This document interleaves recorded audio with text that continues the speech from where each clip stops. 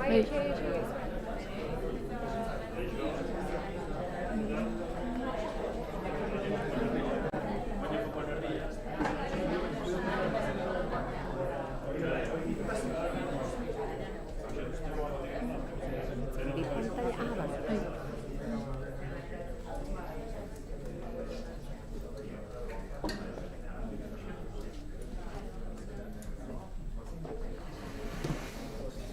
Kaixo, egunon? Ondo entzuten zaigu?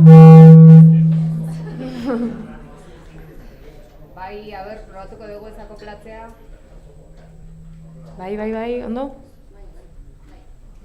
Ondo?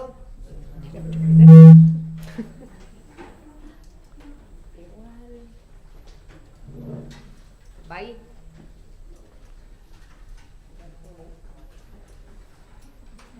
Bai, bat, bi, hiru, lau.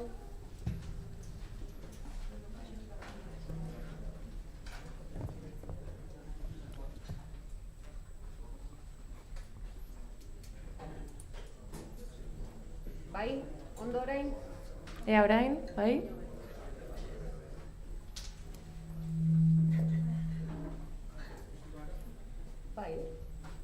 Bai, piztuta daukat, baina, bueno, akoplatzen bada bestela moituko gea aurreaxiago, bafletik aurreago, bai? Bueno, ongi etorri, lehenik eta behin, gaur dena komentatu dugu berdina, ostirala, eguraldi ederra, beraz, astea amaitzeko aukera proposa, ze oso interesgarria izango da gaur hemen entzun eta ikasiko ditugunak, ezta? Empatia ekonomia, 2026 jardunaldia hasiko dugu, gaurkoan, urtero egiten dugun bezala. Oarsoaldearen egoera ekonomiko eta sozialarekin guztiz konprometutako ekinbidea da, ia eski ezaguna duzuenez hemen duten askok. Eta enpresetan talentua nola erakarri, euskaratu, garatu eta mantendu dezakegun ulertzea izango da urtengo jardunaldiaren helburu nagusietako bat. Aldaketa sozial eta demografiko bizkor eta sakonen ondorioz, gero eta galdera gehiagori erantzuten alegin behar dute enpresek, ez da, alegin hori egin behar dute. Galderak egun gero eta sakonagoak direlako ere.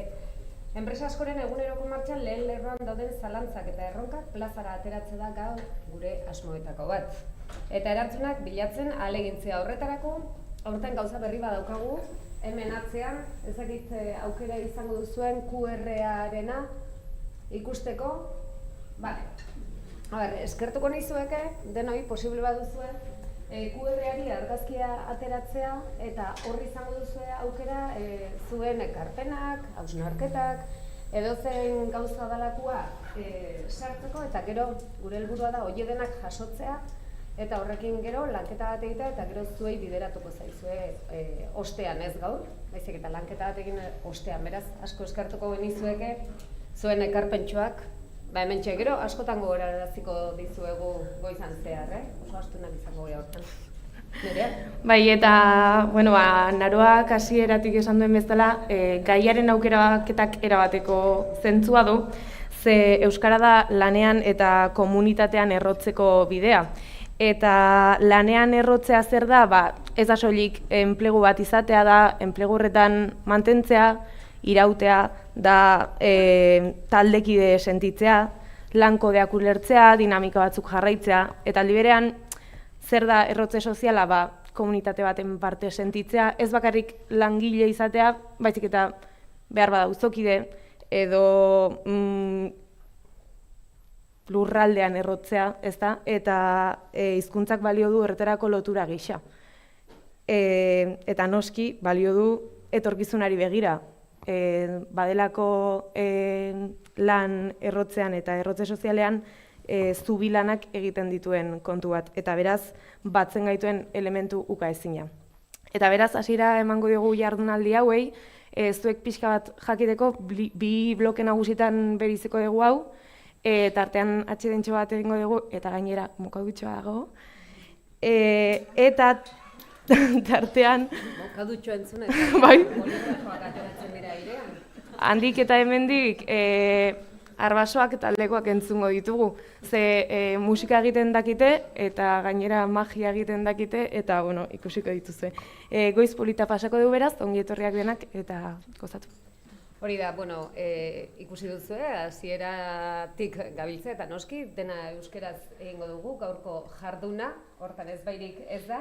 Beraz, hastera goaz jardunaldi berezi hau, badakizu Oarsoaldea Garapen Agentziak luze eta sakon antolatzen duen jardunaldia dela, lan asko dauka honek atzetik, beraz, eskertzeko berei ere noski nola ez. Enpresentzako adibide, eredu baliagarri eta praktika honen bidez, euskaraz hausnarketarako eduki interesgarriak lantzeko eta elkartrukerako aukera paregabea eta nereak esan duen bezala, gero tartetxo bat izango dugu ere, mokadutxo bat hartzeko eta mokadutxo hortan gauzatxoak ateratzen dira, ezta, eta hitz egingo ditugunaren da entzungo ditugunaren gauzak hausnartzekoak ere. Baina, orain hasteko, beste hemen Aizpea Otaegi Mitxelena, Errentiriako alkate eta Oarsoaldea Garapen Agentziaren lehendakariari emango dugu hitza, beraz, Aizpea zurea da hitza.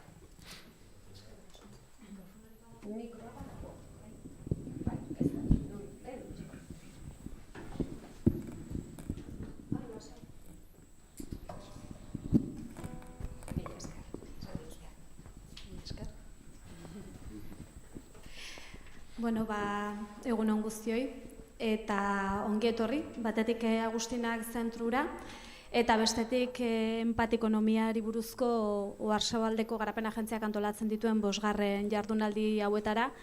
Egia esan, empatikonomiaren kontzeptua nolabait gurera ekarriz eta jardunaldi hauetara ekarriz, inguruari eta ingurukoei begiratzen dion ekonomia eredu bat eraikitzeko aleginari ekarpena egin nahi dio Oarsoaldeak, eta egia esan aurreratu dan bezala gaurko jardunaldi hauen nolait funtsa edo kokatu da, pixka bat euskerak bai komunitatean eta bai lan munduan txertatzeko joka dezaken rol horren garrantzian edo, ez?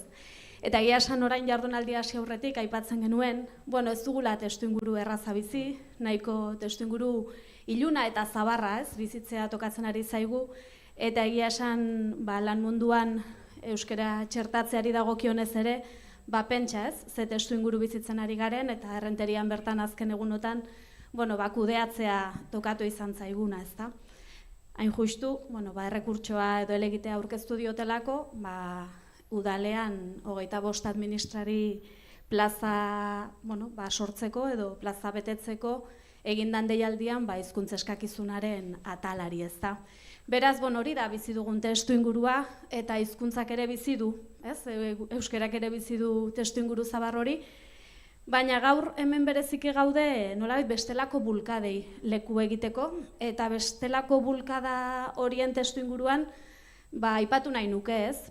Ez dela hilabete adibidez, Leku Ona Fabrikan 300 lagunen aurrean gizartearen moneta bezalako proiektu bat gure eskualdean aurrera ateratzeko ekimena aurkeztu genuena, ez? Ekimen soziala, herri ekimena, herritarrek beraiek proposatu eta eraikitzen ari direna, eta bestelako harreman ekonomiko batzuk proposatzen dituena, harreman ekonomikoak tokikotzeko apustu egiten duena, justizia sozialari, hizkuntzari, beren erdigunea eskaini nahi diena, eta beraz, horrela bizi gara, ez? Testuinguru ilun eta zabar batetik, baina bestelako bulkada bat ere duten proiektu ez inguratuta, eta nik uste dut gaurko empatikonomiako jardunaldiek hori izan nahi dutela, bestelako bulkada bat dakarten proiektuen erakusleio eta proiektu horiei buruz hitz egiteko abagune bat, ezta? Eta uste dut hori dela itxaropena eraikitzeko modua, eta beti esaten dut itxaropena eraikitzea ez dela itxarotea edo zain egotea, baizik eta modu kolektiboan eta aktiboan itxaropena guztion artean eraikitzea. Beraz, hori espero dut, gaurkoak balio izatea, guztion artean itxaropen hori eraikitzeko eta hemendik itxaropentsu ateratzeko. Beraz, baliagarri eta berazgarri izan da, eskerrik asko.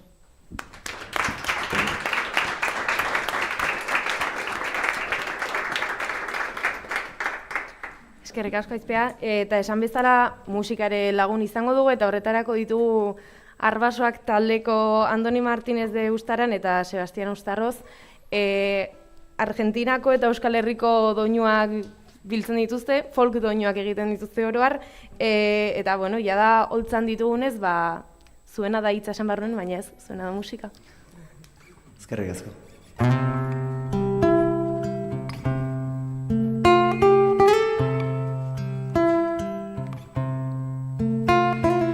berriro itzuliko bali, iragan denbora arrotza, berdin kontsuminezake, bainila goxo artean, itxaso urrun batetan, irudimena galdurik, udaberriko euritan, larrozak pizten ikusiz, osaba komerzianterik, ez nuen izan abanan, pianorik ez zegoen, bizi nintzen etxe hartan, neskatzen puntilla finak, udako arratsaldetan,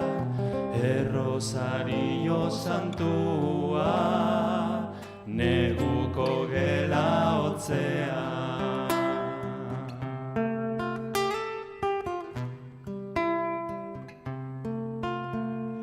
Espaine gordetzen dute, Espain guztien gustoa, deziozko otzikara, etxipenaren tamalez, gaua zelatan dakuztan,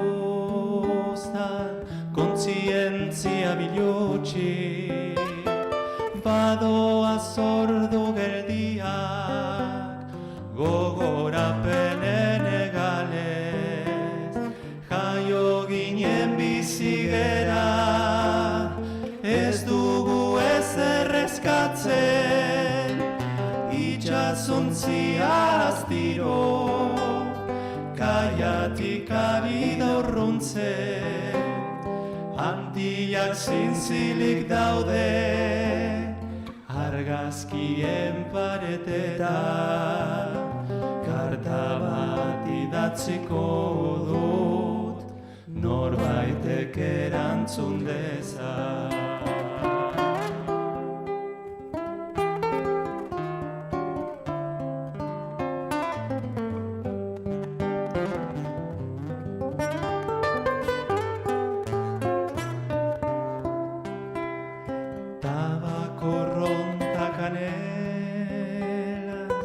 Girotutako arretxeta, algarak entzuten ziren, Habanako putetxeta, abaniko dun mulatak, gauari aiz egiten, musiken aiden agiek, odola erretzen zuten, jaio ginen bizigera, ez dugu ezer eskatzen, itxasontzia astiro, kaiatik ari da urruntzen, Antillak zintzilik daude, argazkien paretetan, karta bat idatziko dut, norbaitek erantzun dezan.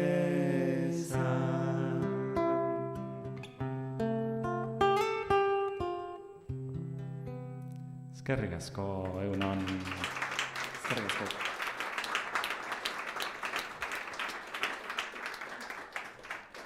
Bueno, habanera politxau entzun eta gero, Andoni Sebastian, nik uste pare bat galdera botako dizkizuegula. A ber, ba.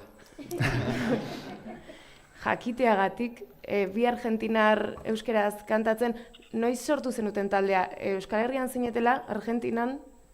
Arbazua taldea bezala hemen, Euskal Herrin, baina, bueno, Formalki. Bai, elkarre zautzegea txikitatik, gure herrian sekulako euskal etxea handia dakau, nekotxea izena du herria, eta, bueno, txikitatik elkarre zautzegea, 3 urtetik, ja, azte ginean euskal dantzak egiten, euskal etxean, eta olako ariketak eta gauzak asko gure Euskal Etxean, eta gero honea etorri ginenean bizitzea,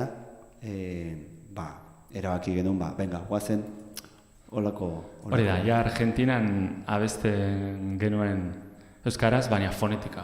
Fonetika, ez genekin zer ez Eta hemen ja, gutxi gora ni oraindik gauza batzuk fonetika, ze baina espertoa da, baina, bueno, hemen sortu genuen. Argigarria da guretzat, euskal izunagianak jaiotu entzutea fonetika, baina, bueno, justu ez, bikain, oso ongi. Baina Argentinan esan duzu ikasten nola, hasten da, badakigu diaspora, Euskal Herriko diaspora monuzin marabila bada, hori badakigu. Zenbat euskaldun esaten dugu beti herri txikia gara, baina zebanatuak, ez da? Zergatik euskera arbasoetatik, jakimina, zer? Bueno, bai, hoxe, Euskal Etxean txikitatik jaso genuen hori Euskal kultura. Euskal kultura, eta bai gure arbasoengatik, gure bere kasuan bere aitxangatik, hemen guazan, nire berratxonak hemen guazian. Euskeraz, euskera ikasi genuen, bueno, nik behintzat, hemen Euskal Herrin, ez geneukan han euskerako irakaslea, eta gaur egun bai, badaude euskerazko irakasleak, eta baita ere aukerakazu unibertsitatea jutea, eta ikaste aukeratzea, hizkuntza bezala ikasteko, baina, bueno, gure kasuan, justu hemen, etorri ginean Euskal Herria, eta lehenengo honetik... Entzunda genuen, eta bai, Euskal Etxean musikangatik, edo igual pertsona batzuk hitz egiten zuten, baina ikasi hemen biak. Bai, Euskal Herrin.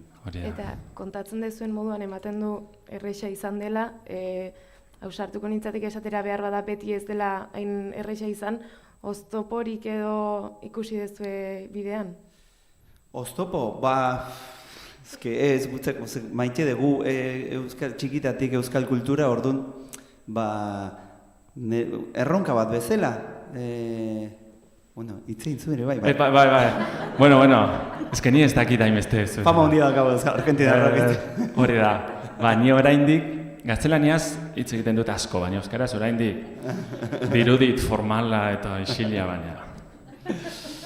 Erronka egon dira, egon zian, baino nik uste, nire ustez, da modu hoberena ezagutzeko kultura bat, eta jakiteko nun zaude, ze herrin zaude, modu hoberena relazionatzeko, behaien hizkuntzan, ez da? Nire batzuan izan zen momentua.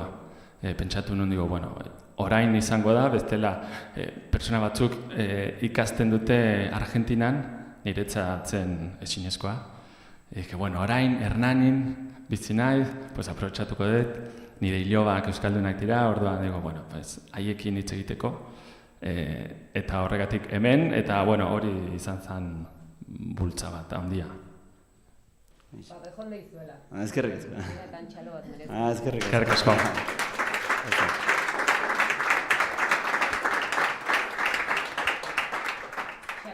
Ez oriontsu egingo zenuten abanela Argentinar kurtsuarekin. Espero dugu, bai. Mila esker. Bueno, gero jarraituko dugu zuekin ere, baina orain aurrera egin behar dugu urrengo gonbidatuarekin, eta eskatuko nioke, mesedez, Jasmin Chris Mansridi, ona etortzeko, Jasmin. Bai, orain gozu bakarrik, baina lasai, Bai, iseri hemen, nahi bezulekoan, hemen txen mikroa ekarriko dut, iseri nahi bezulekoan.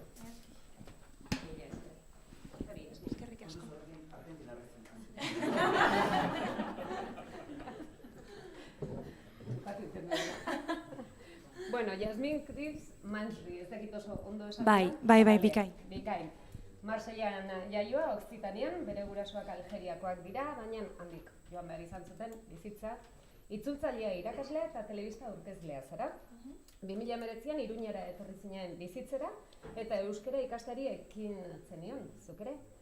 Egun beste mila gauzen artean, Labasarearen komunikazioaz arduratzen zara. Bueno, Jasmin, izugarria, kurrikuluma, 7 urte daramazu hemen, eta etorri bezaila ester, zuk ere esan zenun, euskara ikasi behar du?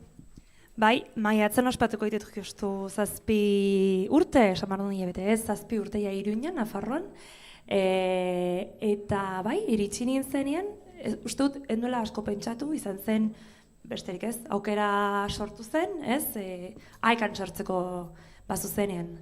Aipatu behar dut ere, justo lehentxoago aurreko urtean, bizi nintzela Galizian, eta Galizian gauza bera egin zen. Iritsi bezain pronto, pentsatu galego ikasi behar dut. Orduan, kasu honetan, euskararekin ez egon zalantzarik, esan ikasiko dut euskara. Eta esan, iritsi nintzen maiatzan, eta kurtsoa amaitzen da, maiatzan. Orduan, iritsi nintzenean, esan zidaten, ez du merezi, izen emateaz, berehala bukatuko da kurtsoa. Ez, baina nahi dut. Gehatzen dira 2 aste. Apuntatu nintzen, egin ditut 2 aste horiek, eta berehala jo nintzen barnetegi batera, 2 asteko barnetegi batera, Forgon, Gernika ondoan, eta hori izan zen, burgiltze osoa. Labasarean komunikazioa daramazula esan dugu, gainera abiatu duzue Ongietorri Iruñera deitzen den egitasmo bat, gustatuko litzaiguke jakitea zer den proiektu hau. Bai, Labasarean, pentsatzen dut, pixkat mundu berean zabiltzaten ez, zagutuko duzu zer den Laba ez, Iruñan sortu genuen espazio bat, baina ez da bakarrik espazio, baizik eta proiektu bat, nolabait euskara erdigunean jartzeko, literalki, Gazteluko plazan dago. Eta Laban bertan egiten diren 1000 gauzen artean, erabaki genuen sortzea ziklo bat, topaketa ziklo bat, Ongietorri Iruñera izenekoa. Zer egiten dugu, bertan sortzen dugu kuadria bat, bertakoekin, iruindarrekin, nafarrekin, eta kanpotarrekin. Kanpotarrekin ni sartzen naiz, adibidez. Sartzen dira baita ere migranteak, sartzen dira errefuxiatuak, horietako asko ere dokumentaziorik gabe, zoritxarrez, gaur egun, eta egiten duguna da pixkat hurbiltzen garela euskarara. Ez ditugu klaseak ematen, ez da gure asmoa, gu ez gara euskara irakasleak, hortarako daude eskolak, baina bai egiten dugu, bai hizkuntza eta kulturarekiko atxikimendu hori, ez? Orduan elkartzen gara, hilabetean behin, nolabait ulertzeko non bizi garen, ze hizkuntzetan bizi garen, eta esan, aurten ospatzen ari garen 2. edizio oso ongi joten ari dela.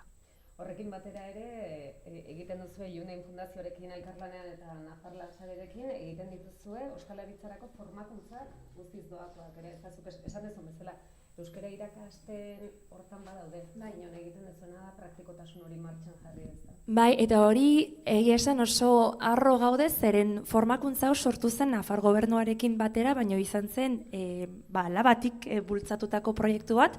Hau da, obra bat egin genuen iaz, eta Labako ate berriak zabaldu ziren pasaden irailean. Baina aurretik, erabaki genuen, Nafarroan beste realitate batean bizi gara, oraindik hizkuntza ez da guztiz normalizatua lurralde osoan, badakigu, eta horregatik hainbat hutsune daude euskaraz betetzeko, eta pentsatu genuen aukera da gure aletxoa egiteko, ez? Orduan zentzu honetan Nafar gobernuarekin egin genuen, sortu genuen formakuntza hau, hau da, formakuntzatik ostalaritza euskaraz pasatzen diren pertsona guztiek, batzeukaten aseguratua edo, lanpostua gero aritzeko Labako tabernan. Eta hori guretzat izan zen, ospatzekoa.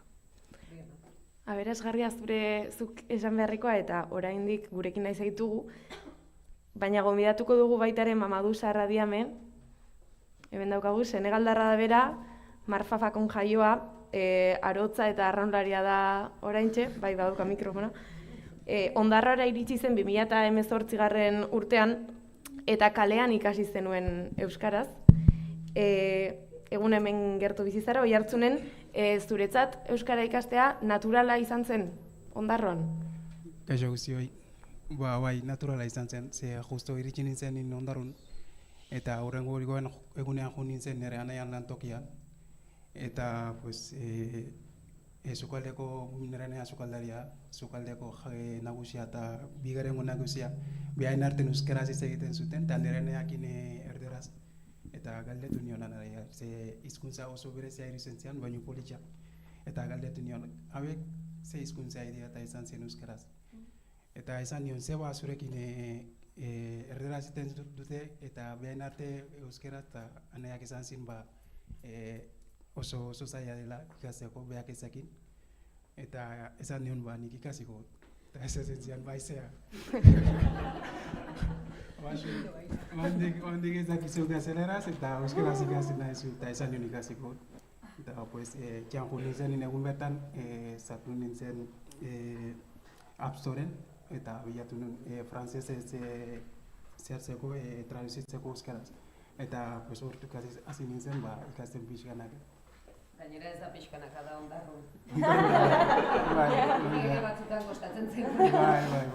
gaina ondarrutara oso euskara itxia da, eta hori bai. Palo elektriku eta olako geltzuten ditugunean oraindik ere txantxetan da, zoragarri.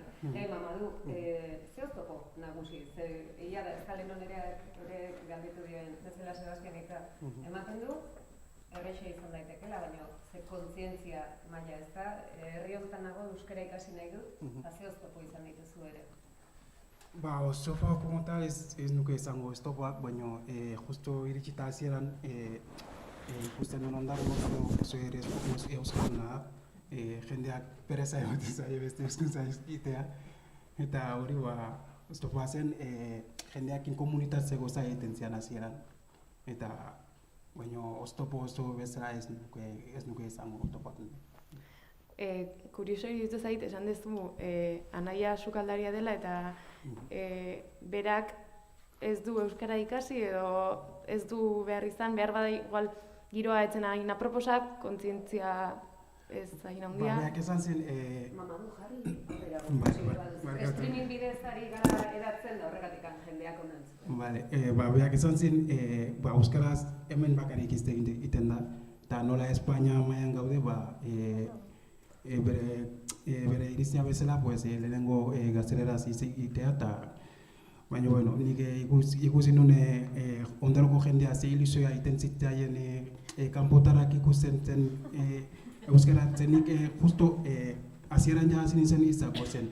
Bi izak ikasi nuen traduzitu nuen eta jendeakin kaixo egun hon, eta hori soltatzen nuen jendea krisone ilusioa ikusten zitzaien aurpegian. Eta hori esan nion anaia, hau garrantzitsua ikasteko eta ikasiko. Eta hori, baina beak ez daki, ez nuke izango ez dulako nahi. Nik igual pixkat erreztasun hori badakat hizkuntzak ikasteko, eta hori, baina beak ulertzen du. Gauza ez dula ez egiten, baina ulertzen du. Hemen ikusten duzuen Mamaduk Euskal Irratian elkarrizketa bat egin zioten, eta milioi bat pertsonak ikusi zuen viralizatu zen topera, exagerazio bat. Famoso, ja. Nola hartu zenuen hori milioi bat ikeragarria da? Pizkat aritizian zen, nik elkarrizketa egin nunean ja azuen zitzen, egun batean ez nazuen zen, eta derrepente mugikora hartu nituen, eta Krison Instagrameko mezu bat batzuk ezatun, hau zer da, eta zartu nuen, eta bideoa ikusi nuen. Eta egun osoa jendeak bialtzen, eta hori baino, ari gari hori zen zian, bai. Orduan anaiari zuk esan zenion, ez da, bai zera. Begira. Eta esango diogu etortzeko mesedez, Iñigo Arrieta Gonzalezi, Gasteizen jaioa da bera, enpresen zuzendaritza eta administrazioa ikasia, 2007tik EIKA kooperatiban dago eta 2009tik bertako presidentea. Eta, ongi etorri, Iñigo? Eskerrik asko. Zu EIKan bertan euskaldun duzinen ez da? Gainera 3 urtean?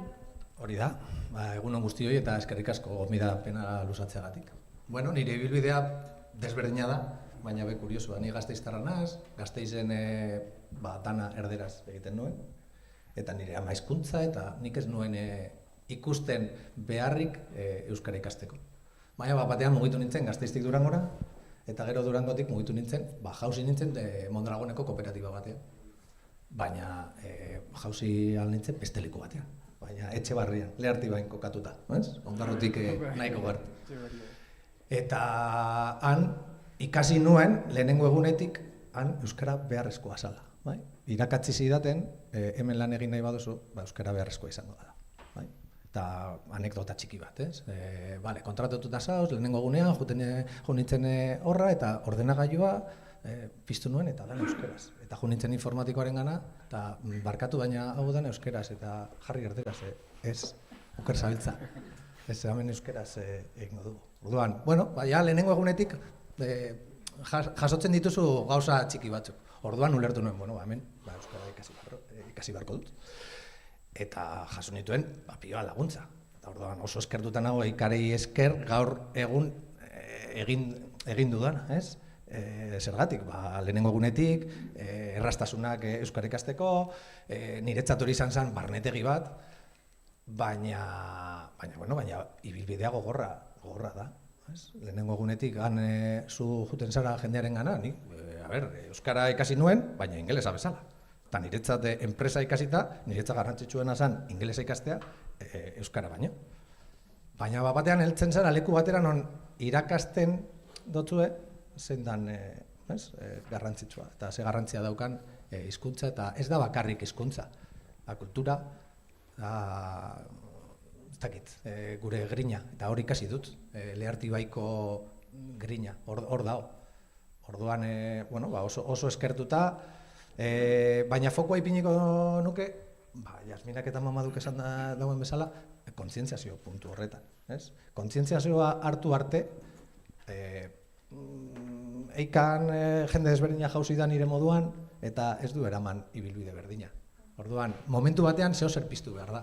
Eta bakoitzak ez badu egiten kontzientziazio puntu hori, ez hori ez aurrera. Naiz eta, enpresak baldintza berdinak eskaintzea pertsona guztia. Orduan pentsatzen dut, bakoitzak ibilbide bat behar dugu eta hori moldatu beharko dugu pertsonekin. Eta enpresek egin beharko dugu esfortzu, jarraitzu behar dugu esfortzuak egiten errastasunak jartzeko, baina nire ustez kontzientziazioa pizteko bebai.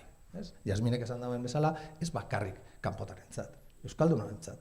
Eta batzutan kostatzen zaigu euskaldunoi euskeraz zaintzea eta euskaraz praktikan jarritzea. Inigo, esan duzunan arira, enpresara joan zinenean, lehenengo anekdota hori, ez da ordenadorearena. Gero, lankidekin eta enpresak bertan zurekin izan zuen jarrera eta esan duzu, lagundu zizutela asko ez dakize. Hori nola gauzatzen da? Ze askotan esaten da, enpresak lagundu dit nola. Suposatzen dut, euskeratze bide hori geldoa da, ikusten dugu oso urte gutxitan ikasi duzuela, beraz geldoa da kakotxe tartean. Baina nola izaten dira lehenengo egun, aste, hilabete horiek? Suposatzen dut ere barrera handiak egon direla, beldurrak, denetarik? Bai, esango nuke, hasieran gogorra izan zala, eta hori esan behar dut, niretzat gogorra.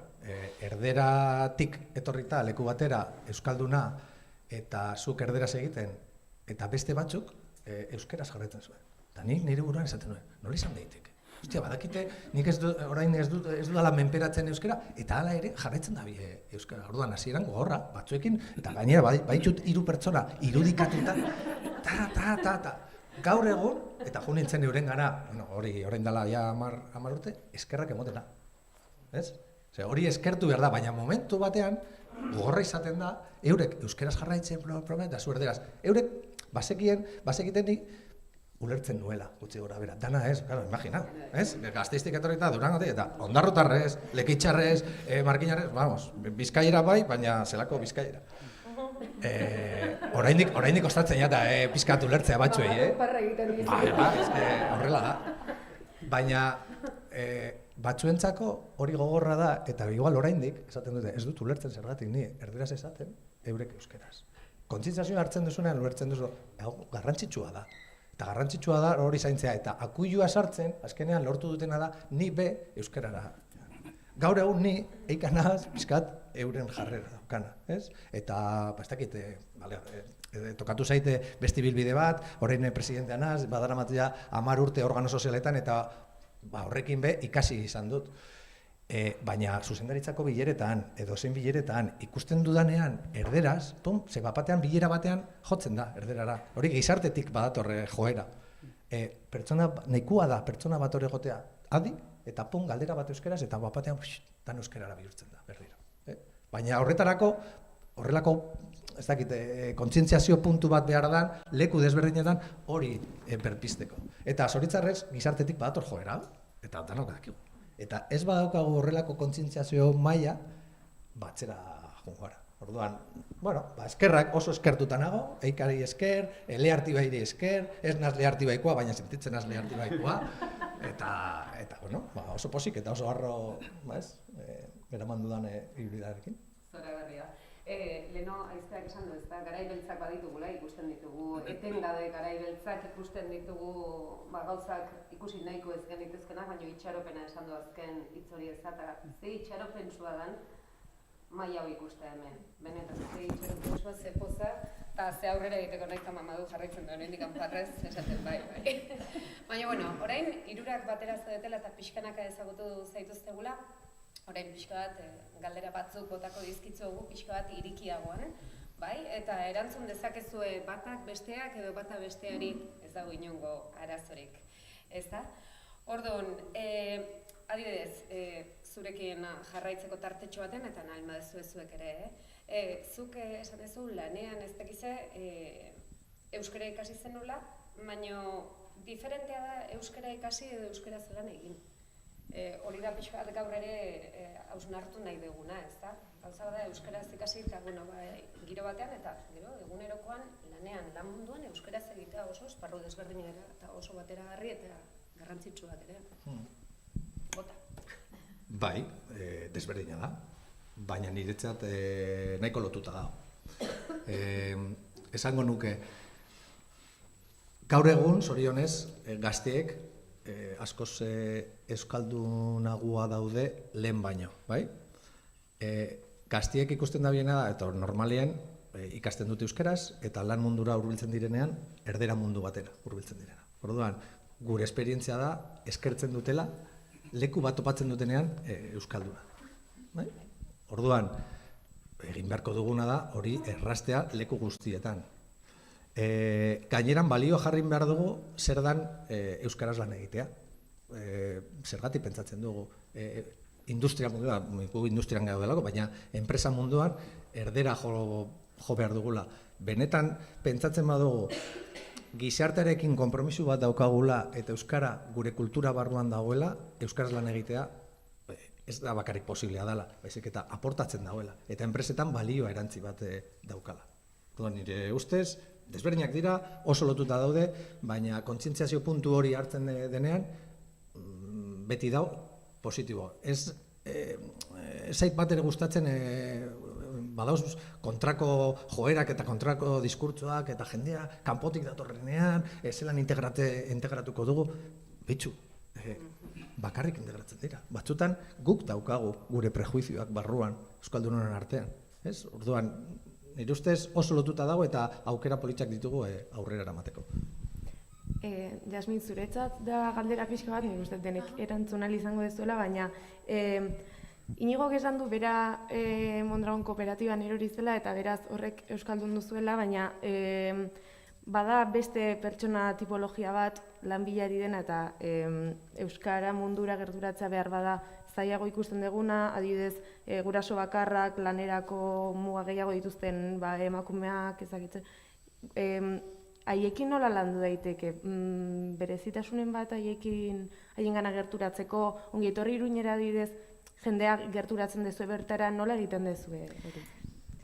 Ematen baldin badut ongi etorri Iruñeraren adibidea, justuki ikusten ari gara, egiten ari gara pixkat, nola esan, radiografia bat, ez? Parte hartzen ari diren guztien profila da oso antzekoa. Eta antzekoak esan nahi du, gazteak direla, gizonak direla, eta etorri berriak direla. Horrek zesan nahi du, badago gogo hori, jakin min hori, ez? Ikasteko euskara, haiek esaten dute, nahi dutela ikasi alde batetik interesatzen zaielako, batez ere, integratu, eta asko gustatzen hitz hau, parte hartzeko, ez, komunitate batean, ez? Azken finean, ni horrela sentitu izan dut. Ni ona etorri nintzenean, nire asmoa zen, alde batetik, ulertzen dudalako hizkuntz normalizatua izan behar den bezala ikasi nuen, baina batez ere parte hartzeko gizarte egun batean, ez? Hau zen nire asmoa, hona etorri nintzenean. Kontua da, nik ikusten dudan bezala Iruñan, errepikatuko ze uste dut interesgarria, ez garrantzitsua dela, Nafarroan panorama ezberdina da, orain arte ez dugu normalizatu guztiz hizkuntza, orduan zentzu horretan oztopo gehiago sortzen dira hizkuntza ikasteko momentuan. Eta horrek zer esan nahi du? Esan nahi du, diru laguntza ez dutenek, baliabide ekonomikorik ez dutenek, ez dute hainbeste sarbide erraza ez, nola baite hizkuntza ikasteko eta bide nabar lanpostu bat lotzeko euskaraz. Orduan, zer egin behar da? Badakigu, lehenbizi hizkuntza normalizatu. Esan nahi dut, ongi etorri Iruñarekin ikusten duguna da, naiz eta emakumeengana jo, emakumeekin lan egin, adibidez amak ere etortzen dire, baina beti sortzen da ez dut esango arazo bat, baizik eta oztopoak, eta oztopo horiek nik uste dut lehenbizi konpontzen dire politikekin, politika linguistikekin. Mamadu, kanpotik beste herrialde batzutatik etorritakoak, ikusten zaituztegu hemen bi, razializatuak, nola da zuentzako harrera ona etortzen zeatenean? Eta askotan guk gure buruari galdetzen dugu, ez da Iñigok orain esan du, agian ez ditugu beraiek integratzen dira, baina beraiek integratzeko ere pausoak eman behar dira instituzionalak, bai herritar bezala ez eta batzutan zalantzabi nola egin, nola lagundu, tresna horiek nola garatu? Nik uste dut, lehenengo eta ben, beste herrialdetik atertzea zure familia guztia, atzean guztia, eta beste tokia jotea oso zaila dela. Eta hori nik uste dut gerturatu eza errekiagoa izan. Nik adibidez, honea iritsi nintzen bai nabaitu nun jendea oza zienez, kanpotarakekin. Eta hori nik uste dut konfiantzakin hartu, konfiantzakin gerturatu, eta nik uste goi krizon laguntza izango zela. Irikiagoak izan behar dira, baita dago. Hori, bai. Gero esaten dugu irikitzen gehanean oso istua girela, baina irikia gara, Jasmin.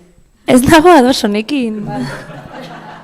Esaten dute, Baina gustuko ditugu estereotipoak, egiten gaituzte xelebre, bai. ez baino, ez da egien esaten dutela batzutan, akaso ez bakarrik agien euskaldunak, baina bai, kostartzen dela sartzea, da, herri txiki bat gara.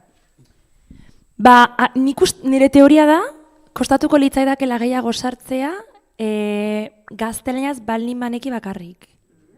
Eta ni sartu nintzen errazago nire komunitatean Iruñan, euskararekin, euskararen bidez, hori dudari gabe. Bai.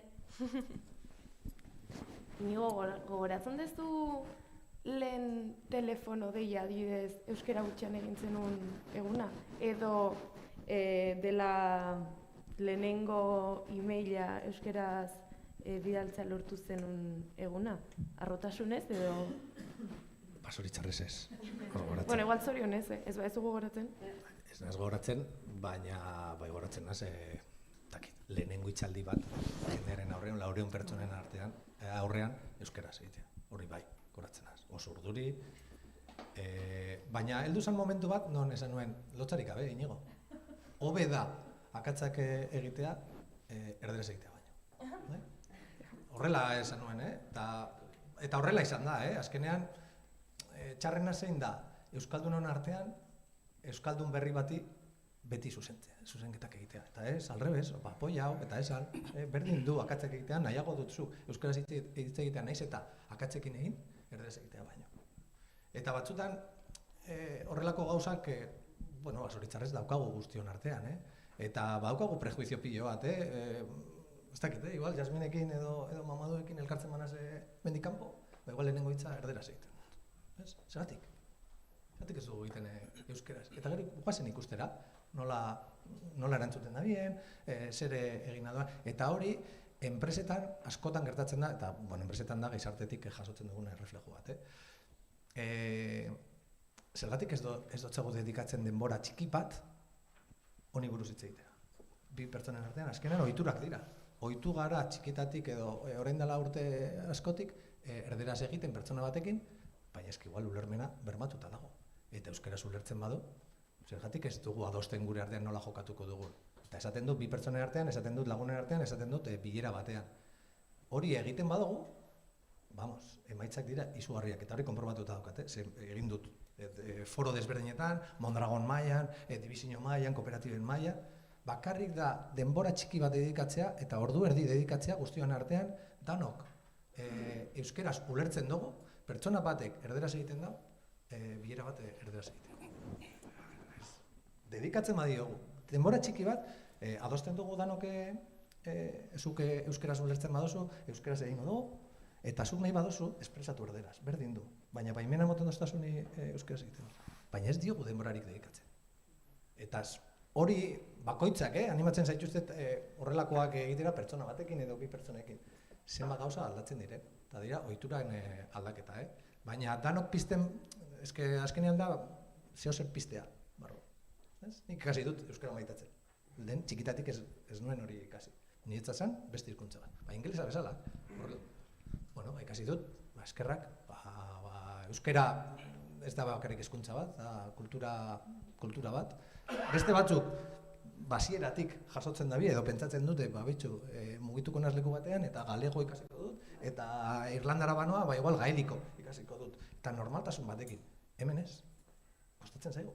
Badaukagu, oraindik ibilbide bat, eta behar du horrelako perfil batzuk, kuilua sartzen, eta hori, vamos, zaintzeko, neske bestela, kalduta. Jasmin, esan duzu pixkat lurraldeari dagokionez, ez da zuegontzean leku pila batetan bizitzen, ez da Frantzia, Mexikan, Eskozian, Galizian esan duzu orain Euskal Herrian. Bai sentitu duzu leku batetik bestera zailtasun gehiago, bai hizkuntzarekiko, harrera aldekiko nabaritzen da desberdintasunik? Tira, antzekotasuna daude. Egia esan, Euskal Herrira iritsi baino lehen, berriz formulatuko dut. Euskara izan zen ezagutzen duen hizkuntz bakarra iritsi baino lehen. Esan nahi dut, joan baino lehen ez dakit Eskoziara banekien ingelesa, edo Salamankan bizi nintzen banekin gaztelania. Euskara izan zen ezagutzen denun bakarra. Eta zentzu honetan, ni beti itzultzailea naiz, erraztasunak ditut hizkuntzekin, hala da. Baina, alere banekien sartuko nintzela lurralde ez ezagun batean, ez? Eta ez bakarrik geografiagatik, ez? Baizik eta, banekien hor zegoela kultura propio bat eta hizkuntz propio bat. Orduan egia esan, zailtasunik, nik ez dut sinesten hizkuntzai eta erresen teorian, ez dire existitzen, esan nahi dut niretzat balima da zaila ez dakit japoniarra, akaso Asia kontinenteko bati, ez, baizik eta, nolako hurbiltasuna daukagu hizkuntzarekiko. Eta egia esan zentzu honetan nik beti esan izan dut eta sentitzen dut gauza bera ari naizela sentitzen, eta hau da, euskararekiko izan duen harremana beti izan da oso sanoa, eta batez ere jendean niregana.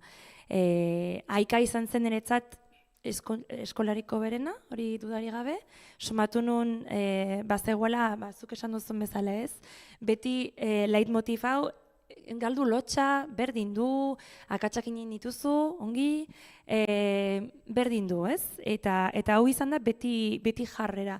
Eta nik orain pentsatzen dut, izango banintz, jende guzti hau bere garaian ni jasatzen hitz egiten euskara zain gaizki, ez dakit orain izanen nukeen pazientzia berdina.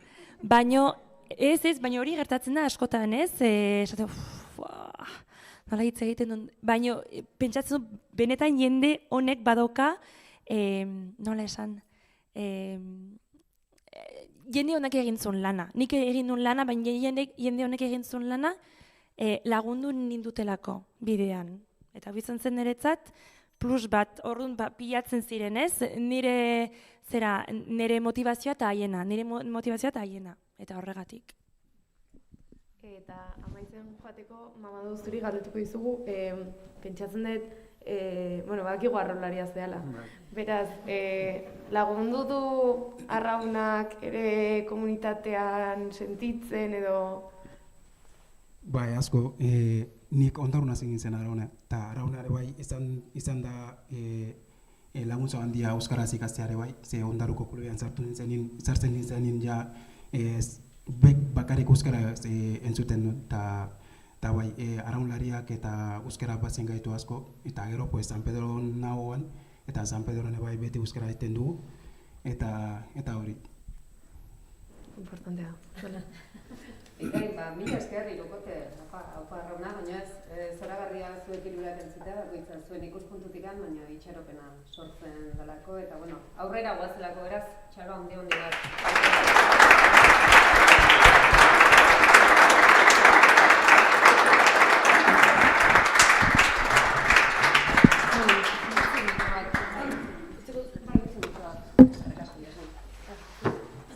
Bueno, eta goiza eta pixka bat tarteak ere hartu behar ditugu ordua, baina ondo guaz. Baina, bueno, ikusi duzu oso interesgarria hasi dugu goiza dagoeneko zenbat gauza ikasten eta entzuten ezta. Baina orain, maila ez dugu jetxiko noski, eta orain Arkaitz Fullondo Elordi Zapaterietxe datorki dugu, Leioan jaioa, etorri, Arkaitz, ez du nik uste. Bator. Bai, bere hemen dala aurkeztuko dizu.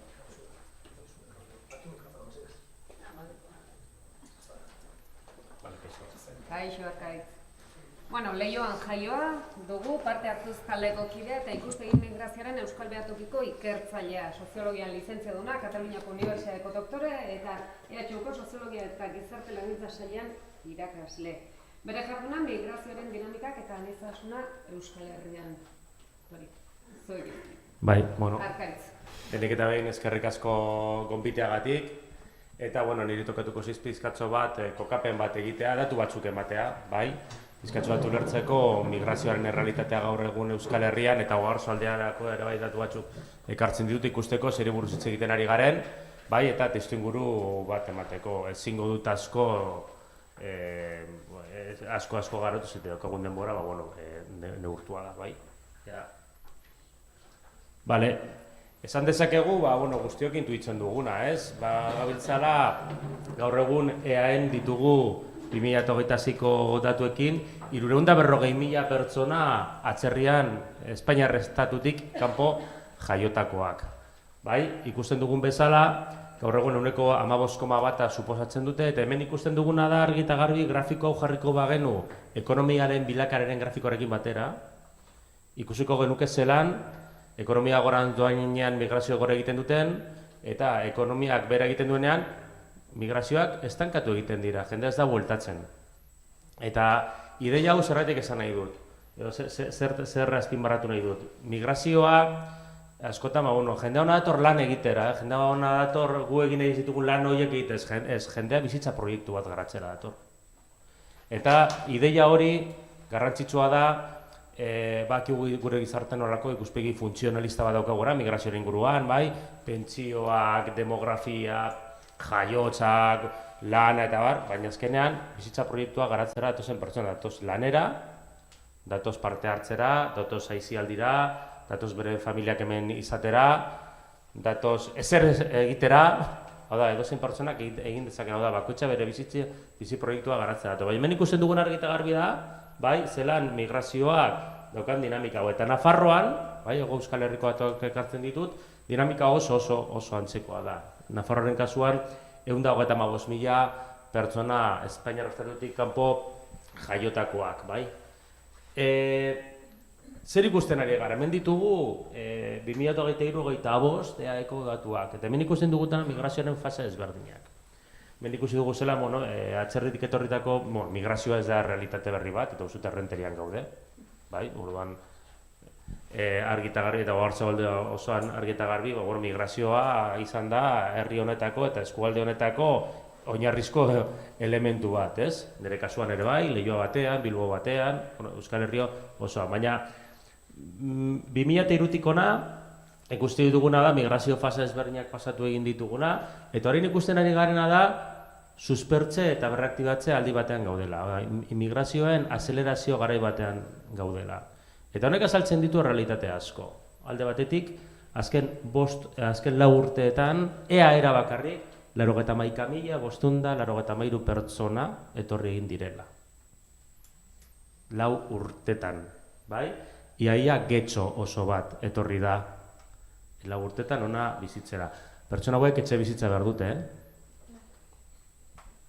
Eta hemen ikusten duguna da, bueno, gaur 15,5, eta gehienak nondi datoz? Begiratzen gabiltza beti Kanariak, Ceuta, Melilla, Maroko, Latinoamerikatik datoz. Gehienak, bai? Gaur egun 2025an 93,2 Latinoamerikatik etorritako fluxua dira eta gehienak emakumeak, bai? Hemen daukagu EAEko mapa daukagu eta honek esan nahi du lurraldea ere garrantzitsua dela.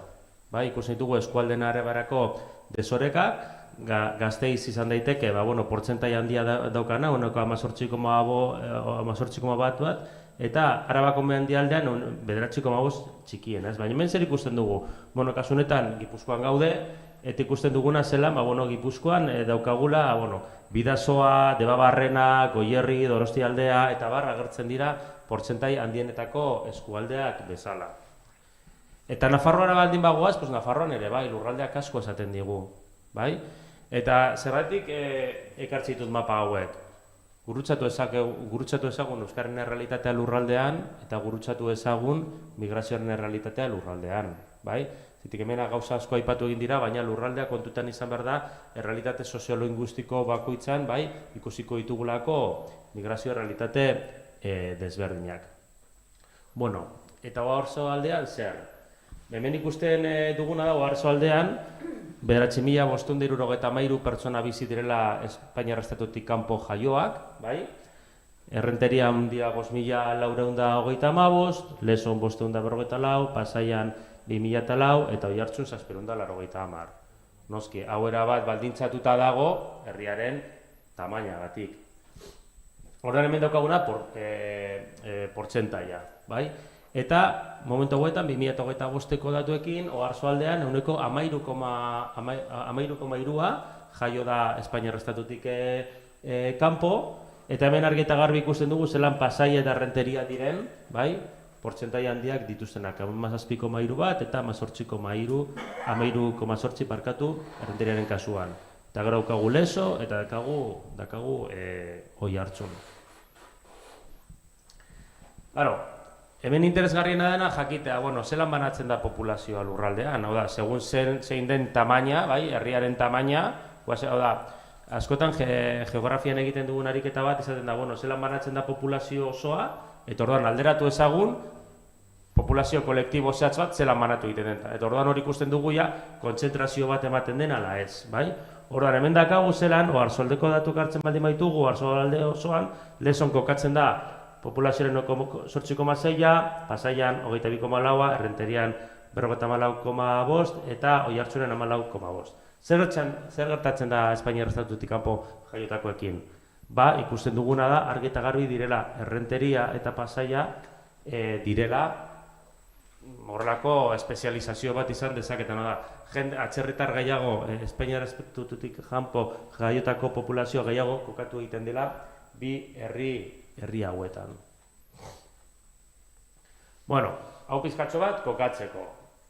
Euskararen ulermena. Eusko Jaurlaritza badauka inkesta bat, EPOE deitzen dena, eta inkesta horrek galdetu egiten du, bai, atzerritar Espainiatik kanpo jaiotako populazioari egiten zaien inkesta da, oso ondo dago, egia zen informazio pilo bat ematen digu, eta galdetzen da euskarari buruz. Orduan, hemen, depende, izan gaitezke positiboak edo izan gaitezke negatiboak. Netzako datuak ez dira intzarrak. Hau dira 2023ko datuak. Horren, esan dezakegu segurazki datu hauek ez dutela adierazten azken 4 urtetan etortako jende guzti hori, baina, argazki bat ematen digu. Hemen daukagu, euskararen ulermena.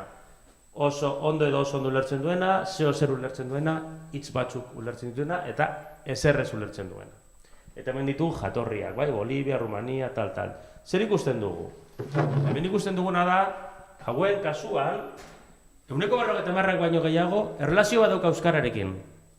Ezagutzan maila bat dauka euskararekin. Batzuk gehiago, beste batzuk erdik, eta beste batzuk hitz batzuk, baina badaukate.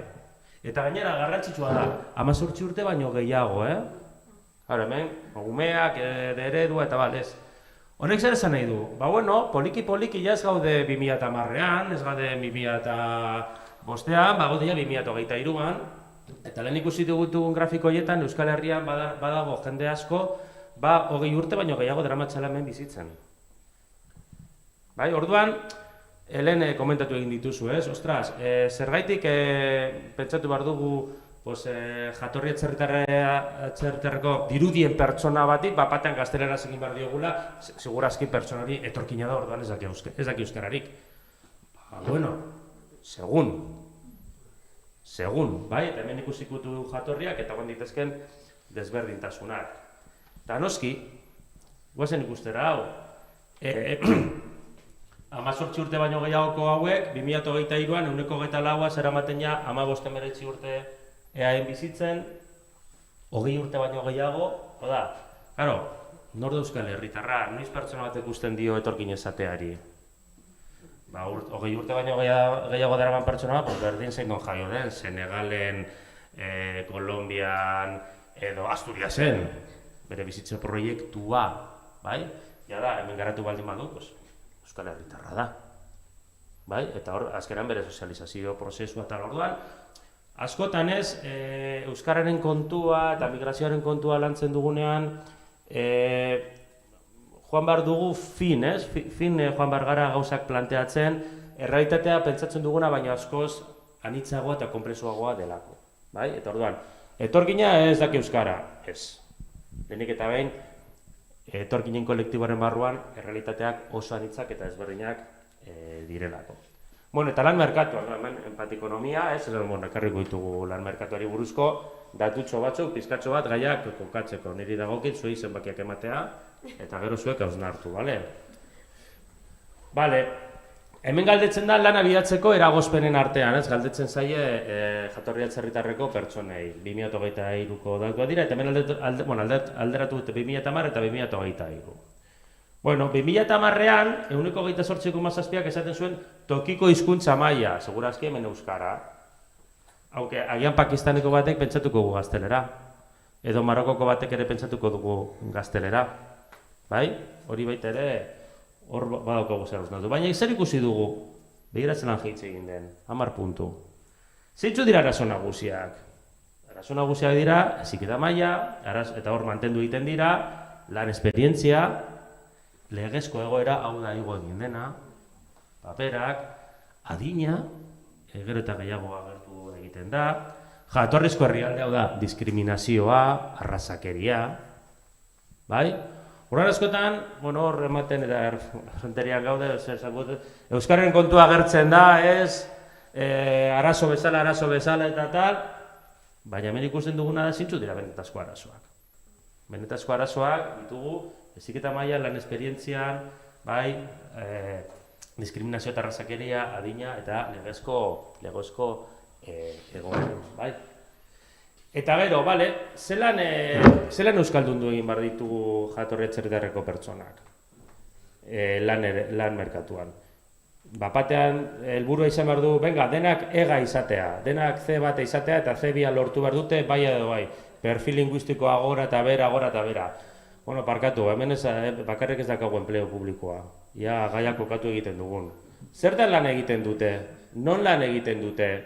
Azkenean, zuek komentatu duzuen bezala, Euskararen ezagutza graduala izan behar du, edo zein hizkuntzaren ezagutza eta ikasketa graduala izan behar du, eta lan munduan egiten baldin badugu, ikusi behar dugu, hasiera batean, etxeko zerbitzuetan lan egiten du populazioaren 16,5, emakumeak oso gora prekarioan, bai? Ostalaritza, merkataritza eta eraikuntza. Zelan irakatsi daiteke euskara testu inguru hauetan? Pentsatzen egon behar dugu C bat batean? Edo pentsatu egin behar dugu zelan eman bitarteko batzuk euskara ikasteko adibidez, etxeko zerbitzuetan, ostalaritzan, minimo batzuk astea zertik azkenean da, hizkuntzarekin kontaktua. Eta, komentatu duzuna, atxekimendua. Zate, ostras, hau, netzako zerbait oso arrotze izatetik, bai, zerbait, pizkatxo bat, ez du zeraitik hain zaila izan behar. Hasi gaitezke, eta ikusi ezagun estrategiak kokatu egiten direnean, bai, estrategiak eta metodologia kokatu egin behar dira pizkatxoa eta kontutan izan da. Ez dakiz lan noan denboraz? Eta netzako, hausnarketarako gako batzuk, bai? Lehenik eta behin. Euskal Herrian migrazioetik eratorritako aniztasuna egiturazkoa da. Esan duan bezala, hemen badarama jende askoan etorri dena, bere bizitza proiektua hemen garatu duena, eta Euskal Herritarrak dira. Beraz, ezin dugu pentsatu gai honetan gai konjuntural bat bezala. Eta ez dugu pentsatuko, ez dakit horrein baldin badator beste krisialdi ekonomiko potolo bat ikusita zein daukagun, zein testu inguruan gauden, ez? 2008an pentsatu izan zen bezala. Bueno, ja lanik ez dagoenez, beraien etxera bueltatuko dira. Ez. Orduan, beti kontutan izan behar dugu errealitatea hau. Gero, etorkin eta Euskal Herritar berrien artean askotariko errealitateak daude. Oso anitzak, oso desberdinak, ezin dugu ikuspuntu homogeneo bat izan. Inkluso, Senegaletarren artean errealitate desberdinak daude. Kolonbiarren artean errealitate desberdinak daude. Bai?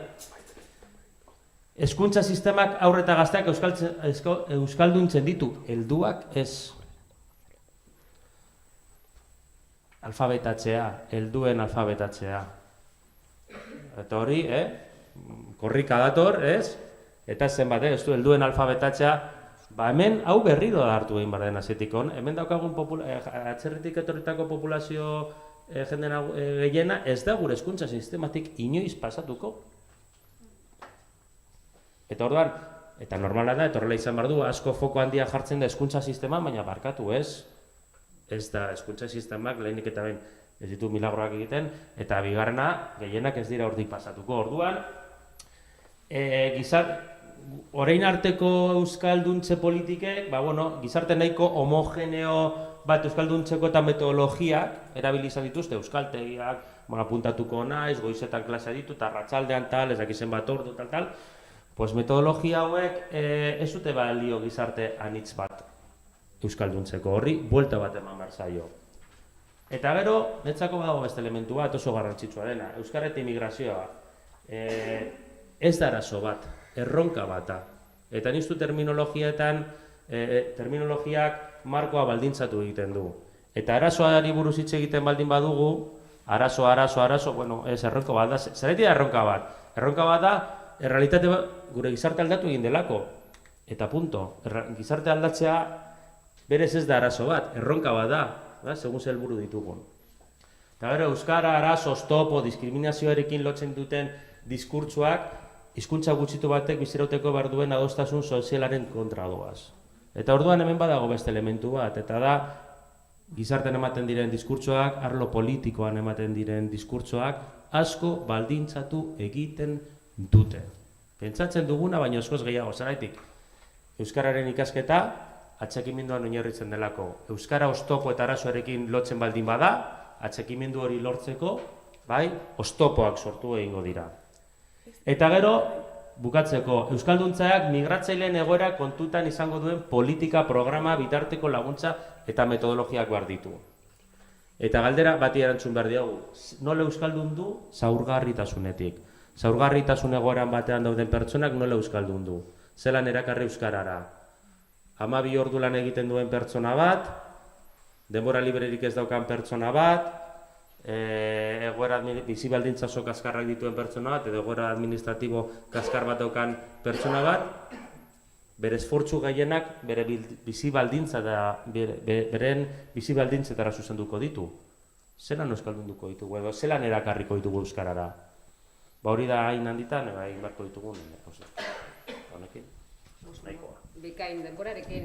Nik uste interesgarri izango litzatekela, akaso galderaren bat edo luzatzeko badaukazue arkaitzekin, prestatuko zinateke erantzunen bat emateko.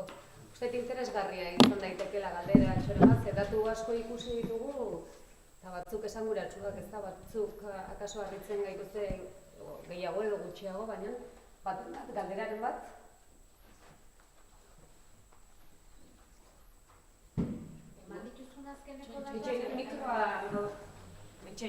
Bueno, hartu zuk hau.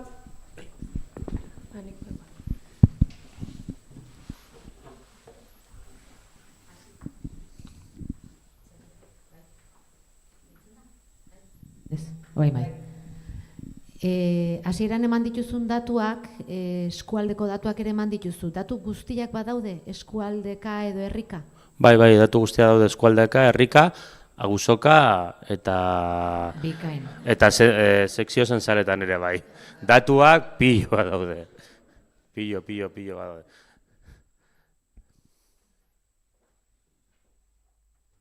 Eta horren inguruan, eta ikerketa asko dago publikatuta, kontu da askotan, maila akademikoan geratu egiten direnak eta barrez, hor beti gabiltza hor unibertsitatea gizartearen arteko transferentzia zelan egin, baina lan pilo bat eginda daude, aztertzen dutela zelan banatu egiten den populazioa auzoetan, herrietan eta barra. Barkatu, eta non topatu ditzake datuak bide batez nahiko balitu beste eskualderen batekoak edo? Datuak topatu daitezke Eustaten, bai? Edo topatu daitezke baita ere INEN, bai? Espainiar Instituto Espainiar Estatistika Institutuan hortik ateratzen dira datuak. Eta gero esan dakoa badago EABI inkesta hau, Eusko Jaurlaritzak egiten duena, 4 urtero, eta honek ematen digu benetako oso radiografia zuzena zein den, bai, jatorri atzerritarreko populazioaren perfila. EAN egiten da, estatu mailan egiten ez den inkesta bat da, eta gauza pilo bat ezagutu ditzasko, adibidez, euskararena. Bai, bota. Nik mikroa daukateta. Bale, ben eta gero Mikel. Oi, bale. Deigarria egin zaite esan dezulako gero eta gehiago emakumeak etortzen ari direna eta horrekin sortu zaidan zalantza da, etortzen ari diren pertsona hauek badakateia norbait hemen, edo badakate familiaren zati bat eta orain bigarren botea da familiako bigarren botea, edo dakate izeba, osaba eta haiek lortu dute pixka bat hemen errotzea eta orduan bigarren bote bat dator edo hori badakizute? Normalean,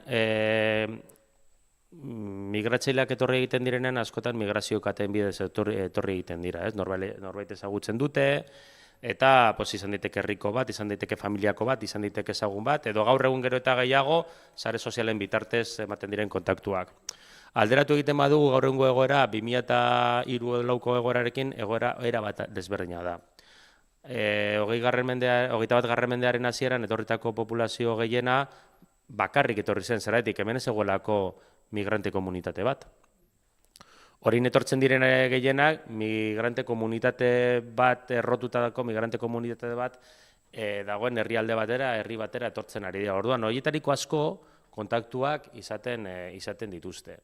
Baina baita ere jatorriaren arabera, zeintzu dira hemen errotutako komunitate nagusia, dira Ekuador, dira izan daiteke Kolombia, Peru, eta azken krisialdia eta gero, 2015-etatik ona, jatorri berriak etorri dira, eta bakarrik etorri direnak, Nicaragua, Honduras, Salvador, etc. lanera etorri diren emakume, horietariko asko bakarrik etorri dira.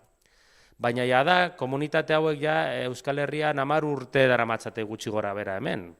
Orduan ja da sortu egin dute komunitate hori. Orduan etortzen direnak, bai, asko kontaktuekin datozte. Eta azken urtetan jende asko etortzen ari da Kolonbiatik. Eta Venezuelatik. Venezuelaren kasua pizkat desberdina da, baina Kolonbiatik eta horrein ikusten ari garen askunde nagusia, eta horiek bak asko kontaktuekin etortzen dira. Bai, bazenan. Kaixo Arkaitz. Posible zenduke azkeneko galdera hori pixka bat gehiago desarrollatzea. Nik zaurgarritasun egoeran dauden personekin lan egiten dut. Eta benetan hori iruditzen zaidala la pregunta del millón, ez? Zaurgarritasun egoeran dauden personak askotan beraien oinarrizko beharrak asetu gabe dauzkate eta beste gauza batzutan agian pentsatzen ari dira eta pixkat euskararen nola hurbildu, euskararen txipa edo euskararen inguruko binkulo hori nola sortu, horren inguruko hausnarketaren bat. Nik uste hemen dimentsio edo elementu desberdina daudela. Alde batetik daukagu denboraren eta egoera objektiboaren kontua, ez? noiz ematen dira euskara klaseak eta nola ematen dira euskara klaseak. Sistema hori, ze pertsona motarako dago antolatuta, bai? Eta hori ikusten dugu askotan, klaseak eta hori ematen diren eta metodologia horiekin, egoera horretan duen pertsonak ezin direla hor txertatu, edo lanean daudelako, ikasteko toki bat ez daukatelako, edo dana dalakoa. Bestalde batetik, zer da euskarara erakartzea? Esan duana, bapatean PL2 bat lortu behar dute, edo euskararekiko atxekimendu bat lortu egin behar da, lehenik eta behin. Oda, ez izatea baita ere ustut ez dugula izan behar hori. Oda, inurri lan bat ere egin behar da, ez dugu pentsatu behar bapatean pertsona hauek, benga, mendi 2 urteetara edo urte batean jo euskara jakin behar duzu, ez.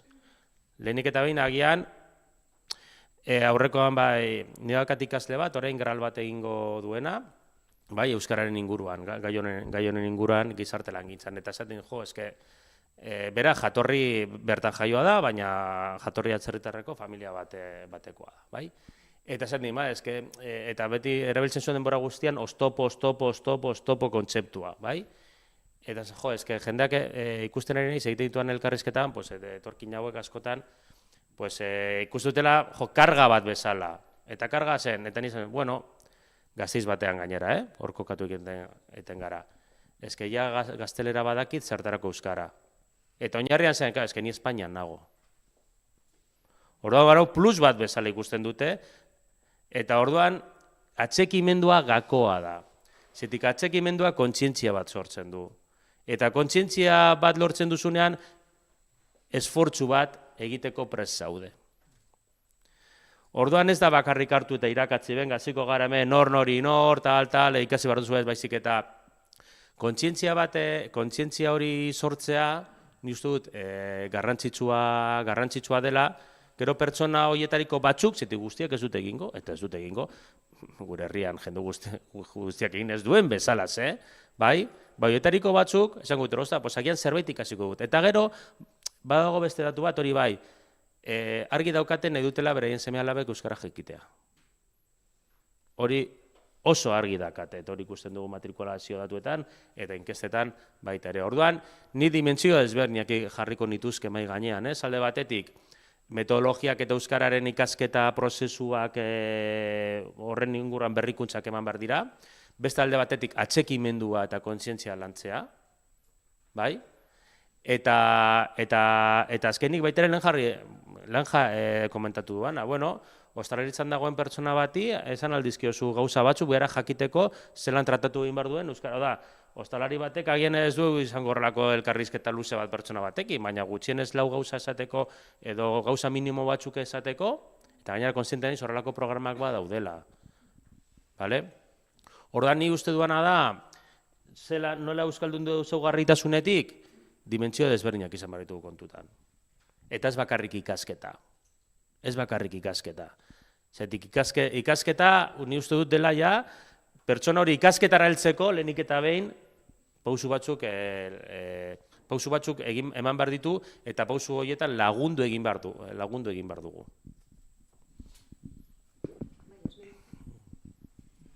Eskerrik asko, bat nator zurekin, ze ari naiz pixkat hartzen Iruñeko kasuan, lehen aipatu dudan labatik sortutako zikloa ez, ongi etorri Iruñera, parte hartzaien artean, gehienak dira, Iruñaen ikusten ari garen migrazio berria, Magrebetik etorritako gazteak, eta haiek dira ere parte hartzaien gehienak, eta horietako batzuek ez dute etxerik. Baina etortzen dira, ez dute etxerik, eta orain Iruñan sortutako kolektibo berri bat, Daretxea izenekoa, ari da etxea ematen, haien espazioaren ateak zabaltzen, gazte horiek lo egiteko, pasatzeko gaua haienean, baina gero pertsona horiek etortzen dira, gurekin, jolastera, ematen du batzutan pixkat distopikoa, ez? Eta ez dut nahi esan, haiek gudariak dira, opa, denak izan behar direla haiek bezala, iten ari dira kriston esfortzua, baina hau ez da dia izan norma, ez? Nola baita esateko. Orduan, esaten duzunean behar da flexibilitatea modu ezberdinak, ordu ezberdinak, dinamika ezberdinak, ni banator zurekin, ze alde batetik eskola izanen zen arlo akademiko egia, akaso haientzat ez daukate burua horretarako, eta beste aldetik, esan barun beste gauza bat, baina ez du zait, nola esan, Euskara ez da jolas bat, pertsona horiek behar dute Euskara bilatzeko etxe bat, adibidez, badakite, ze bestela ez dituzte topatuko.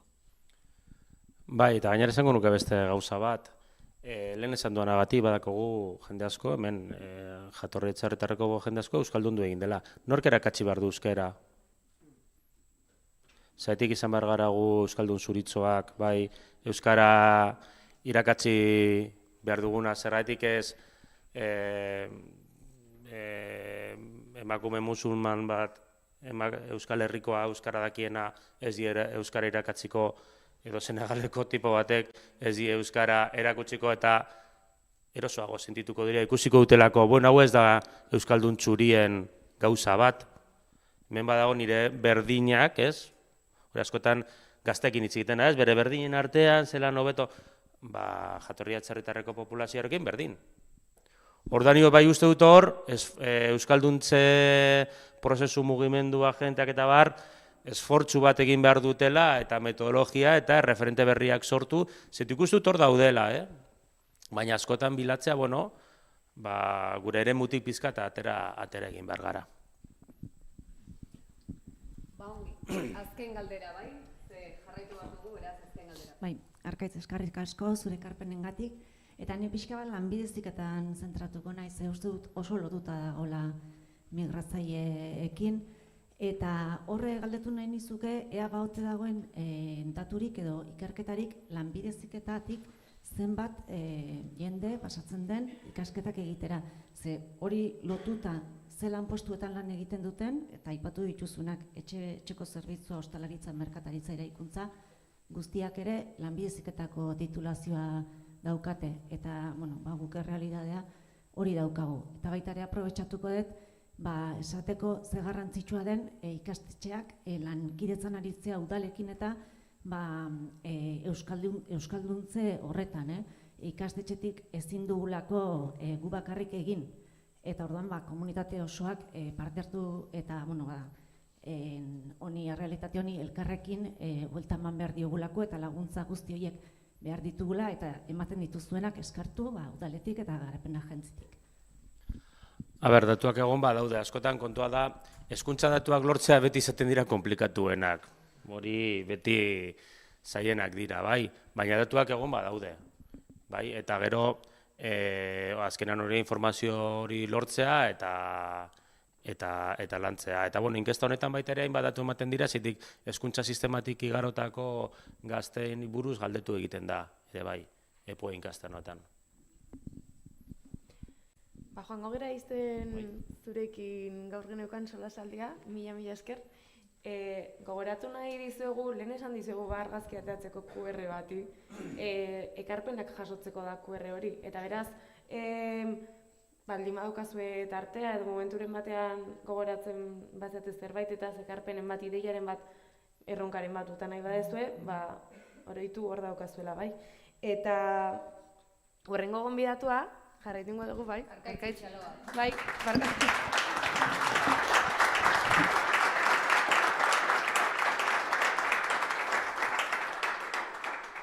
Horrengo gonbidatua ez da hemen izango, eta orain ulertuko ez zergatik, bera da Mari Nikonen, Finlandia irakaslea da, helduei finlandiar ikastaroak ematen dizkie, online, aurrez aurre, hemen daukagu, fonetika eta ahoskera lantzen du berak gehien bat, eta Ask a Finnish Teacher bloga ere idazten du.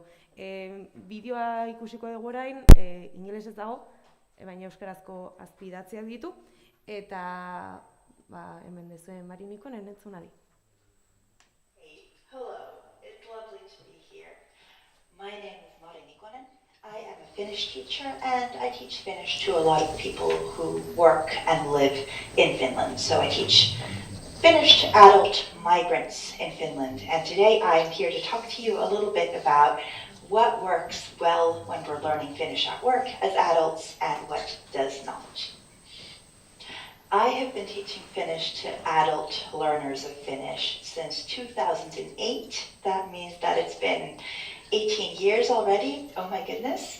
I originally graduated from the University of Helsinki. I did my master's there in Finnish and also teacher studies later. And right now I am slowly, very slowly working towards my PhD at the University of Helsinki also. So I'm working full time, so it's very slow going, but that is also in the works. I am an hourly lecturer at Aalto University, so I'm also teaching Finnish there, and I have a small business called Ask a Finnish Teacher, and this is the part of my work that I'm going to be talking about today. So the way it works is that I teach mainly at companies, and then I invoice them through my own small business.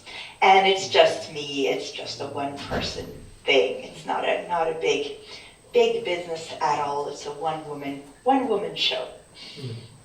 In this presentation, I'm going to start with a very short, very concise overview of the existing options for adult learners of Finnish in Finland. And then I will be talking about some real-world examples from my day-to-day life as a Finnish teacher. As an adult working and living in Finland, there are a few different options for learning Finnish. The most maybe well-known one is our integration training program. These are full-time studies in Finnish and also other topics, societal, and also things related to work, writing your CV in Finnish. There are internships that are part of this training. This takes 1 year, and these are full-time studies available only for unemployed adults. So this is something that we often discuss here in Finland.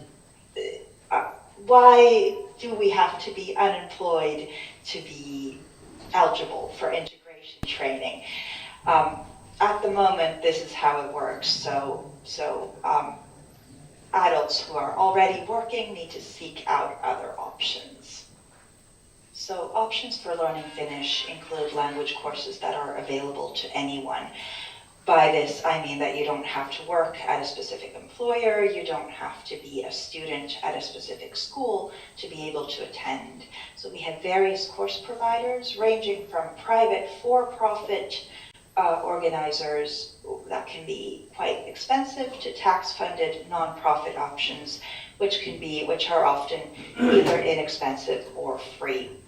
These include open universities. For example, my own employer, Aalto University, has an open university where anyone can sign up and study for quite a reasonable fee.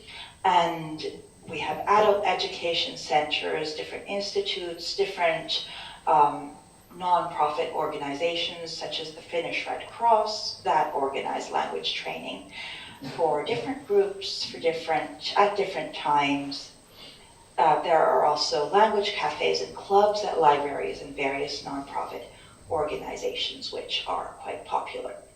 And this third group is the one that we are going to be focusing most on today. So many employers provide language training for their employees. This can look like courses or private lessons or linguistic support at the workplace, or even all of the above.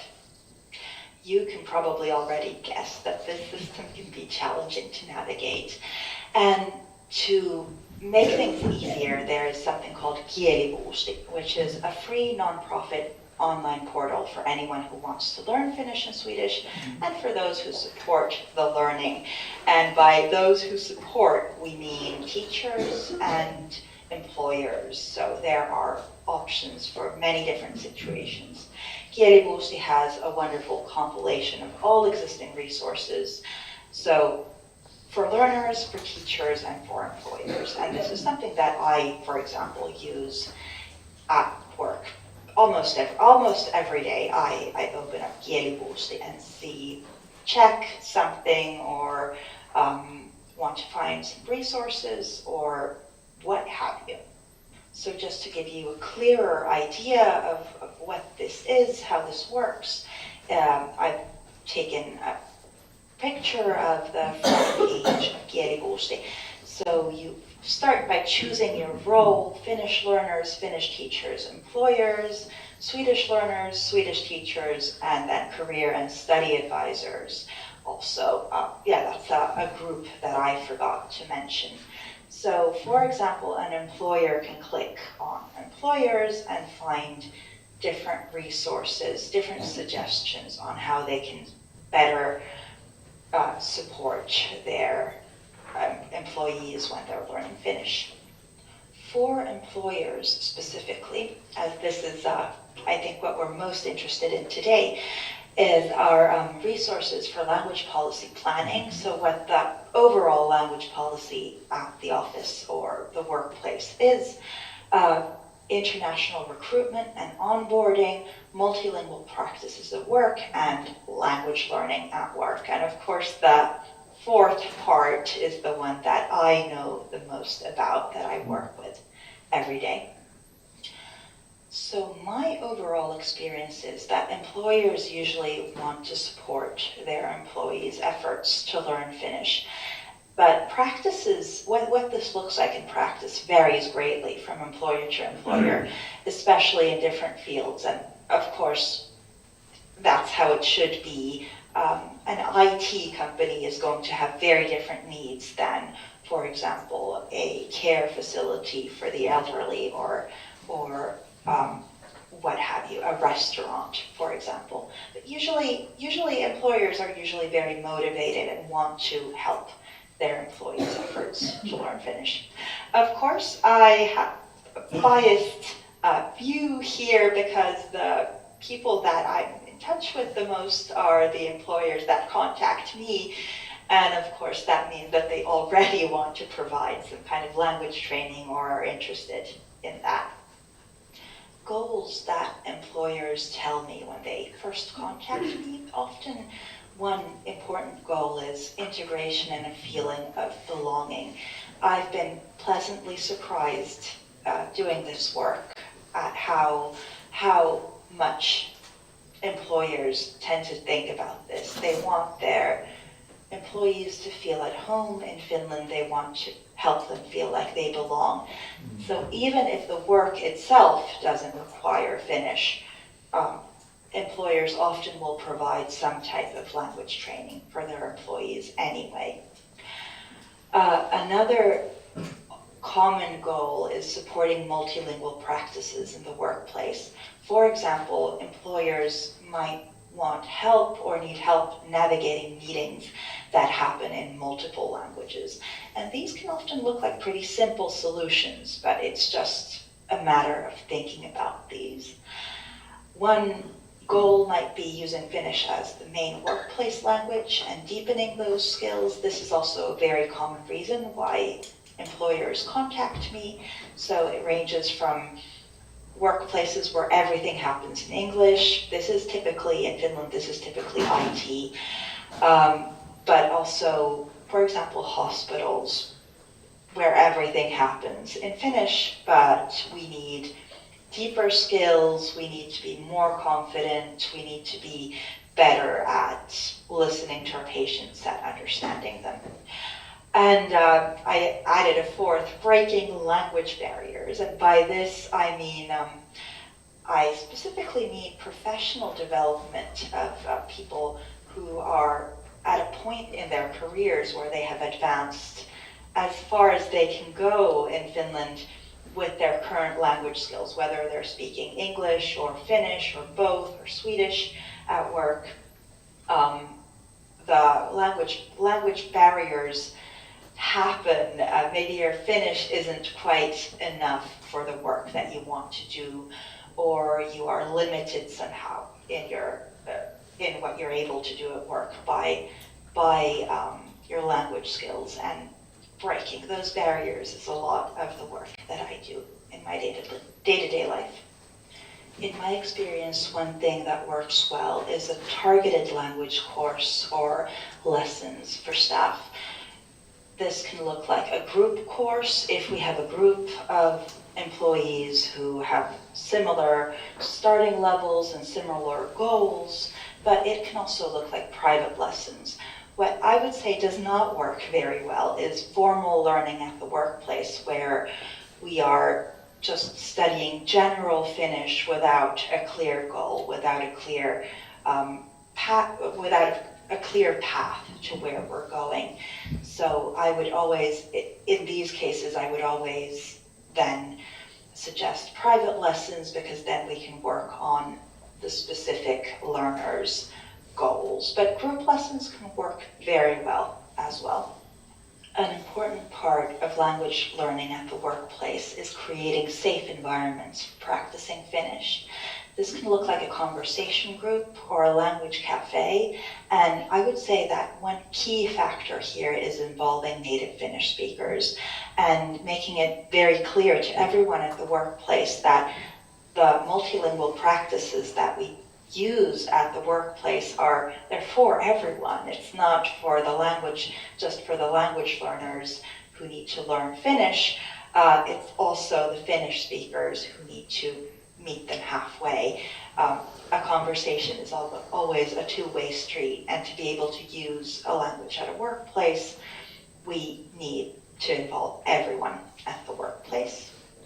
And by multilingual practices at the workplace, I mean things like language-aware practices, always just being aware of the fact that we have people with different language skills, that we should and can use different linguistic resources for our meetings, for example. Things can happen in many languages. I know that here you have lots of experience with that.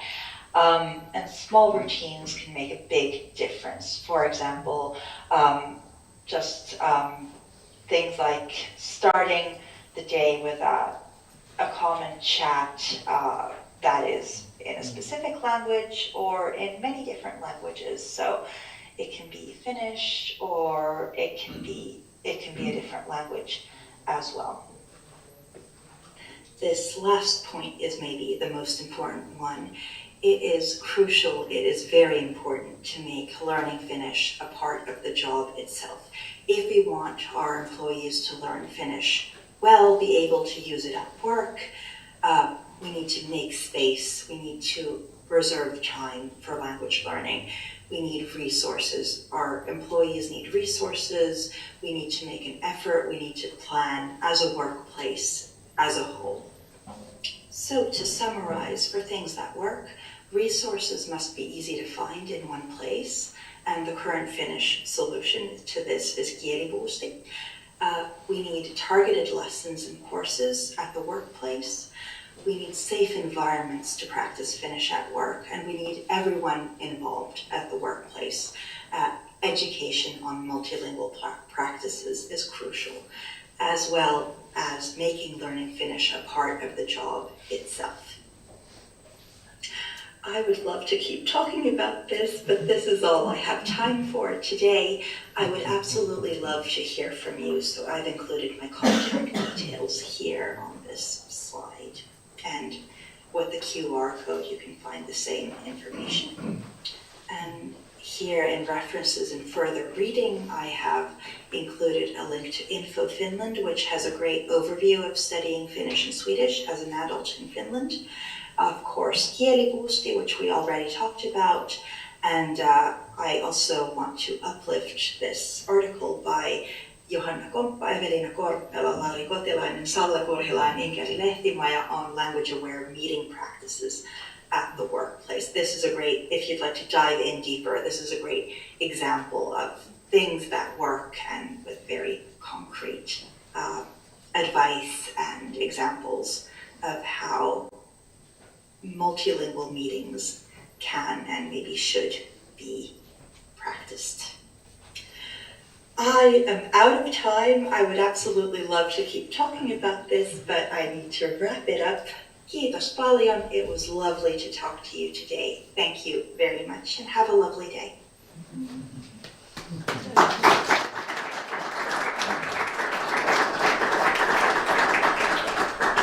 Orain egun gara hitz egiten, ez da batzutan tresnak eta aholku praktikoak nola jarri martxan, eta hemen ikusi ditugu Marinik Onenek botatako asko eta benetan oso interesgarriak merezi du sartzea bere linketan, ze oso gauza interesgarriak botatzen ditu.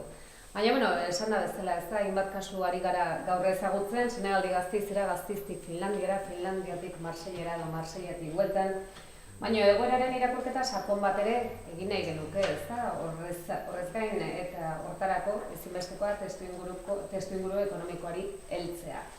Honetarako bi gonbidatu ditugu gurean, igotzen bazarete ia mesedez, Arantxa Tapia Otegi eta Elena Franco Ibarzabal, ia mesedez.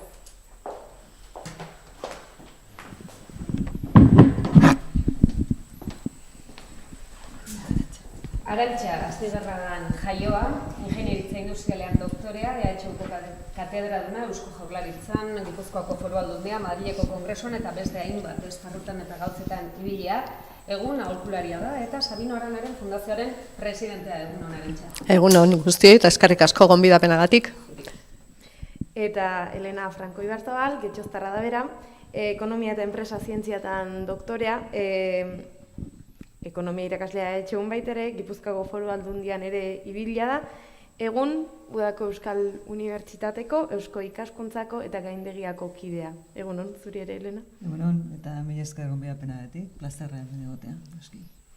Eta beraz, eta Naruak sarreran esan duen bezala, botako dizuegu lehen galdera bat, desente orokorra, baina jakin nahi dugu testuinguru ekonomikoa, zer hartu behar dugun kontuan, gehien bat, testuinguru sozioekonomikoari begira, hizkuntza gutxitu bat gure enpresetan txertatu nahi badugu.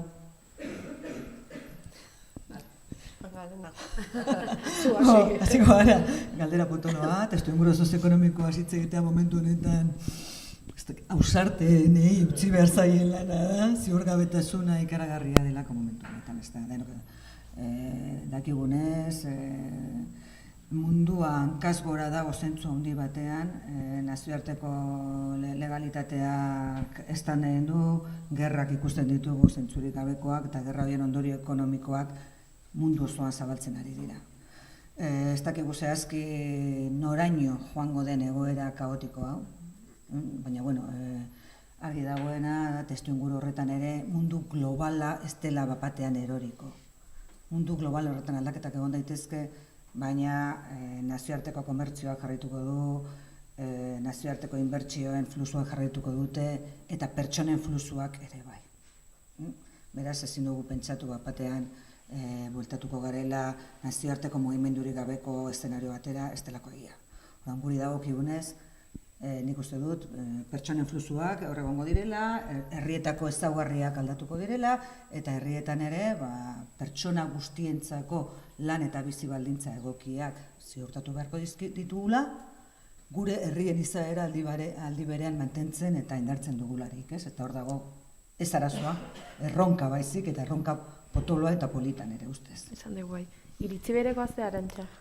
Bai, nik uste Elenak aipatu dula, ez da nola gauden momentu honetan, baina nik helduko nioke baitare Arkaitzek aipatu duen zerbaiti, ez da? Gure gizartea aldatu eginda, ez da duela 40 urtekoa, eta aldatzen jarraituko du. Eta nolabait egokitu egin behar deu gizarte berri horretan, gure hizkuntzak izango duen lekura baita ere, ez da? Edo gure hizkuntzak egokitu behar du pertsona berri hoiei inguratzera eta lantzera. Beraz, ekonomia jarraituko du diferente izango da hori ere, eta egoera aldatuko da, bazdirudien duela urte batzuk ekonomia erabat globala eta irikia zela, orain pixka bat itxiago, baina ez da erabat aldatuko, eta Elenak aipatzen zuenarekin ados, pertsonak etortzen jarraituko dute mota guztietakoak, aipatu dugu asko eta gehiengoa momentu honetan Latinoamerikatikan datorrela, baina beste lekuetatikan ere etorriko dira. Eta gizarte berri horrei nolabait harrera integral bat egin behar digu. Harrera integrala esaten dugunean da nola sentitu daitezke pertsona horiek herri honetako parte eta herri honetan bere bizitza aurrera eraman urte luze askotarako. Eta horre erronka handi bat daukagu. Arantxa, enpresek besteak beste hori ari gara hitzeiten, enpresak jakin behar dute aniztasunak kudeatzen ere, horrek ere onurak izango ditulako, noski? giza baliabideetakoek behar bada hartu dezakete rol hori aktiboa, ezta? Rol aktibo hori hizkuntza hautaketan eta euskara ikasteko aukera eskaintzen duten enpresak diru laguntzak izan ditzakete. Zein albo ondorio ikusten dizkiotzu neurri hauei, aukerak ikusten dituzu edo badaude batzuk ere, nola ikusten duzu? Bueno, Inigok aipatu du adibide oso argia, ezta? Nolabait, agian hiri handi batean euskararen beharra ez da ikusten papatean, baina enpresa batetara joaten geanean baldin badaude, eta ez dugu joan behar goi mailaraino, baina tendentzia batzuk euskara gure artean erabiltzeari eta gero jongo gea azkenean txostenak eta gauza guztiak euskaraz egiteari, baina urratsez urratse joan gaitezke eta benetan ez da bakarrikan giza baliabide pertsona edo talde horren zerregina. Guztion zerregina da eta kulturalki aldatu behar da enpresa horri edo kulturalki guztiak izan behar dute nolabait ohitura hori eta sentipen hori buruan eta bihotzean ze bestela, benetan pertsona batek egin dezakena edo talde batek egin dezakena ez badauka babesik orokorrean ez da inora iritsiko eta ikusten nahi gea emakumeak industriara pasatzen danean zer gertatzen den giza baliabideak bakarrikan ez du balio. Ez da erabaki bat pertsona edo taldetxo batek hartzen duena, baizik eta guztiok hartu behar dugun zerregina da. Eta enpresa batek poliki izan, eta aipatzen zuen oso ondo Finlandiarrak, ezta, izan gizarte zerbitzuetan dagoena, izan jatetxe batean dagoena, izan taberna batean dagoena, maila desberdinak behar ditu, baino beti eman behar du urrats bat. Mamaduk aipatu du oso ondo. Esate bat duzu, egunon eta eskerrik asko hasi zara. Hortikan jarraituko duzu. Bueno, eman ditzagun urratsoiek. Elena, lehen Naroak ondo galdetu du diru laguntzena. Zuk esan izan duzu, ohari fiskalen oso aldekoa etzarela, aldiz, beharra da diru laguntzak edo nahiago dituzula, zergatik diotzu hori, eta posible litzateke enpresek erabiltzea diru laguntza horiek langileak euskalduntzeko edo euskararen erabilera sustatzeko? Azken finean, eztabaida hau eztabaida zaharra da, ez? Ohari fiskalak diru laguntzak dira. Diru laguntza izkutuak. Egiten duguna da, enpresa batek ordaindu behar duen kupuruari zati bat kentzen diogu, ez dakiz zertan inbertitu duelako, ez dakiz euskara diru laguntza izkutuak. Eta gainera arazo bat daukatenak. Jende guztiak ezin ditu erabili. Enpresa txiki batek ez baditu izan irabazi nahikoak, adibidez, soziete zerga ordaintzeko, bere oinarri likidagarria 0 baldin bada, ezin diogu obaria aplikatu. Beraz, enpresa hori diru laguntza barik geratuko da. Behar bada, euskara plan izugarria egin du, baina diru laguntza barik geratuko da, obaria ezin duelako aplikatu. Horregatik nik uste dut, obariek badaukatela muga hori, ez dela denentzako bide bat, ez dela enpresa denetara iristen, eta gainera izkutua dela. Ez dela argi geratzen, enpresa horren atzean badagoela alegin kolektibo bat. Ezkelean diru laguntza publikoak alegin kolektiboak dira, gure politika batzuetan eta balore amankomun batzuetan oinarritzen direnak. Horregatik iruditzen zaizkit egokiagoak. Alaren norbaitek esan dezake, baina zuk proposatu zenuen Aldundian egon zinenean obari bat euskararentzako, egia da. Mundu honetan obari fiskalak ere existitzen direlako. Nik ez nuke lehen etxiko bide hori, baina baldin badaude 11.000 obari fiskal zergatik ez beste bat euskararentzat. Horrek ez dezan ekarri diru laguntzak entzea, mesedez. Diru laguntzak egon behar dira eta obariak baldin badauzkagu beste gauza askotarako, gure gizartea eta komunitatean adostasunez onartzen ditugunak, ingurumena, enplegu sorrera, inbertsio jasangarriak zergatik ez euskararentzako ere.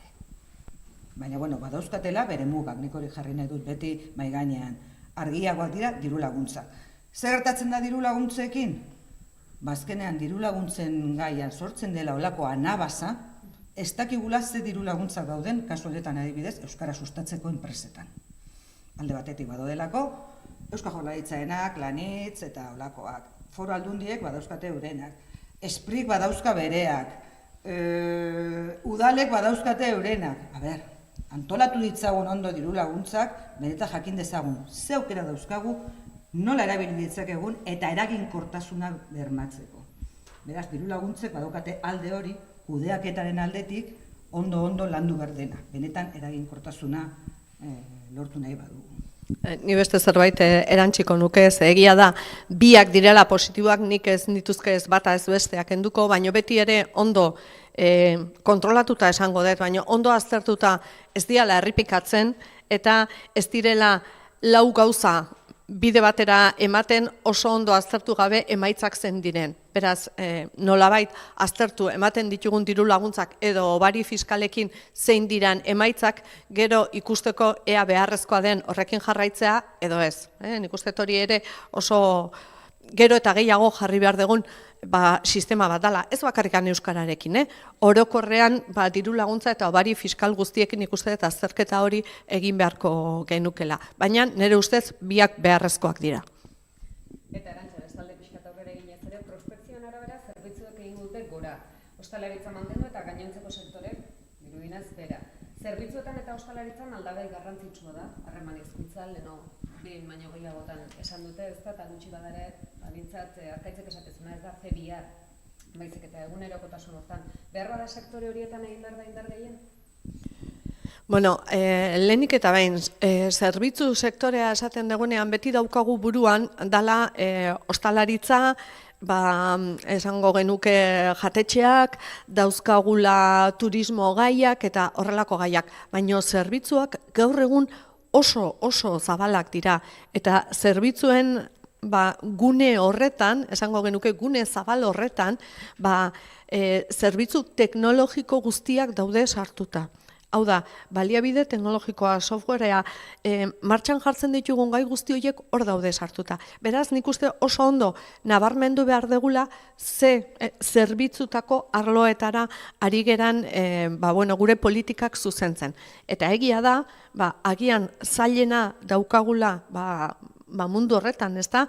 Agian ez dut esango zaurgarritasunean daudena, baina zailtasun handiagoak dituztenak eta bai horretara bideratu beharko genituzke gure politika berezi batzuk. Eta gai bat ere aipatuko nuke, zeleno esan da, bai eskoletan eta baitare lanbide heziketan gure gazteak eta etorkinak direnak ikasten dute euskera, baina agian beraien gurasoek ez. Zelan daukagu baita ere, agian guraso elkarteetatikan beste gurasoak gure ganatzeko, euskerara erakartzeko, eta hoiei ere euskara puntu bat irakasteko, ez esango genuke ikastaro finko batekin, baina bai irakatsi euskara maitatzen, euskarak zer esan nahi duen, benetan beraien seme-alabek ere euskaraz hitz egiten dutenean etxean, ez hain arrotza izateko baita ere, ez da? Orduan, nik uste dut hor politika diferentea jarri behar direla eta berriro arkaitzek esan duena. Gizarte desberdina dago eta orain arte ekarri gaituena honea, agian 100% ez du balio beste hemendikan 30 urtera balio dezakenarekin. Izan gaitezen malguak baita ere eta bilatu dezagun hori. Eta leno Jasminek aipatu du gauza bat asko gustatu zaidana. Eta askotan euskaldun zaharrak gehanak egiten dugu ez da ze gaizkitze egiten duen. Baina, esfortzu bat egin behar dugu eta guk ere lagundu behar diegu euskaldun berriak direnak ikasten ari direnei, nolabait, integratuak sentitzen eta benetan libre izaten beste hizkuntza bat hitz egiten degunean hankasartzen dugu ederki eta aguantatzen digute nolabait esateko, ezta? Orduan, guk ere gizarte bezala hori egin beharra daukagu eta lan munduan zer esanik ez. Nik pentsatu gabe neukan zerbitzu teknologikoena, egia da. Elena, zuk ere esango zenuke behar bada lanbide heziketan erakusten delako ostalaritza eta esan dezuna, baina baita ere zerbitzu teknologikoak, softwarea, hardwarea eta gauza guztiak. Zuk ere jarriko zenuke bertan indarra iruditzen zaizu? Nik uste dut indarra bi ataletan jarri behar dugula. Batean, lan mundua euskaratzen, eta pixkat Finlandiatik jaso ditugun aholkuak eta hortik etorriko liateke, egin dezagun zerbait hobea. Jakin dezagun malgutasunez, baldintzen arabera, edo taldeko lanak egiten, edo bakarkakoak, diru laguntzak ere bideratu izagun modu malguagoan, ez zurrunki, agian jende bati ordaindu beharko zaio orduak libratzeko, enpresak eta administrazioak, nik uste dut guzti hori ondo sakondu eta ondo aztertu behar dugula, baina hori da, pixkat, enpresa pribatuaren barruan nolako lanketa egin behar dugun, ez da?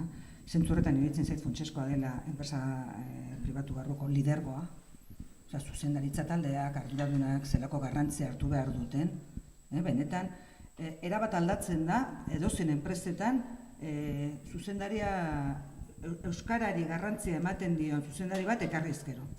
Dinamikak aldatzen dira, toki askotan jendeak, batez ere gazteak, ez diot Gipuzkoa inguru honetan, Bilbo handi batean, gazteek ulertzen dute. Gazteak gehienak, salbuespen txiki batzuk enduta, euskaldun duta datoz hezkuntza sistematik. Beraz askotan, erabakimena daukanak egin behar du urratsa eta bultzatu. Modu positibo batean eta batez ere euskarari balioa emanez. Euskaraz egiteak duen balioa aintzat hartuz. Beraz, bata da, enpresa barruko mundu hori, nik uste hor daukagula gure irakasgai pendienteetako bat. Orain arte egin dugu hezkuntzan alegina, administrazioan, traba batzuk tarteko, menos ondo dakizuen moduan, baina aurrera goaz, falta zaigu lan mundua, falta zaigu aisialdiaren munduan, baina gure gaira etorri lan mundua zuzenean enpresetan egin daiteken lana, eta gero hezkuntzan egin behar den lana. Gaurko alde batetik lanbide heziketan. Lanbide heziketan euskararen presentzia oraindik ere oso txikia da, dauzkagun beharra kontuan izan da. Beraz, hori indartu behar da. Gipuzkoan igual gehiago, zan nahi dut. Ni badin dizuet, Bizkaian eta Bilbo handia inguruan, eta ez dakit Nafarroan nola egongoan, eta lanbide heziketan nahiko atzeratuta gaude euskalduntzai dagokionez. Eta bestela ere, bestelako hezkuntza eta formakuntzetan, lanbiden adibidez, norbaitek lanbidera jo badu, ikustera, ze euskara ikasteko ze eskaintza dagoen, lotxagarria da. Ez dakiz zertarako dauzkagu eskumenak batzutan. Eskumenak dauzkagu gure politika propioak egiteko, eta ez SEPek, Servicios Total de Empleok egiten duen politika jarraitzeko. Ez dago euskarazko ikastarorik. Gutxi batzuk daude, klikatzen duzu, hau ez da eskaintzen momentu honetan, hau ez dakiz ez zentrutan behin edo birritan eskaintzen da, hartzen duzu gaztelerako irakaskuntza lanbiden bertan, 11.000 ikastaro, ezaugarrien artean, como lengua para la inclusión en la tierra de acogida, hori ikusten da, estatuak zeri ematen dion garrantzia. Lanbide gure eskumena da. Guk ere gure herriari, gure hizkuntzari eta gure kulturari eman behar diogu garrantzia, lan munduari begira eta ekonomiari begira. Beraz, hor badaukagu horako frente bat, baina epe motzean aldatu beharko genukena, ere ustez. Arantxa, pixka bat, ari gea sektoretaz hitz egiten, leheno zerbitzuak esan dezun bezala oso zabala dela, ez dela bakarrikan zerbitzuak gauza batzutan oinarrituta. Sektore batzutan jarri behar dugu lehentasuna eta beste batzuk mugatu, desazkundea sustatu behar da? Ez da erresa galdera gaurko egunean, eta asmatzeko bola bat beharko genuke kristalezko hietako eta zaukau. Baina jute baldin magea euskara sektoreetan nik esango nuke euskara zerbait transversala izan behar duela, eta beraz guztietan bakoitzari bere egokitzapenarekin eta aztertuta ze behar dauden eta nola egin dezakegu, baina bai denetan jarriko nuke. Eta gero kontutan izan, ikusi du Finlandako ereduan baita ere, ez da? Askotan tresna teknologikoak ikusten ditugu zerbait arrotza bezala, beste hizkuntza batean etortzen dira orokorrean, baina hor ere oztopo izan ordez izan daiteke aukera bat, eta horrelako teknologiak erabili hasiera batean hizkuntzara murgiltzeko laguntza bezala. Orduan, egokitzapen horretan eta egin behar ditugun lanketa horietan, zuzendaritza talde bat izan, edo jabe bat izan taberna batekoa eta dituen langileekin zenolako jarrera izan behar duen, ikastaroa zaratago, erraztu ditzagun baita ere tresna horien erabilera egokiak, zebenetan izan daitezke aukera polit bat aurrera egin ahal izateko.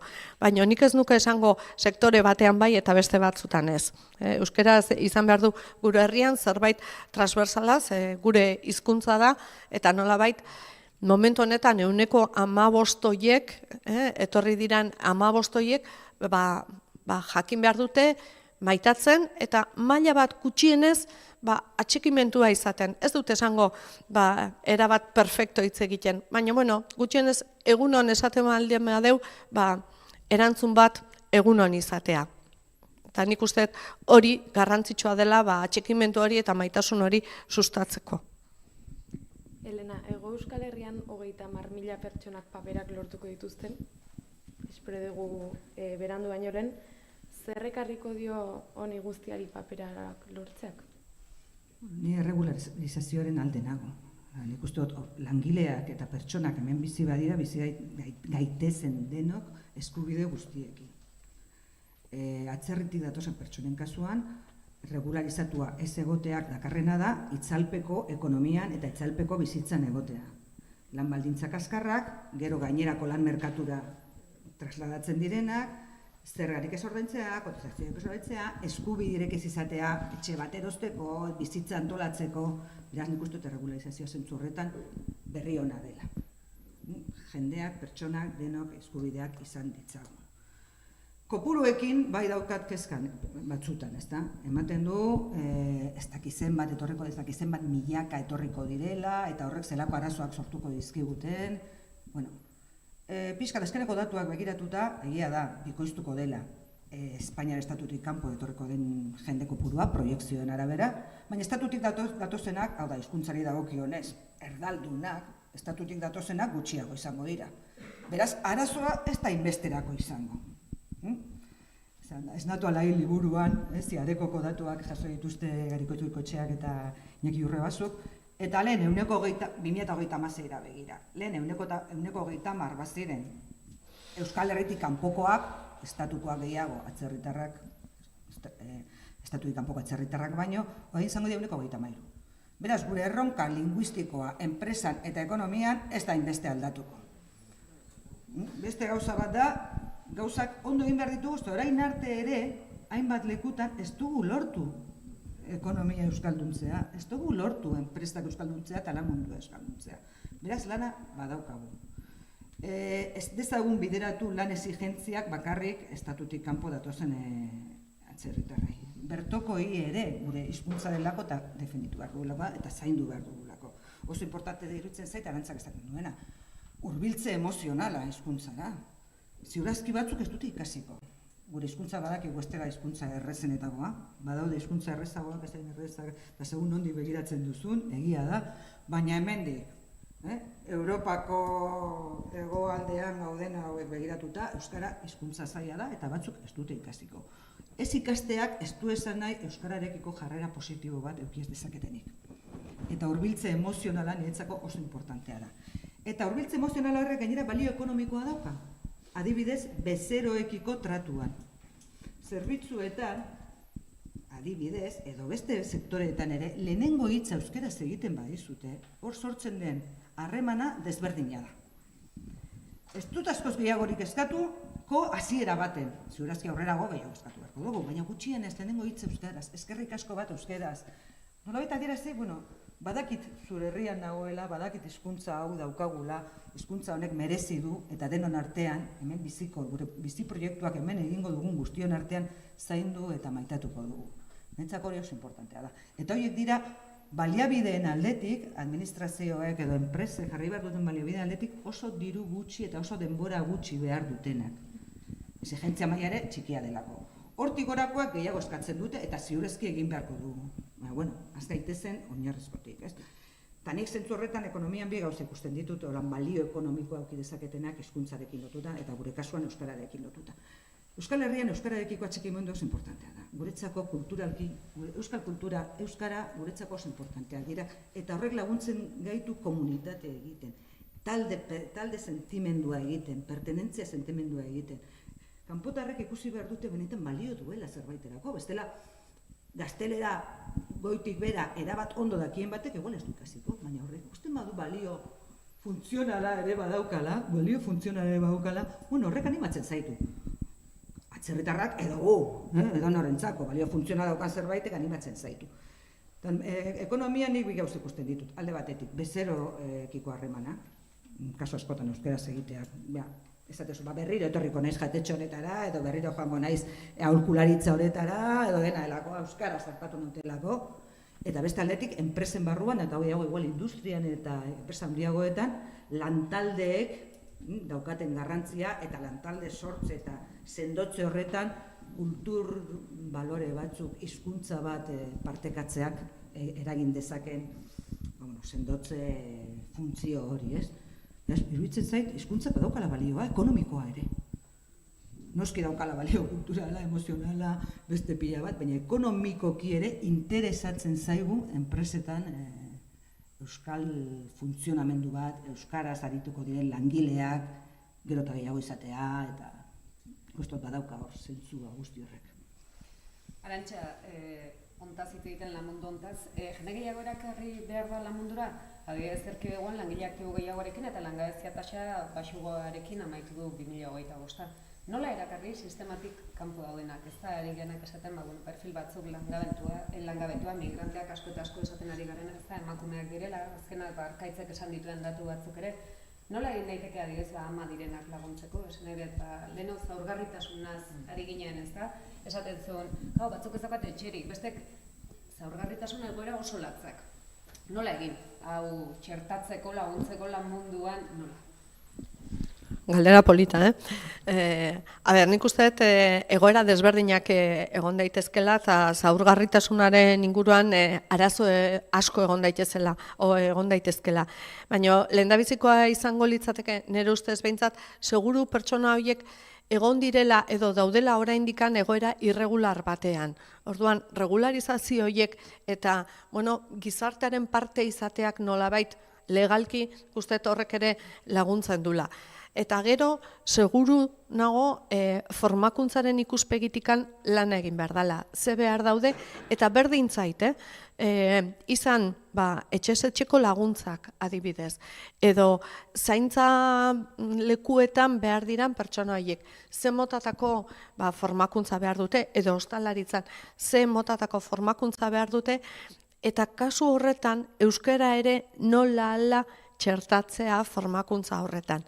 Eta gero dauzkagu justu beste muturrean, ezta? Oso maila altuko ezagutza behar dutenak.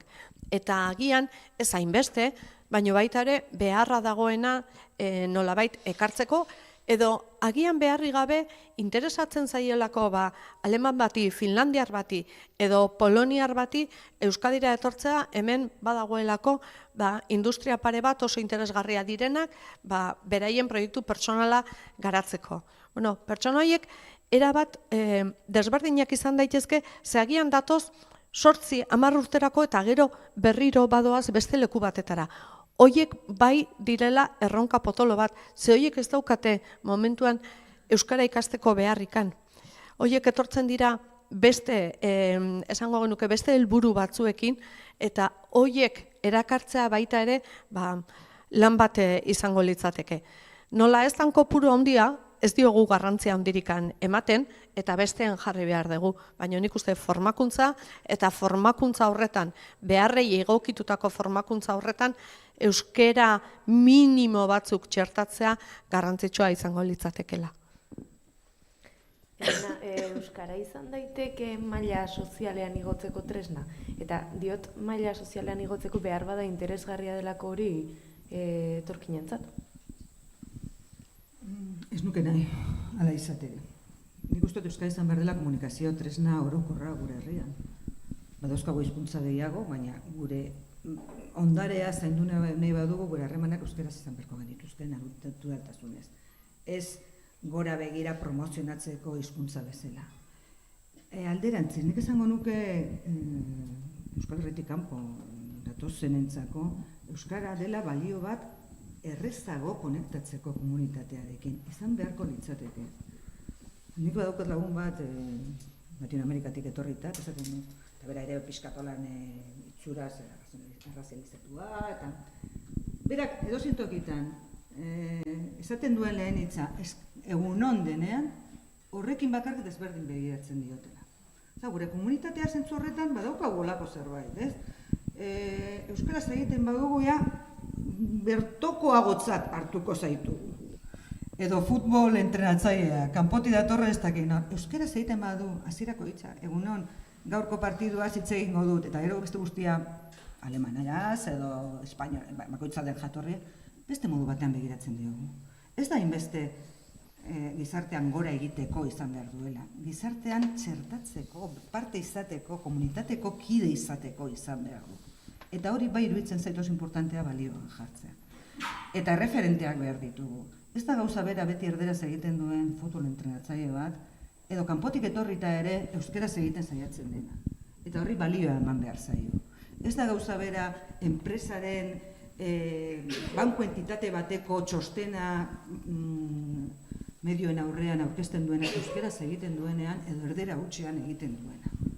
Gauza horiek nik uste dut herria egiten laguntzen digutena, eta oso importantea da balioan jartzea. Zer dira erreferenteak, horiek dira lidergoak, horiek dira guretzeko importanteak diren elementuak.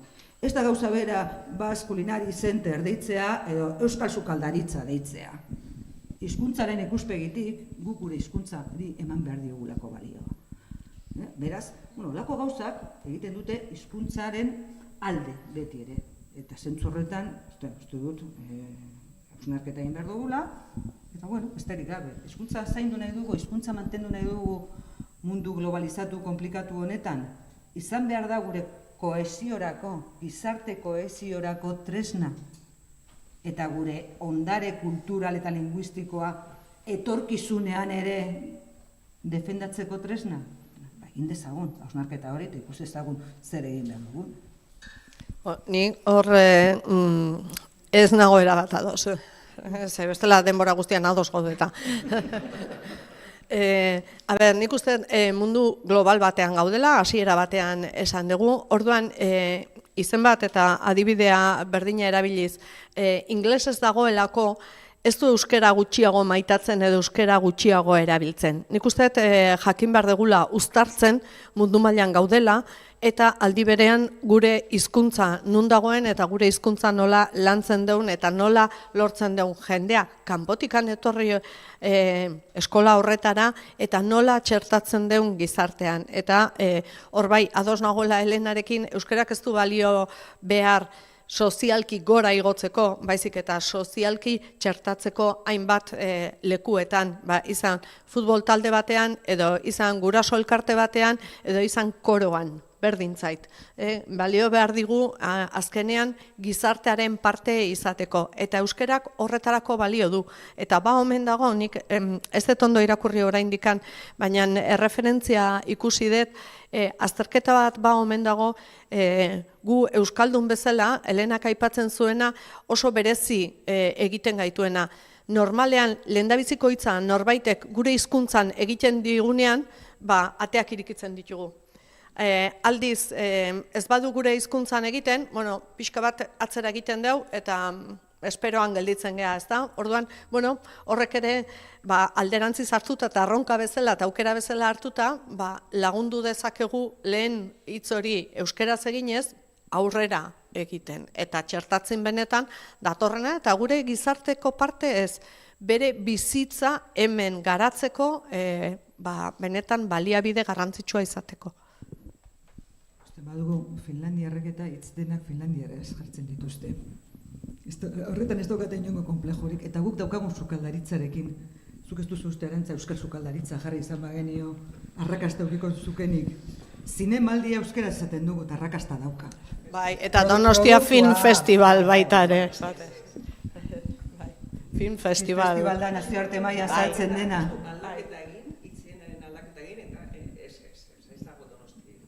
FISS da, erabiltzen dena. Bai. Ja, txarto horretan ere.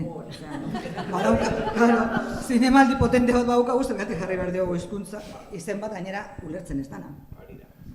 Film International SS, FIS, izan daiteke edo zer gauza, oso txarto, adibide txarra jarri dut. Baina izan nahi dut, beste herrialde batzuetan ez daukaten jongo arrazorik zentzu horretan, eta guk produktu honak dauzkagu. Erabili ditzakegu, edo euskal hitzak, edo euskaraz eta ingelesez, izan nahi dut zentzu horretan balioan jarri behar dugula gure hizkuntza nazioarteko proiektzioan ere, ez da. Aurrera eginez, Arantxa, esan dugu lehen ere, ari gara pixkat batzutan ikutzen da, baina etxe bizitza da, leheno zaurgarritasunez hitz egiten hasi garenean, ez da, etxe bizitza da arazo handia. Kanpo beste herrialde bat datozen entzat, hemen gurentzat, denentzat. Baina, Jendea erakartzeko eta bertan erratzeko ere, etxe bizitza eskubidea denek izan beharko genuke, noski? Enpresaretxeak eraiki beharko lituzkete garai bat bezala adibidez datu batzuk. Euskadi Irratian entzun genuen 40ko Embalajes Alberdi enpresak 3 langilerentzako etxea duela alogeran bestalde, adibidez batzuk. Lan eta bizi herrian egitasmoa, Peio Etxelekuk eta iparraldeko beste enpresari batzuen artean sustatutako egitasmoatek 11 langileentzako etxeak eraiki dituzte garai baten bezala eta Beasaingo udalak Olaran Talentu Faktoriaren proiektuaren barruan etxeaz gain hainbat zerbitzu eskainiko dizkie langileei. Horien artean noski euskara kontuan izan da. Badira pausoa, klaro, esatezu etxe bizitza, beti esaten dugu, oinarrizko eskubidea da eta eskubide bat denak beharko genukena baino ez dagoena. Ondorioz, zer eskaini dezakegu esparru honetan? Bueno, nik uste adibideak aipatu dituzula eta joate baldin magera Donostian Talent House bat eta bi baita ere, bueno, alternatibak izan daitezke. Hori da irtenbide bakarra? Ez. Baina nolabait lagundu dezaketela iruditzen zait. Ze bestela ekartzen baldin badituzu eta enpresa horietako askok beharrak dituztelako ekartzen baldin badituzte demagun dozen erdi bat langile, 8 langile eta bapatean zu karrera integral batin behar diezue pertsona horiei eman behar diezue hasierako etxe bizitza, papelak egiten lagundu, bere familia ekarriko dute edo ez, aurrakin baldin badatoz eskoletara bideratu behar dituzu, orduan hasierako harrera hori instituzionalizatuta ez baldin badago edo nahiko instituzionalizatuta ez badago enpresek laguntzea nei egoki iruditzen zait. Ze benetan ez da etxe bizitza bakarrik, guzti hori behar da, baina pentsa dezagun gu jute baldin magera beste herrialde batera, Txinara jute bagea, Pekinera lanera eta bapatean botatze bagaituzte han, hizkuntza jakin gabe, agian kontratatu gaituenak laguntzen badigu pixka bat, nik uste eta errazten duela gauza. Berriro diot, irtenbide bakarra da, ez, baino hasierako laguntza garrantzitsu bat dela iruditzen zait. Eta Elena, bai, horrekin batera, badira ekimenak langile berrientzako akonpainamendu zerbitzutan hizkuntzaren gaia sustatzen dutenak, esaterako batzenek Hernanin egiten duena, olakoak beharrezkoa dira. Dira oso gauza konkretuak eta orokortu ezin daitezkenak. Zaitzeiten ari gara, 30.000, 50.000, 1.000 langile etorriko zaizkigula Espainiako estatutik kanpora. Ezin dugu termino horietan bakarrik planteatu. Noski, baldin badatu zuzenean enpresa batera, enpresa horrek ekarrita, kasu horretan igual harrera zerbitzua eta etxea topatzearena eta egingarria izan daiteke, beste kasu askotan ez da. Beraz da, formula bat, nire ustez oso kasu gutxitan erabili daitekena. Etxe bizitzaren arazoa handia da, bertokoentzat eta kanpotik etorriko direnentzat. Ez dut uste enpresek eurek nahi dituzten langile horientzako etxeak eginda konponduko denik, iruditzen zait dela lako partxe bat. Zirrikituak batzutan beharrezkoak dira, eta behatu behar dira epe motzeko irtenbideak krisi egoeratan, zenetzako etxe bizitzaren egoera momentu honetan krisi egoera da. Baina, beti kontuan izan da, ez dela konponbide iraunkorra, ez dela konponbide strukturala, eta momentu honetan etxe bizitzaren merkatuak behar duena da, merkatutik gutxiago eta pertsonentzako eskubidetik gehiago. Eta utzi beharko genuke pixkat, planteamendu hori oso argi, etxe bizitzak egon behar direla jendearen eskura eta jendearen soldaten mailaren araberako zentzu arrazoizko batzuetan eta gaur egun daukagun espekulazio merkatu hau bukatu behar dela. Eta horrela ere, kanpotik etorriko diren pertsonei eta berton lan egin nahi duten guztiontzako etxe bizitzaren arazoa ere bideratuko da. Bitartean, nik uste dut egiten ari garena alduguna, baina horrek ez du esan nahi partxeak ez direnik. Ondo, mila esker eta orain zabalduko dugu tartea edonork zalantzarik badu edo Elenari eta Arantxari zerbait esan edo galdetu nahi badie. Hemen ere beste dago, nahi izan ezkio, bai zola erantzuteko. Bada galderarik?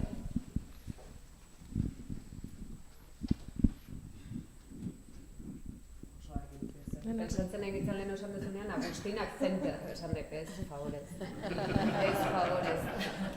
Ez favorez. Bada galderarik?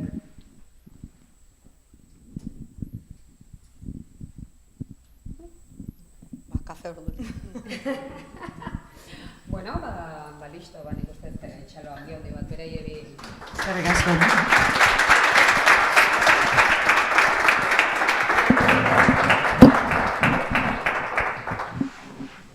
Bueno, eta orain horren beste ditzen segida musikak hartuko du orain tokiak, ikusten ditugu hemen gerturatzen direla erbasoak taldekoak, berriro oholtzara gonbidatu ditugu.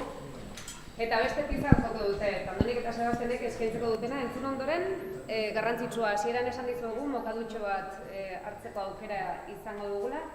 Beraz, hemen atzean dugu, bueno, ez dakit aukera izan duzuen eraikin hau ikuseko, Agustina zentroak ikusteko zoragarria da. Benetan zoragarria da, ikustekoa da, hemen dagoen lan eredua ere hitz egitekoa da. Beraz, aukera izango dugu, orain tartetxo baten mokadutxo bat, lehenago.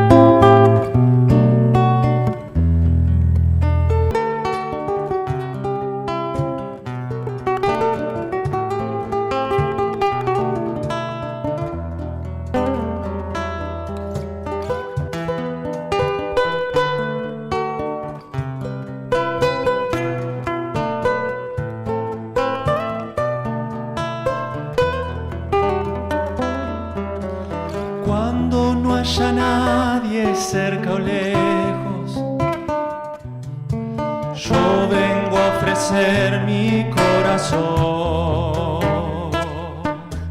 Cuando los satélites no alcanzan, yo vengo a ofrecer mi corazón. Y hablo de países y de esperanza. Hablo por la vida, hablo por la nada. Hablo de cambiar esta nuestra casa, de cambiarla por cambiar no más. ¿Quién dijo que todo está perdido? Yo vengo a ofrecer mi corazón.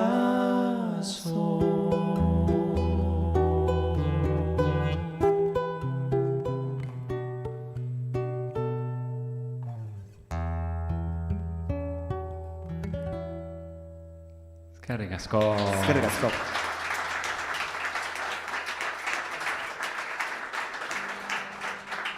Oain baina baritzen dela argentinarrak gehala, ezta?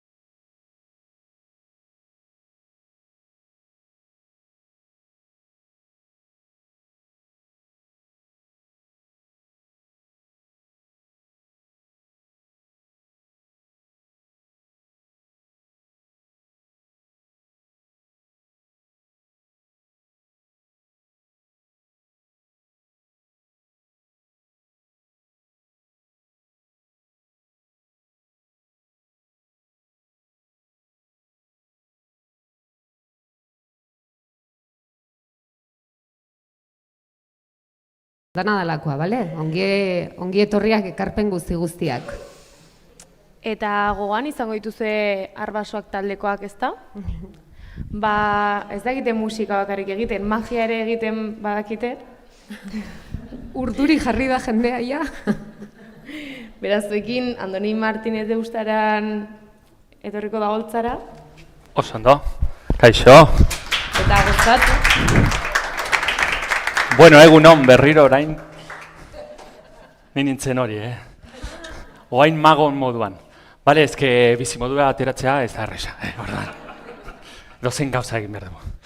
Bueno, gauza bat, segurazki entzun duzue, gauzatxo bat, ja badakizu, ni Argentinatik dator, orduan zerbait gaizki esaten badut, pazientzia. Ez da gizajoa Argentinarra da, baina txalo, hori da importantea, bai? Importantena da hori. Segurazki entzun duzue esaldi hau, magoek eskutatzen dituzte gauzak mauketan, ezta? Bai. Pues da karma bat guretzat. Orduan, ez bazaizu inporta, hasi baino lehen, nola da zure izena? Leire, revisatu, ikutu, maukak. Bai, aprobetxatu. Disfrutatu, Leire. Baina, lasai. Doanik da, momentuz, bai. Ei, muskulu igual edo zerbait. Ez dago ezer, baina oraindik jente deskonfiatzen ari da. Orduan, horregatik ez zai gustatzen esaldi hau. Eta beharrezko bada, txaketa kendu dezaket. Eta ez zai gustatzen esaldi hau, batez ere, egia delako. Orduan, hasteko, txin, Leire, utziko dizut hemen, Hau da. Bai, ondo, deskonfiatu. Oain, egingo dut gauzatxo bat ez da magia, baina omenaldi txiki bat izango da mago handi batit. Esaten badet, adibidez, Harry Houdini ezagutzen zuen? Bai, Harry Houdini mago erreala izan zen, oso ospetsua, baina batez ere izan zen eskapista. Badakizue zer den eskapismoa? Sarri ezagutzen zuen? Hori, Harry Houdini lotu egiten zuten eta lurrearen azpitik edo uraren barruan edo zuaiz baten puntatik ihes egiten zuen beti, eta gaur ekarri dut zuekin partekatzeko. Agian bere ihes famatuena, 10 metroko sokaren ihesa. Eta garai horretan, Houdiniren garaian, nola da, antzerki batean, entzuten zen 10 metroko sokaren ihesa eta publikotik Orduan giro hori sortzeko, esaten dudanean, 10 metroko eta ikusiko duzu, Jaun Andreak, jarraian, 10 metroko sokaren ihesa. Mea piel de pollo, ja. Horretarako, 3 lagun, 3 pertsona beharko ditut, baina lasai, pertsona honek lotu egingo naute, eta ni saiatuko naiz ihes egiten. Orduan, zuentzat, nahiko erraixa izango da, niretzat, ez hainbeste. Orduan, lasai, hartuko dut, ez bazaizu inportan lagunduko? Bida. Jarri hemen, itxoin hemen. Ez ara egongo bakarrik, orduan lasai. Baina, momentuz, hemen. Bai, oso no. Lagunduko edazu? Bai, lasai, erraixa izango da. Lari egin behar dugu, justu bai da, ekonomia, eta dena, Venga, torretu. Jarrian, baina lasai, oso erraixa izango da. Eta, ez bazaizu inporta? Bai, etorri. Nahiko erresa, orain, denak elkarrekin sartuko gea, musika bat jarriko dugu, eta publiko guztia txalo, txistu eta karrazi, egingo du zuentzat, flipatu egingo zuen. Bai, Opa. Ui, ze polita entzuten da.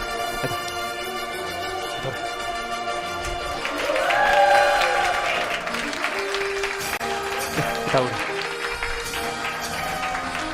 Ze ondo, No habéis hecho nada todavía, bede hacen bat txalo. Zure izena nola? Laura?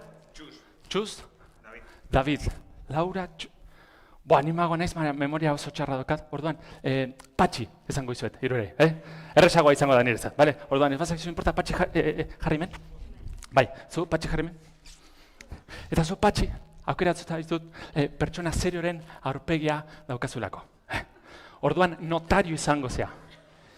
Baina lasai, notario guztie bezala, no tienes que hacer nada. Bakarriak fedea eman. Eta, baina ikusiko dugu. Orduan, momentu, mira, eseri hemen, hau izango da zure egoenean egoteko lekuan. Orduan lasai, hemendik aurrera disfrutatu, ez errez. Vale? Zu Patxi eta zu lan zaila daukazue ni lotzeko, eta ni saiatuko naiz ihes egiten, bale? Orduan, egin ahal izateko 10 metroko sokaren ihesa.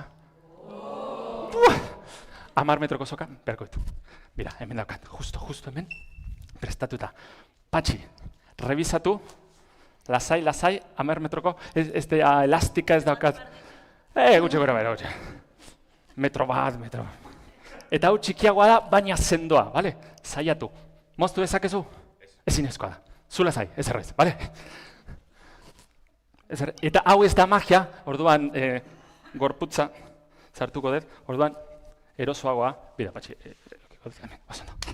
eta ja prest nago. Eta hau ez da magia, orduan magia teknika hau eskutatzeko, ekarri dut delazko kabina bat izango dela, misterio eusteko 10 metroko sokaren iesarena. Zure bai, bida, Patxi, ja, daukagu prest, oso ondo, zerbait arraroa, soka? Ez, momentuz ez, oso ondo. Bida, hemen daukat, Patxi marra bat, bale? Ikutu. Egin dut ni rotuladore batekin, bale? Ez da, bakarrik jakiteko non dagoen erdia, bale? Eta hemen, egingo dut, korapilo bat, eta korapiloa izango da lepoa lotzeko, eta beste bat. Orain, Patxi eta Patxi, zure lana. Hartu soka bat, eta estutu, baina gauzatxo bat. Hemen, lepoan, maitasunez. Bestela lehenago bukatu da, manaldia, bale? Baina estutu pizka bat, estutu, bai, beldurrik gabe, nahikoa, por si caso. Utzi ja, soka, hau zerbait arraroa, eta elastika moztu ezakezu, ezinezkoa. Hau, izango da, orduan, eskumuturrak lotzeko. Bida, hartu bizoka, eta egin korapilo bat. Eta estutu, baina erreala da, bat bakarrik. Hori da, eta estutu lehenengoa. Ja egin duzu bi, bat bakarrik, bai. Eta estutu. Venga, beldurrik gabe, dale, urdindu arte, hori da. Orain bai, bigarrena egin. Oso ondo, zula zai, ez errez, disfrutatu, oso ondo. Bida, hartu Patxi soka bat, zu hartu soka bat. Orain, lehenengo zu, egingo zu, eta gero zu, bale? Orduan, adi. Hurbildu nire gana pixka bat, eta bida, bezapiaren azpian, atzetik aurrera pasa soka. Hori da. Primeran, oso ondo. Kopiari pigarra, ez telo, errexagoa. Alderantziz, oso ondo. Adi, Patxi, adi. Ahizta. Eta ez dutu pixka bat. Hau, ja, soka tira bezala, sokatik tira. Venga, tira. Venga, mira, que... Dale. Bueno, nahikoa. Baina, eutxi, hori, tenso, oso ondo. Eta hurbildu, nire gana berriro. Atzetik aurrera pasa soka. Berriro zu ere bai, atzetik aurrera. Oso ondo. Primeran, pizka atzeaka. Eta bat, 2 eta 3, tira, venga. Dale. Bueno, nahikoa. Ahizta. Baina ez askatu, que zeman, tenso. Hori, hurbildu nire gana, berriro. Bai, zu, jarri men. Emaio zure soka. Eta bizokekin, egin korapilo bat, zu Patxi. Gutxi gora bera, gerrian. Kontuz puntarrekin Patxi, oso ondo. Ahizta, oso ondo. Eta bigarren korapilo, beste bat. Oso ondo, zoragarria. Oso ondo, bida, aztu dut, hemen daukat gauza bat. Hau, zurentzat, gerorako, bale? Hartu soka bat. Iaia, prez gaude, egiteko 10 metroko sokaren iesa. Ze tensioa, Oain, bakarrik hanka falta dira, bale? Lotu egingo duzu, zu Patxi, jungo zea aurrera. Oaindik ez. Zu Patxi ere, aurrera. Oaindik ez. Topo egiten duzuenean, bat azpitik eta beste bat gainetik istripu bat ez eukitzeko, bale? Pizka atzeaka, rodeatu. Ingurutu, ez daki nola esaten. Hori da, perfecto, hori da nire euskera ez. Belaunetaraino gutxi gora bera, Prest? Musika, venga, segi aurrera. Beldurri gabe, oso ondo, hanka. bat azpitik, primeran, eta segi horrera. Bea, luzea dela, orduan. Pixka bat, azkarrago nahi bat zuen. Eta hankak pixka berago, oso ondo. Beste bat, primeran, Eta han, egin korapilu bat. Primeran. Fuerte, Fuerte, dale, Patxi. Bai, bi. Zu utzi, no, hartu. Zu segi, Patxi, ez errez. Ez. Baina, enderezatu mesedez, zu, Patxi, ahí está. Que me calambro, ahí está. Primeran. Ja, prez, gaude, bale? Bira, makurtu eta hartu hemen, mesedez, zu ere, hartu hemen, oso ondo, baina makurtu mesedez, makurtu. Oso ondo. Oain, sartuko naiz, barruan, bale? Ez higo. No sea graciosillo, tú que tienes cara. Txoin, A ver, lagundu patxi pixka bat. No, hankatik ez, hemen. Oso ondo. Oain bai, zutik, biak, mesedez. Oso ondo. Eta orain, gerrian, eutxik gutxi gora, bera, oso ondo. Esaten dudanean, kabina igoko duzue. Esaten dudanean, kabina jaitsiko duzue. Ez lehenago, ez berago, bale? Zula zai, ez errez, disfrutetu. Oain bai, hau dirudi broma, baina erreala da, orduan segundo batzuk konzentratzeko, bale?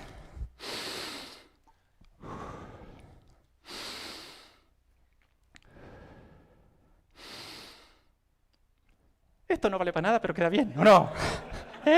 Da emozioa emateko. Oain bai, patxi prest, kabina igo, igo, oso ondo, eta tensatu pixka bat, tira pixka bat, tensatzeko oso ondo, eutxi goian eta tensatuta oso ondo. Primeran, ustedes baietz, etxoin, oain dikez, bat, bita, iru, kabina jaitxi. No me he escapado, porque no he querido. Ziurazki pentsatzen ari zarete, lagun bat, etorriko dela, eta gure ize pare batekin zokamuztuko dela. Ez deskonfiatzeko orduan jaitxi pixka bat gehiago. Patxi, oain bai, sartu nirekin hemen barruan. Ez dauka beldurrik, Ez eduki beldurrik, Nik bai daukat, bindote zerka. Patxi, ze dotore, zaude, hori da, polita da, de algodón, 100%? Ez gutxi gure. Bira, lehenengo, ezingo duzu ikusi zer gertatuko den hemen barruan, orduan, lehenengo kendu, ia, horrekin, nahikoa, baina, jantzi benda, por si acaso. Oso ondo. Baina zu lasai, norbaitek sartzen bada, saiatzen bada sartzen, ezingo du, porque no cabemos, Orain zu lasai, ze doktorea zaude, beltxa dena beltxa, ze polita. Orain bai, patxi prest, musika bat entzungo da, zu lasai.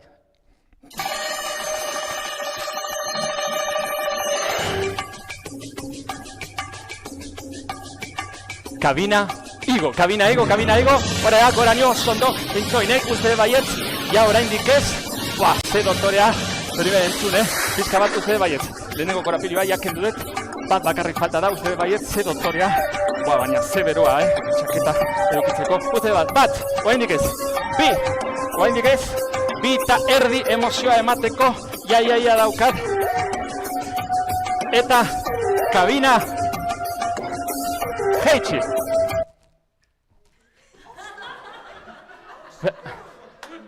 Patxi, kendu benda. Patxiren txaketa daukat.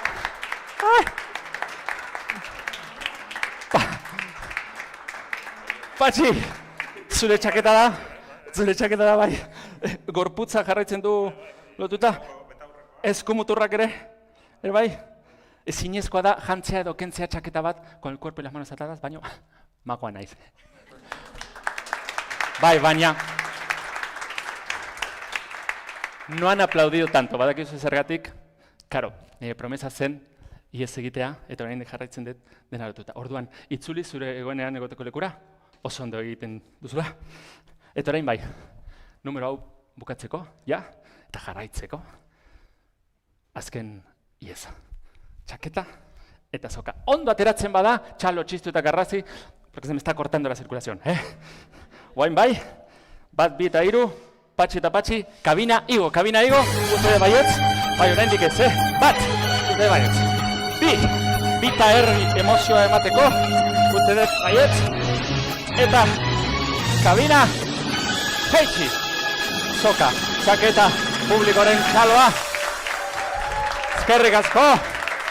Oso ondo, itxoine, ez zoaz, torri patxi, hau zuretzat, eskerrik asko, hartu eskua, hartu eskua, hartu eskua, eta azken txaloa haientzat. Eskerrik asko, jolasteagatik, itzuli, mila esker. Bueno, mila esker, ni banoa, gero itzuliko naiz, abestera. Agur, ikusiko gara.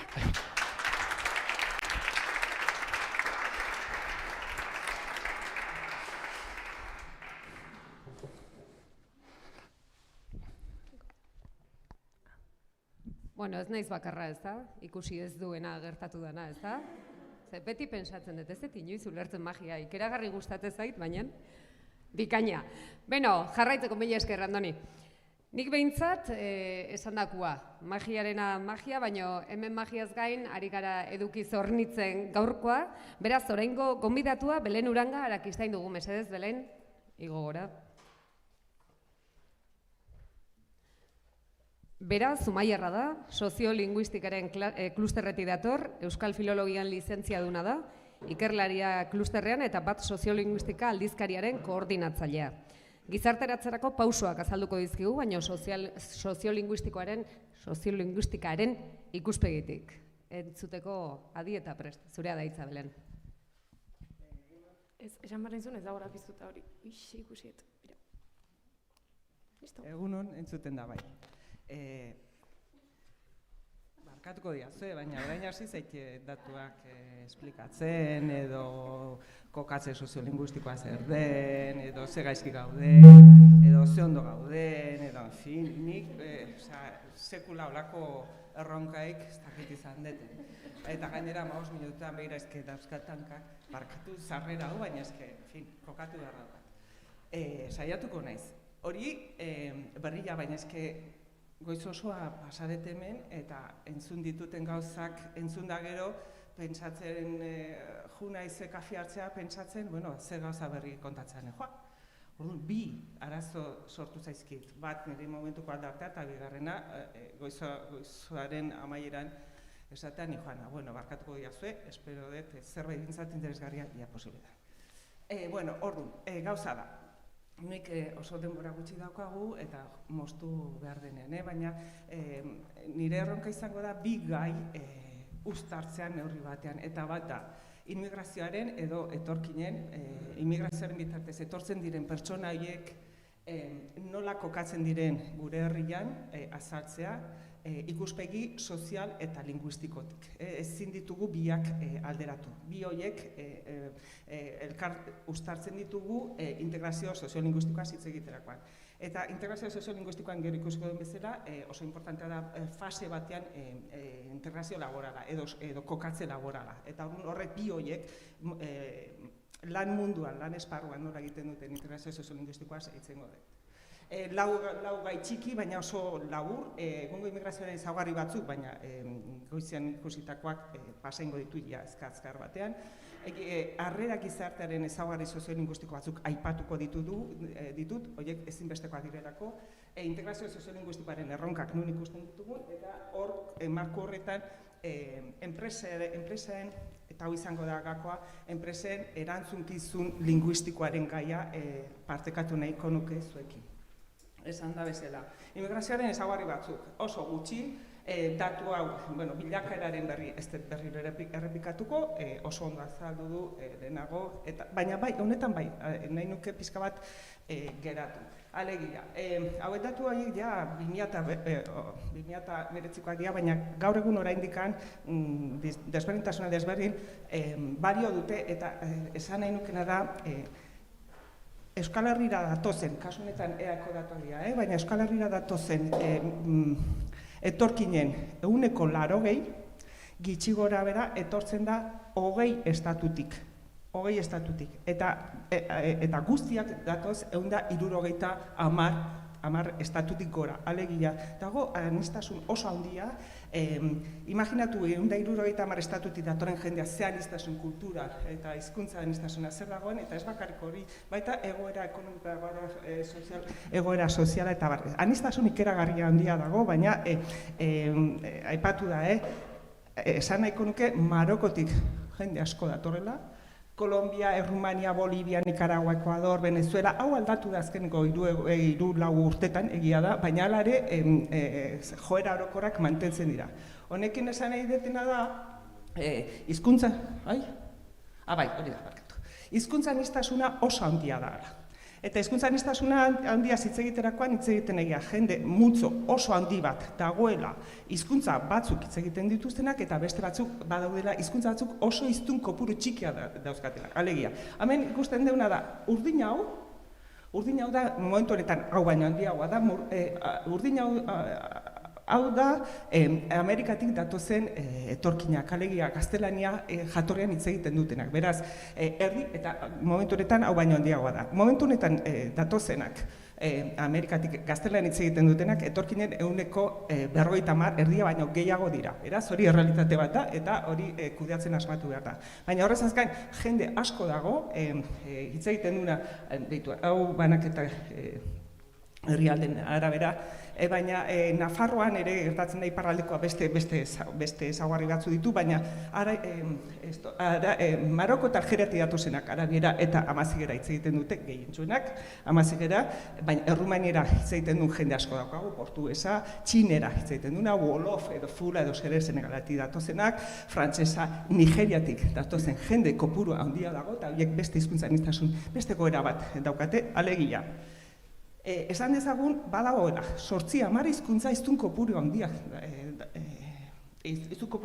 dituztenak. Eta gero daude, hizkuntza asko 100-dik baino gehiago esango genuke, 100 hizkuntza baino gehiago hiztun kopuru txikiak dituztenak. Eta hau, errealitate bat da, eta honekin kontatu behar da. Honekin esan edetena da batzutan, homogenizatu egiten dugula, ez? Migrazio fenomenoa oso batera landu beharreko gauza bat izango baliz bezala.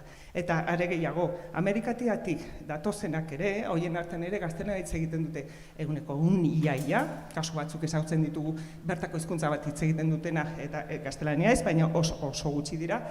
Hoien artean ere badago desberdintasun bat aldaera dela eta horretaz izango dugu. Harrera gizartearen inguruan ezagutzen dugu, baina mahai gainean jarri nahi dut 2 gauza, 3 gauzatxo. Bat, etortzen direnean, hauek egoera soziolinguistiko oso desberdinetan dauden lekutara datoz. Datu gutxi batzuk, esateko gogoratzeko bakarkan. Euskararen presentzian, ze kontaktu daukaten etortzen direnean euskararekin. Horrek markatuko du asko, euren integrazioa, gogoratzeko. Hauek dira, EASek ematen dituen datu batzuk, 2021koak, euskararen ezagutza Nafarroan 14 da. Gipuzkoan da handiena, baina erdia bakarrikan ezagutzen du hitz egiteko gai da. Bizkaian 30, Araban 22, eta iparraldean badakigu gutxiago dela.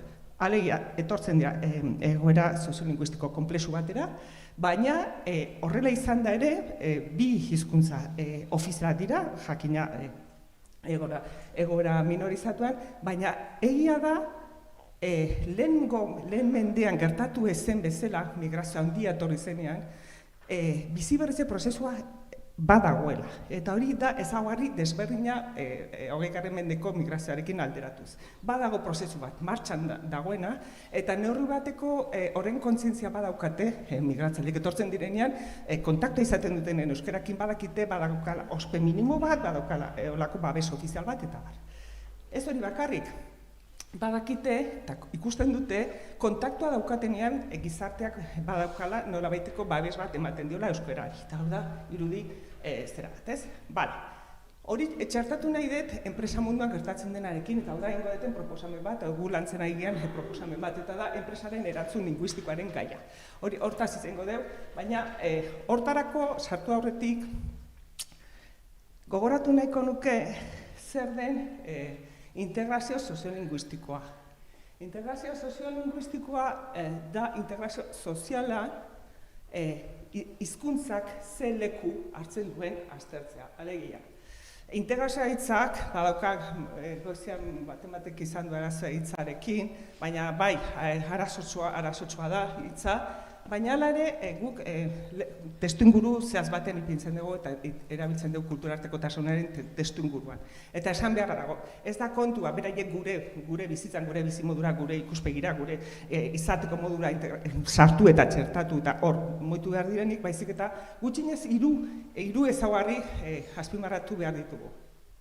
Bat, ardatz etikoa deitzen dioguna, alegia ardatz etikoan kokatzen da bestearen kultura errespetatzearen behar etikoa errespetatu beharra daukagu etortzen denaren kultura.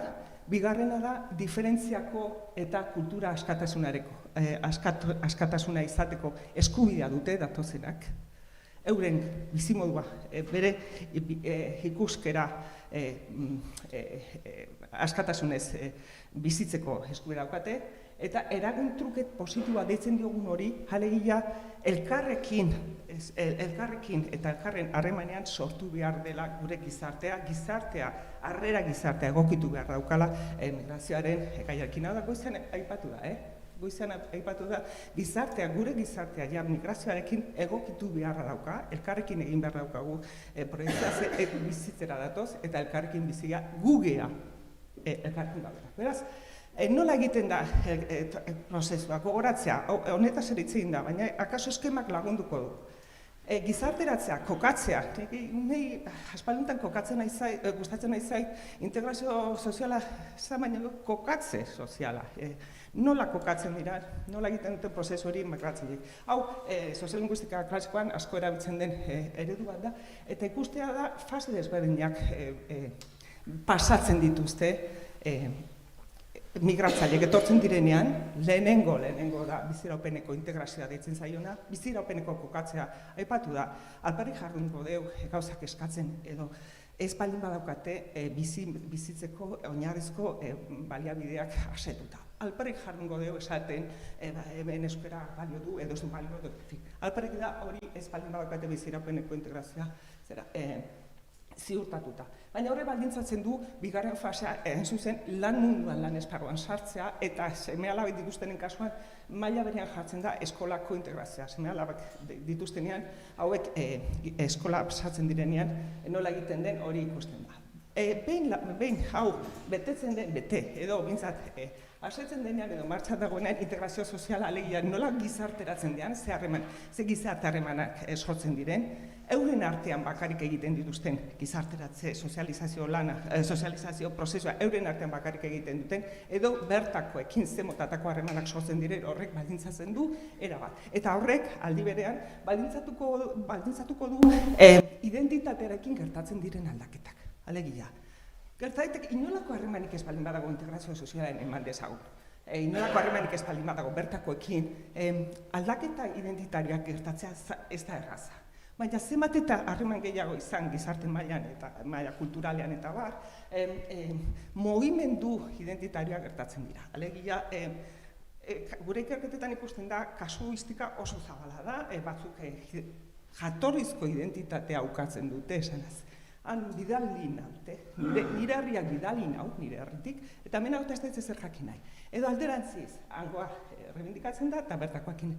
Hor badaude, aniztasun oso handia da. Asuntoa da, zenbat eta integrazio soziala handiago izan elkarrekin, bertan kokatzea asko zer errazagoa izango da. Gauza da, hau da integrazio soziala, edo gizarteratzea, edozein migratzaileek edozein lekutan egiten duena. Berdin da, ze lekutan. Baina guri interesatzen zaiguna da, fase honetan, hizkuntzak ze funtzio daukan. Posible alda fase hauetan euskararen presentzia ziurtatzea. Zate baterako, etortzen direnean, lehenengo harremana egiten dutenean, udal mailan eta bestelako administrazio mailaketan, ze kontaktu daukate euskararekin. Guk izandako harremanak migratzaileekin esaten digute ez daukatela inolako informaziorik euskarari buruz, adibidez, lehenengo maila honetan. Hor, interesatzen zeguna da, aztertzea kasu bakoitzean, zein den euskararen presentzia. Zergaitik, hau da, eskema klasikoa ulertzeko, ze aldagai linguistiko kontuan izan behar dian, etorkinak nahi baldin baditugu, ulertzeko etorkinak ze integrazio linguistiko daukaten. Alegia, etorkinan aldetik. Etorkinak elebakarrak edo eleaniztunak diren gure etorkinen artean danetik dago. Elebakarrak eta elebakarrak, baina gaztelania hitz egiten dutenak, baina inglesa hitz egiten dutenak, edo ez, ordu. Desberdina da hizkuntza elebakarra izatea edo eleaniztuna izatea normalian beste jokaera batzuk izaten dutelako. Hizkuntza hegemonikoa ezagutzen duten gaztelania hitz egiten duten edo ez. Haien jatorrizko hizkuntza ospa handikoa den edo ez. Ez da gauza bera inglesa dakiten edo wolof dakiten. Ez da gauza bera, jatorrian igual izango dute, euren herritan izango dute ospea, baina beraien ospea hemen, hizkuntzaren ospea hemen, ezberdina da. Eta harrera gizarteko hizkuntzekiko ospea, alegia, guk hitz egin deunean gure ikerketetan hitz egin deunean etorkinekin, gehienek ez dute izan lehenagotik gure egoeraren berri, euskararen berri eta gaztelaniaren berri. Naiz eta gehienek izan duten latinoen kasuan, esan nahi dute gaztelania hitz egiten duten kasuan, naiz eta gehienek izan dute bertakoekin harremana, baina bertakoek ez diete eman euskararen presentziaren berri. Horrek adierazten du neurri batean euskarak ze garrantzi gutxi daukan. Baina harrera gizartean, zer kontuan hartzekoak diren?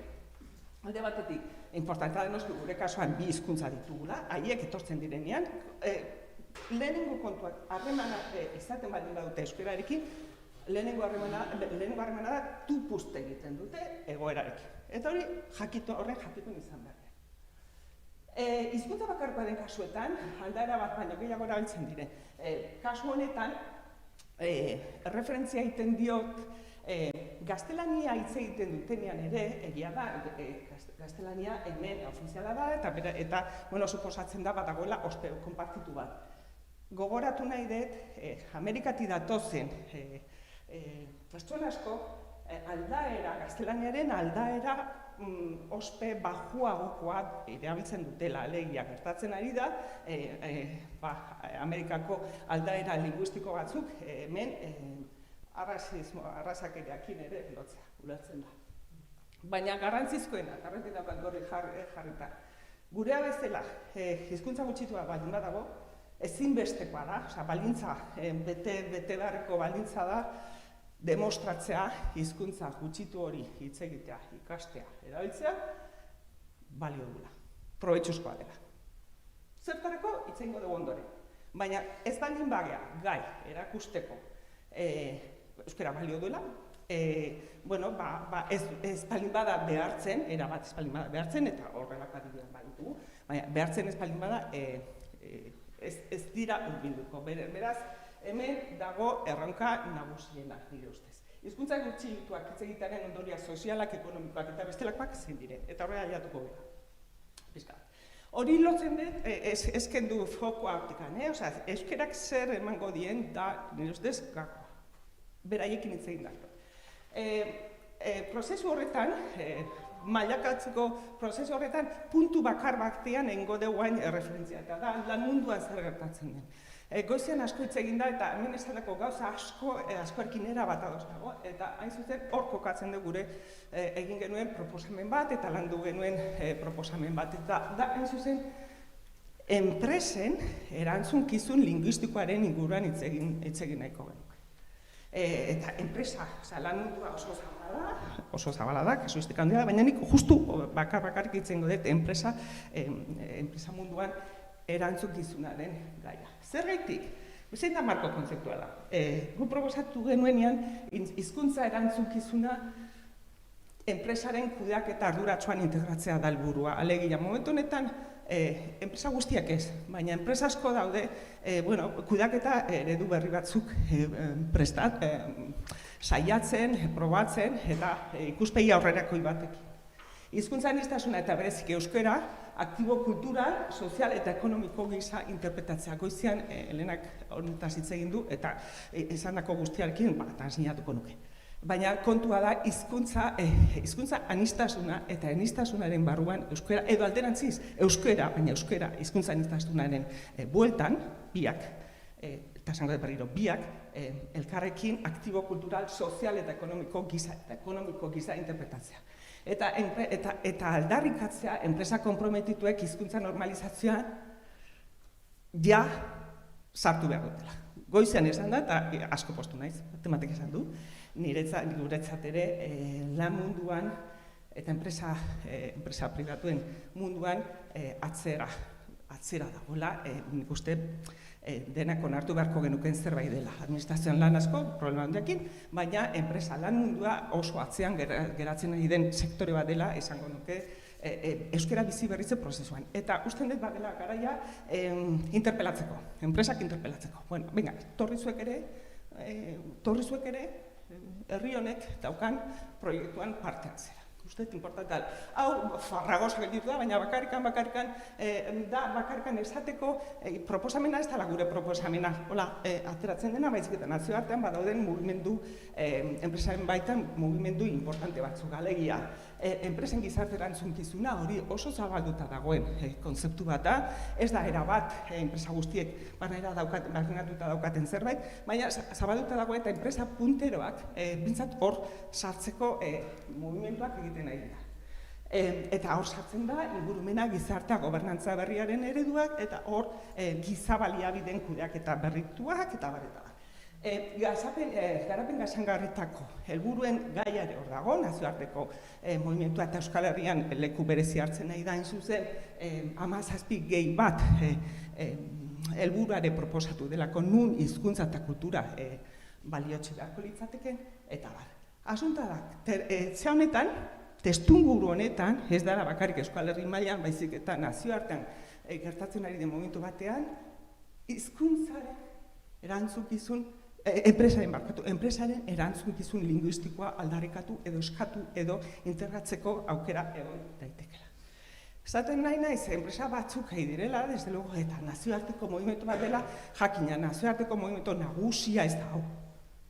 Nazioarteko mugimendu nagusia homogeneizatzailea da, erabat, baina, bueno, erresistentziak badaude homogeneizazio horretan, eta hau da, kokatzen da, testuinguru horretan. Orduan, helburua izango litzateke eredu honetan, ez naiz eredua, guk gida bat zeratu genuen, publikatu genuen, oso zehorrotza, oso zehatza, eta ez daukagu aztik hortaz egiteko, baina mintzat, ekarri nahi nuen hizkuntza aniztasuna eta euskararen kudeaketa eta erabilera sendotzea dula helburu.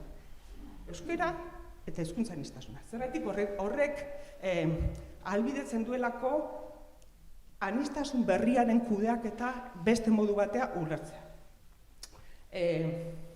Dimentsioak, balioak, hor datu nola egin, lan hildoak proposatzen dira, gogoratzeko soilik. Hizkuntza aniztasunaren gobernu egokia, hizkuntza aniztasuna euskara arraz duela, baina batez ere lan arloan euskarazko ezagutzak kudeatzeko, baina batez ere helburua da, esango dut, enpresaren hizkuntza aniztasunaren kudeaketan, anistasuna kudeatzea, alegia, ez da helburua immigrazioa, integrazioari zerbait berria ematea, baizik eta enpresak izan behar duen kudeaketa linguistikoa hor integratzea etorkina. Alegia, egia da, eta esan da gaur goizean, egia da, immigrazioaren aurrean ezinbestekoa deula harrera integral bat egitea, eta hortaz hitz egiten egia eta lan asko egiten egia. Baina, esango nuke, migrazioak izpiluaren aurrean jartzen gaitu. Migrazioa euskaldunduko da baldin eta gizartea euskaldundutzen bada. Migrazioa euskaldunduko da enpresetan, enpresak euskaldundutzen baldin badia. Eta hori gertatzen ez baldin bada, alperri jungo gea, 25 edo 40 urteko migratzaile bati esatea euskaraz ikasi dezazu. Ikasiko du batek eta ereduak izango ditugu, eta norbanako asko izango ditugu, baina momentu honetan behar deun aldaketa kualitatiboa ez da torrotik. Nire ustez, aldaketa kualitatiboa dago baldin eta lan mundua euskalduntzen baldin bada. Eta lan mundu euskalduntzeko behar da, ikuspegi berriak, garguizean, ostras, hori da. Asunta da, euskarari ematea balioa, bertara etortzen dena, eta etorkina baldin bada, ez senditzea bea etorkina dela, baizik eta langilea dela. Enpresaren giza baliabideen parte dela. Hori da, azken finean, lortu behar dena, integrazioa soziala eta linguistikoa gizartearen euskalduntze prozesuan sartzea. Izan ez egiten bukatu bat, bueno, hemen laburpena dator. Badakat 5 minutu? Laburpena dator. Esan dut, guk ikusten dugu migrazioaren fenomenoari aurre egin behar diogu, erronka, Jesu Kristuna da barkatu erlijioso referentzia, erronka oso handia daukagu, baina ezin zaio migrazioari egotzi, tokatzen zaiona. Migrazioak ipini digu izpilua, eta datorren migrazioak izpilua jartzen gaitu, ez da euskaldunduko gizartea euskalduntzen espaldin bada. Hori da oinarrizkoa. Datozenak, ze aldagai dauzkate laguntzaile, edo ze aldagai dauzkate oztopatzaile, euren kokatze soziala gizarteratzea euskeraz ere, esango dut, euskeraz ere egiteko. Hau dator azterketa handi bat egin ondoren, baina laburpen irudia da. Laguntzailea, ze aldagai laguntzailea dituzte euskeraz ere integratzeko. 2 topatu ditugu, ibili-bilinda eta goizean aipatu dira. Ibili-bilinda, migratzaileek harremana daukatenean euskaldunekin, lortzen dutenean, adibidez, euren seme-alaben bitartez, eskolan bitartez, komunitatea egiten lortzen dutenean, konturatzen dira baduela balioa komunitate zentzu hori baduela euskerak. Gaur goizean aipatu da. Harremana lortzen denean, bai eman dezagun, bai lagunduan ere, baina edozen lekutan, gizarteratzean, etorkinek lortzen baldin badute, eta esaten lortzen, gehienek esate dute ez dutela lortzen, guk bintzat egindako ikerketetan, gabezia handienetako bat da, harreman oso eskasa daukate bertako jendearekin. Baina lortzen dutenean, harreman hori izate, sentitzen dute komunitate zentzuri badaukala euskerak. Goizen esan dala, egunon esan da, zarrera honain didate. Eta badakite baita ere, ospe edo babes relatibo instituzionala badaukala. Balio bat badauka. Azpimarratu nahi dut hau, alegia ikusten dute, udaletxea ez beti, baina udaletxean joazten ikusten dute, egon daitekela, edo eskolan, edo, babes minimo mintzat ikusi dezakete. Hau ez zen gertatzen, baintala, aurreko galetzan gertatzen. Eta hori balioan jartzeko gauza bat bada. Baina oztopatzailea zein dira oztopoak batez ere, hizkuntza minorizatua da, eta ospea askoz ere txikiagoa da. Gustatu ala ez gustatu, ospea askoz ere txikiagoa da. Alegin gehigarri askatzen euskaraz hitz egitea, euskaraz ulertzea, alegin bat gehiago bat, eta oso handia. Osea, en fin, markatuko jazue, baina hizkuntza bat ikastea, 40 urtekin, alegin oso handia eskatzen du, ez bakarrik kognitiboa, denbora. Batez ere, diruakin ez nahi sartuko, en fin, baina denbora, dedikazioa eta bar, hizkuntza bat ikastea edozein hizkuntza dela ere, ez dakit galdetu nire ze kostatzen zaiten inglesa ikastea, ez dakit, eta da munduko hizkuntza erraztena, txura danez, zer kostatzen den hizkuntza bat ikastea. Eta euskaren kasua ere bai, hori kontuan izatekoa. Baina balio instrumentala zein duen oso txikia du. Momentu honetan barkatuko diazue, baina euskarak duen balio instrumentala, matematika esan du, ez dela importantea, edo nahiko genukena bestea balioan jartzea. Bai, oso importantea da hau hizkuntza komunitario izatea, baina balio behar du. Hizkuntza balio behar du. Eta orain arte egindako euskara bizitzeko prozesuan egindako aurrera pauso oso handiak badauka lotura bat balio instrumental horrekin. Badauka, alegia. Eta asuntoa da, hemen tapatuta gelditu zait, baina euskararen onurak zeintzu diran garbi eta argi erakutsi behar da. Eta espaldin badakigu, esaten, zertarako balio du, arazo badaukagu. Nan galdetu niri zertarako balio duen euskarak. Galdetu bat ematek galdetu.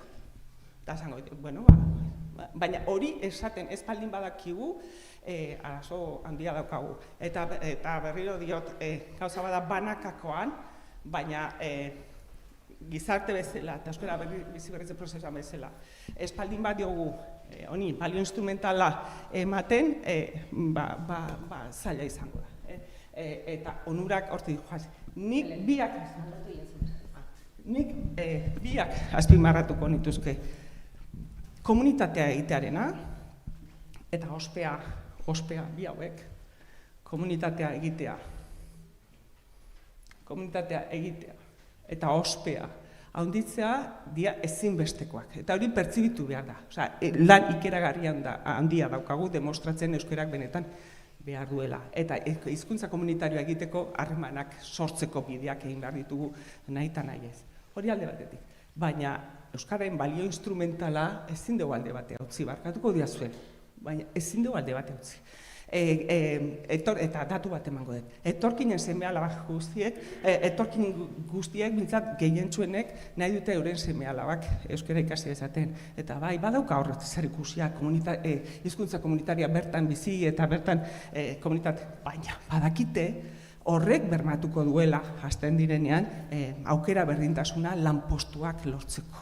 Eta hor, balio instrumentala agerian dago. Orduan, irutzen zait, hau, balio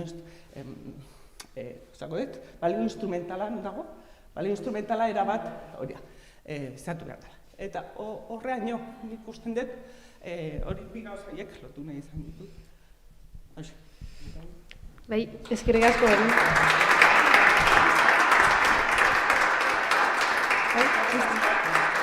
Mila esker. Eta jarraian emango diegu holtza edo lekua praktika honei. Eta behar bada Belenek esan duen hortatik zerbait hartu eta egikaritu edo gauzatu duten hoiei. Uste dugu oso harrigarriak izango diela eta gehien bat zuek ere ideiak hartzeko. Ari dira beterri buruntzan, baina, Gipuzkoan eskualdean, baina behar da norbaitek esango digu nik uste zibur, ez bakarrik eskualde horretan, baizik eta Gipuzkoa osoan ere ari direla.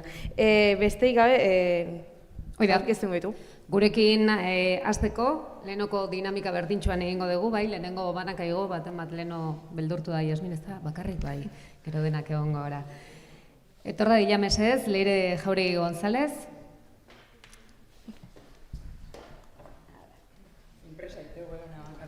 Horratik. Bueno, Leire, tolosarra da, lehen gradua ikasi du, eta baita ikerketa feministak eta generokoak masterra. Zabalduz Kooperatibako elkarteko kidea da, 2022tik, eta Batzen gazteak enpleguratzeko harrera sistemako koordinatzailea. Batzenen arduratzen zarete gazteak lan mundura bideratzen, ez da? Pixkat, konta iguzu hori, oso interesgarria da?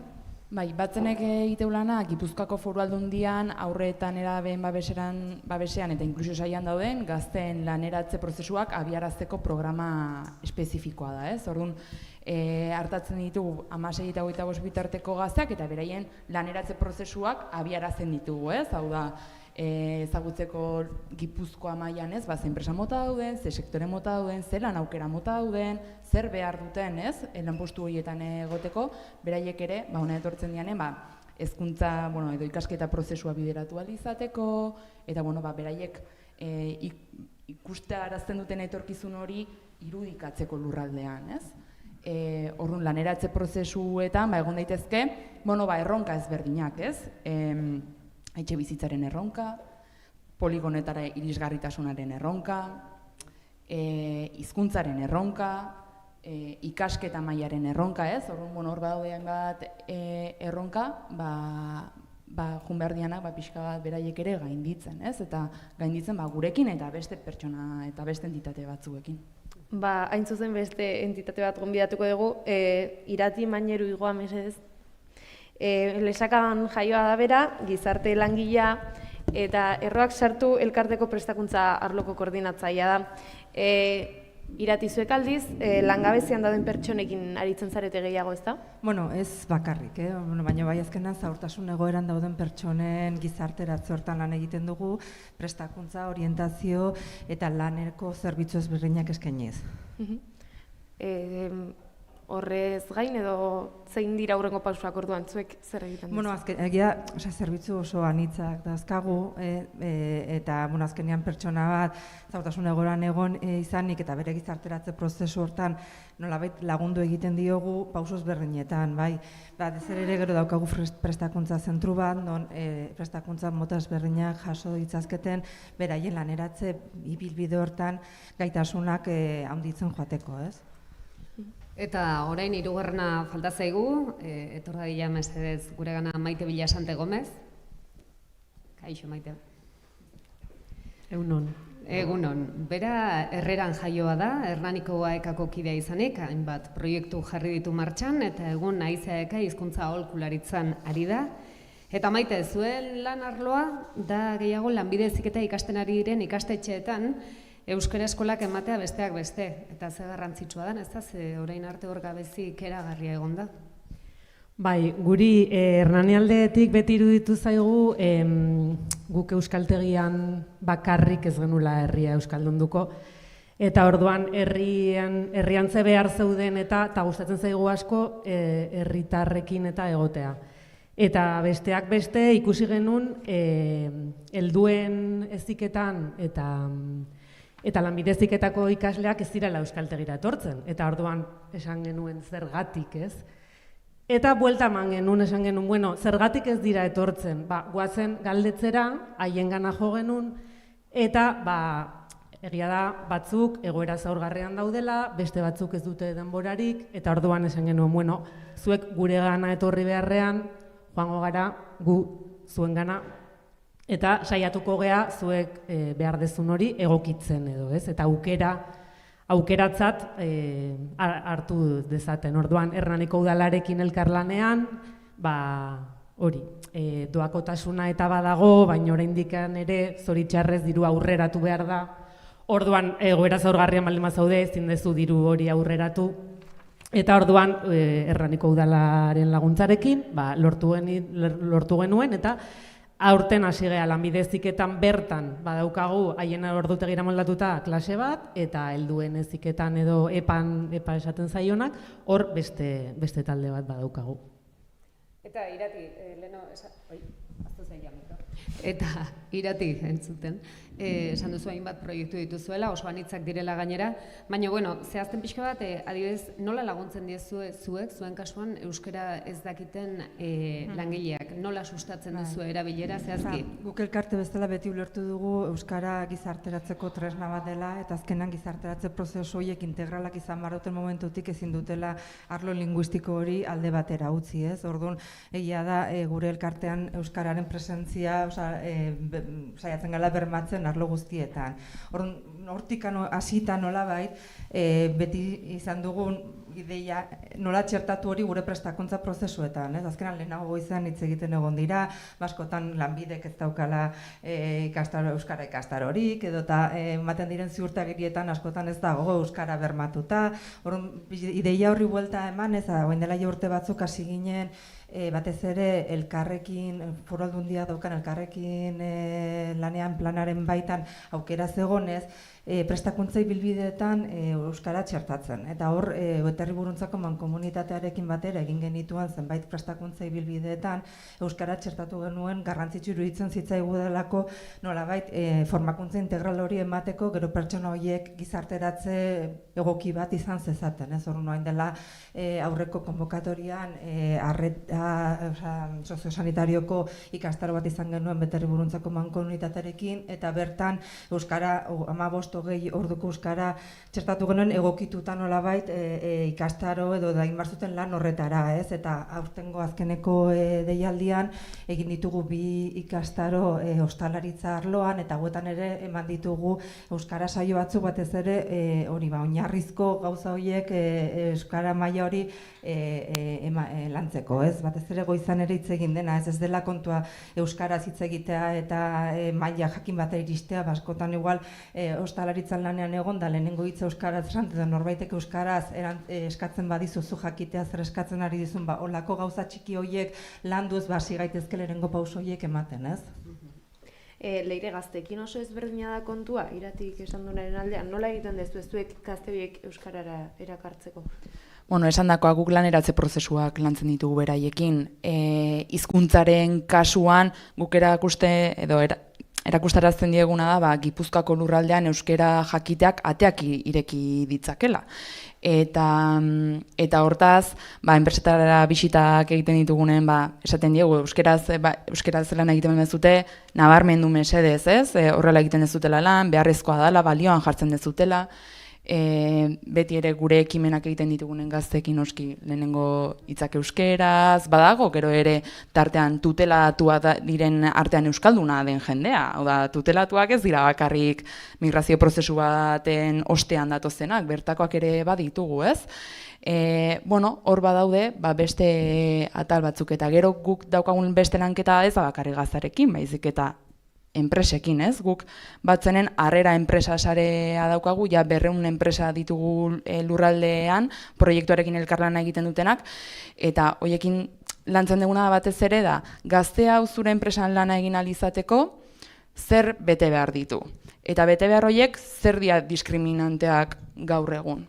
Prozesu epe ertain luze batean jungaitezke lantzen zuen eta gazteren konpromezuarekin hau aurrera eramateko, eta kasu batean izan daiteke hizkuntzaren kasua, adibidez badaukagu hemen gazte bat gaina, Oarsoaldean Oiartzunen hemen enpresa batean, lanera sartzeko beraiek argi esan zuten, guk hemen lan eskaintza badaukagu, baino euskeraz ikasten hasi behartzea, ez? Eta gazteak zeukan prestutasun bat.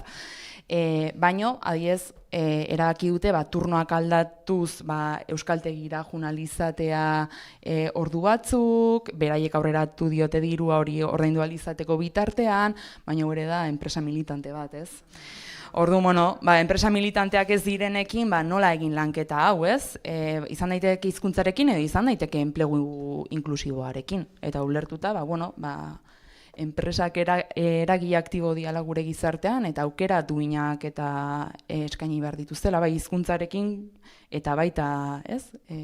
Beste pertsona batzuk, gure gizartean proiektu duin bat garatu dezaten. Eta Maite, bestalde zure iritziz, ezin dira euskaraz egiten pertsona horien premiak, ezta? Hemen ari gara hitz egiten goizean zehar premia asko daudela, ezta? Zer eskaini beharko genieke? Atera dira goizean zehar ere hainbat gauza beharrezkoak eta derrigorrezkoak lekutan jarri behar gara, bakoitzaren egoera milea izan daitezke eta ulertzeko. Baliabideak izan ez gero zer egingo zenukete lanean hasi aurretik, laneratzerakoan eta lanean bertan ari direla ere. Bai, esan duguna, guk ikusi genuen zailtasunen aurrean, gurera etortzeko zailtasunen aurrean egingo genula gu haiengana jo eta galdetu eta testuinguru bat sortu. Eta ikusita han bertan ikasi dezaketela, jo genuen ere beste eremu batzutara, eta adibidez merkataritzarekin berdin gure kezkazan, zenbat merkatari ditugu euskaltegian, eta 200 ikasletik agian 2, eta ez den hau adierazgarria da, ez? Orduan, gero eta egia da, komertzio txiki asko ixten ari direla, baina egia da ere beste asko irekitzen ari direla, eta migranteek irekitzen dituztela, eta herriari ematen diotela bizitasuna, baina euskeraz ez dago, ez? Orduan, egia da, paisaia linguistikoan lan handia eta oso ona egiten ari dela, baina merkatariak beraien euskera maila edo bermatzeko zaila da, ze esaten diegu beti ikasi euskera, baina ez diogu jartzen baliabiderik. Orduan gurean ere, pentsatu genuen, haiengana joango gara eta bertara joango gara. Eta orduan, ezin dira oso ordutegi zabala dituzte, eta ezin dute euskaltegira etorri. Orduan, joango gara gu, zuek daukazuen tartetxo batean, eta pertsonalizatuko ditugu klase horiek. Orduan, beste 3-4 merkatarekin batera elkartu daitezke, eta ikusi, lehen esandakoa, ez dugu gure zerbitzua edo pertsonak hartatzeko ez dugu behar ze bat maila. Herrian ez goaz kalean A bat, A, B, A, C, B, C bat, denetarik daukagu, orduan, gutxieneko komunikazio maila hori bermatzeko ze behar du merkatari horrek, orduan, zeintzuk diran, bezeroek egiten ezkizuten galderak, zuk zer saltzen duzu, zer daukazu dendan, ze kartel mota jartzen duzu egunero, ez? Eta behar horiek ikusita, diagnostiko bat egiten da, eta gero hori lantzen da merkatariarekin.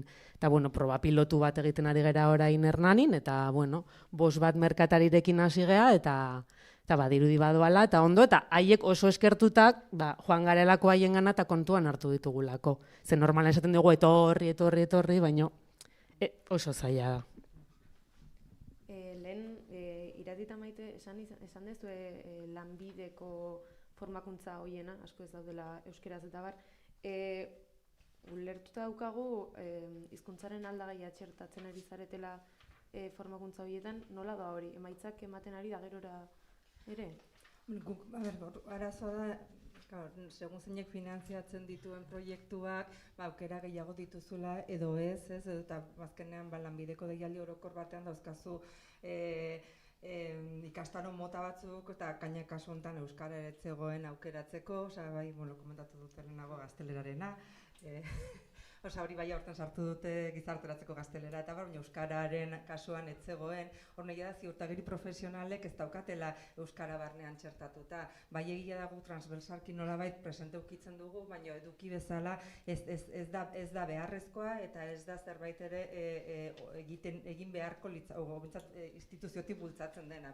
Guk elkarte bezala bai geure ikuspuntutik garrantzitsua denez saiatzen gara hor bermatzen. Bai egia da beste nolabaiteko finantziatzaileetan agian edukiak beste modu batera antolatzeko aukera daukazunean bai txertatu izan dugu, orduan horregatik Foru Aldundiak ematen duen diru laguntzetan elkarrekin baitan bai sartu izan dugu euskera o agian beste nolabaiteko proiektuetan Donostiako udalarekin eta badauzkagula txertatzen dugu euskara saioak, baina ez euskara agian eta hor hitz egiten ari ginen, nolabait euskara saio horiek egokituta pertsona horietara ez hainbeste euskara ikastera baizik eta askoz ere mintza, hizkuntza, euskararekiko jarrera, eta lehenago esan du hitz egin da askotan hori, landu jarrera hori, ireki hori, ulertzea Euskal Herrian daudela, ulertzea hemen hizkuntza daudela eta ikasnuten gutxi hori eta gainera nolabait jarrera positibo bat lantzen badugu beraiekin, bazkenean beraien gizarteratze prozesu hortan errazago izango da Euskal Herrian kokatze hori, ez? Eta Leire, bestalde, zuek eredua duzuen eredu hori, iruditzen zaizu estrapolatzerik badala Euskal Herri osorako, orain Gipuzkoan zaudete gehiago zentratuak, baina ederra litzateke lurralde osora pasatzea? Zoragarria, ez du, ekipoa triplikatzen anima dute, a tope, osea, bai, nik uste modelo bat izan daitekela, beste eskualde eta lurralde batzutara eraman daitekena.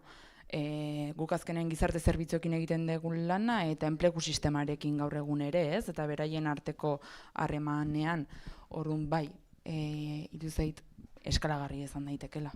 Zuei ere iruditzen zaizue estrapolagarria dela badibidez merkatariekin egiten duzuen hori?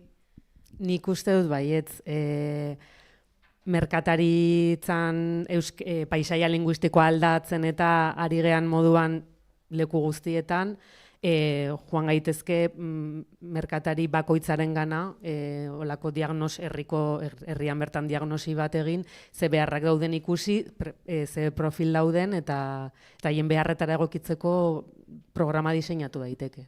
Bai. Iratinentzat dijo galdera, zuek badaukazue beste lako proiekturik, zertan eta norekin gehiago txertatzen duzu hizkuntza aldagaia? Bai, gu, egia da guk daramagu denbora asko talde, lanbidetik kanpoko ikastaro ia gehienetan guk euskara txertatuta daukagu. Dauzkagu tailer sozioedukatibo ezberdinak, urte osoan martxan daudena, dauzkagu bai Donostiako udalarekin, Eusko Jaurlaritzekin daukagun proiektu batean, eta horietan euskara txertatuta daukagu, astero daude 2 ordutxo egiten dituzte, azkenean oso barneratuta daukagu eta gero eta talde gehiagotara pasatzen ari gara eta gure azken erronka da nola ziurtagiri profesionaletan ausartu eta egiten dugula, baina agian nolabait edukien barruan egon beharko litzateke litzatekela, ez, eta nolabait ere zertifikatutako zerbait izatea, ez, ezain beste guk egiten dugun zeo zer, baina bai egia daia gure elkartean eta egiten ditugun prestakuntza guztietan euskara txertatuta dago eta gehiagorantz doan gauza bat da. Ni barkatu, iratiri gehitzearen, hau da ez erroaken zerbaiten baiten, baina edozein enplegurako prestakuntzan integratuta egon beharko luken zerbait, ze gero enpresa batera, eta esate jo pasatzeko zakize tresna, eta ezaki euskeraz zeitzera bili horretarako, ez? Orduan, egia da, horren barruan joan beharko luketela. Kontutan litzateken gauza bat da, eta behartuta egon, azkenean beste gauza asko oso barneratuta ditugun bezala, digitalizazioa eta oso garrantzitsuak direla, euskara ere horren mailan egon beharko litzateke, ez gizarteratzen prozesu guztietan. Ba, ikusten duzuenez, oraingo tartetxo hontan beste tresna gehiago, ez da? Erakutsi dizkigute pixka bat lan munduan, ikuspegi desberdinetatik, baina azkenean gauza asko behin eta berriz esaten ari dira, ez da? Azkenean diagnosia antzekoa delako, baina, bueno, ja maitutzat eman behar dugu hau, baina uste bai daukagula edo interesgarri izango litzatekela, galdera pare bat edo balin badago, aukera izan da beraiek hemen hiruak izatea, nahi izan ezkero baten bate galderarik egin.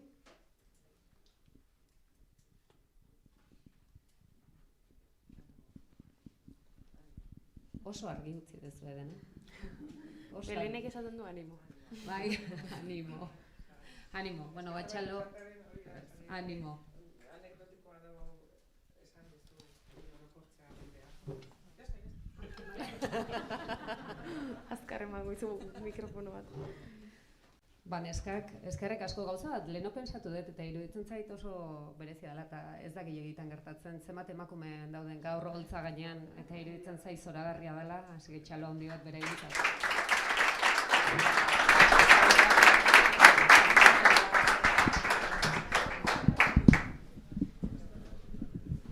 Bueno, orain beste 3 pertsona datoz beraz, mikroa berriro. Beno, eta oraintxe nereak esan duen bezala, jada azken mainguruarekin hasiko gara, ja leizterdia eguardia pasata, baina bueno, amaitze aldera, eta oraingo honetan praktika honak azalduko dizkigute. Beraz, etor daitezela mesedez, Maider Aizpuru Garmendia, Ramon Mendiguren, bai, barkatu, eta Bidane Txopitzea.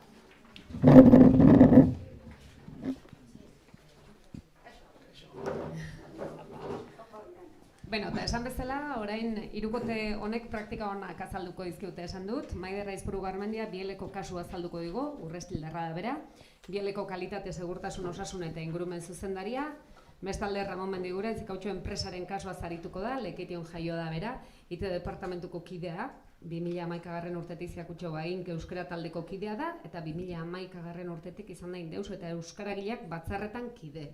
Eta Bidane Txopitea, Bilbao Soraluza Danobat Group enpresaren kasua izango du izpide, Abadiñerra da bera, enpresako ingenieria da, eta euskara planeko koordinatzailea ongi etorri hiruei. Eskerrik asko. Eskerrik asko. Bai, Maider, zuek zer egiten ari zarete, euskararen ezagutza eta erabilera sustatzeko enpresan, eta bide batez zergatik zaudete gaur holtzan. Kaixo, egunon. Bueno, Maider naiz, ustet ni naizela bakarra ez diazuena zanzerritaku naiz, urrestilaku naiz, kon honra, oso garrantzitsua. Ez dakit ezagutzen dezuen, baina bueno, oso herri polita, osea, que gonbidatuta danak nahi baldin baduzu egun. Bueno, Biele justu dago Azpeiti eta Urrestila tarten enpresa bat, gu automatizatzea dedikatzea, orduan mundu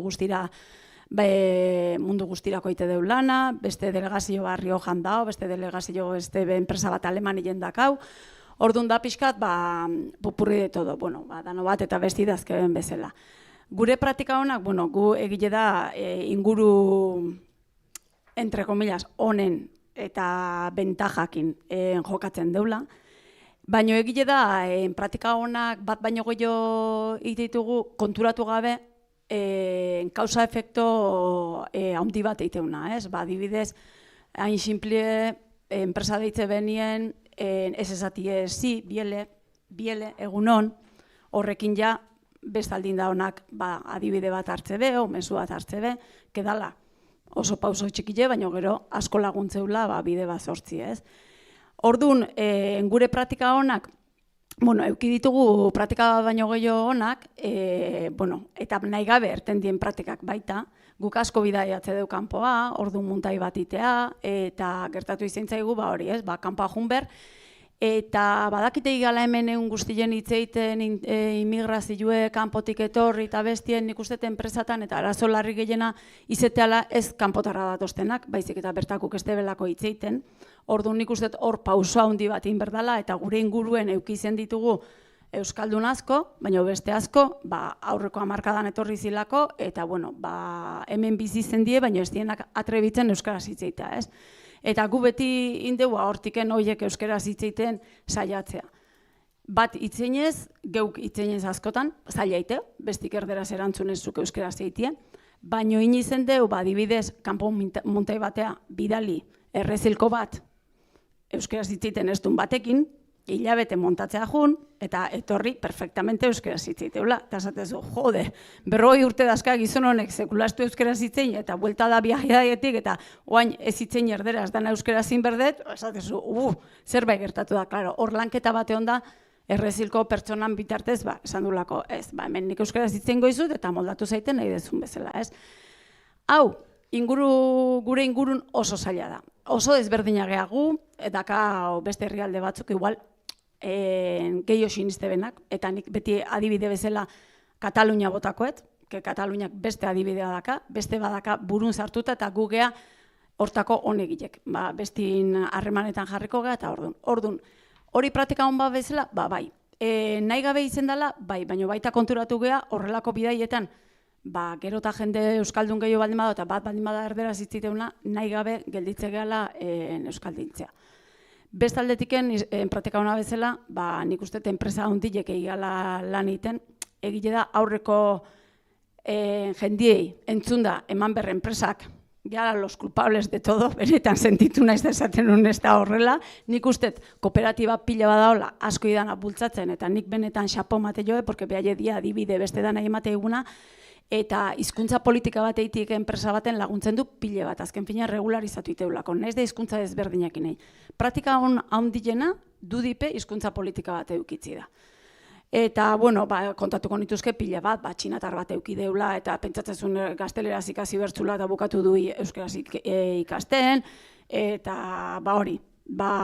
Olako desente gauza euki ditugu, bezeruk euki ditugu ikusi danak euskaraz hitzeite gendula eta bezero inglesak guri segurtasuneko paperak euskaraz bidalita, porque, claro, gu euskaldunez izan da, eta ez da, praktika honak? Bai, praktika honak. Eta ingurun ikuste bat bau bestike, mehatxu bezala ez, baizik eta laguntzeko teiela, bai bezero eta bestia. Hori pixkan nire partetik. Baina jarraituko nuke 2 ordu, porque itzeiteko arazoik ez dakat, oseako Ramori utziko jot. Kaldetuko izugu, bero. Urreztilakoa. Eta, Ramon, zuri? Remata inau. Rematatu. Goiz guztizia David entzuten, zer zangote, zer repikatzeko. Praktika honen da hizkuntza politikena, bum. Ni praktika hon bat ezeko nuke gaur hementxe otia. Da bestik inotia eta danok konpartitzia. Juten gari bakoitzean, leku askotan noten gara saiatzen gara juten, da ikasten dugu beti, zeo zer. Gauza asko errepikatzen dira, egin esan, beti ikasten da zeo zer. Nik mendik arpei batzuk ezagunat dira, esan dugu, lekitxotik, markinatik, baina urrundu gara pizkatxo bat, ordu bete, ordu terdiko txian, baina jente errepikatzen gara, ez jente bardine biltzen gara, baina gaurko nian, jente bardine gara, zeo zer ikasi dugu. Praktika honak, hemen ezin je inventata doz gauzak, ez? Eta kiu zer da, eskuntza politika bat, bide lagunak, ez nahi errepikatzen.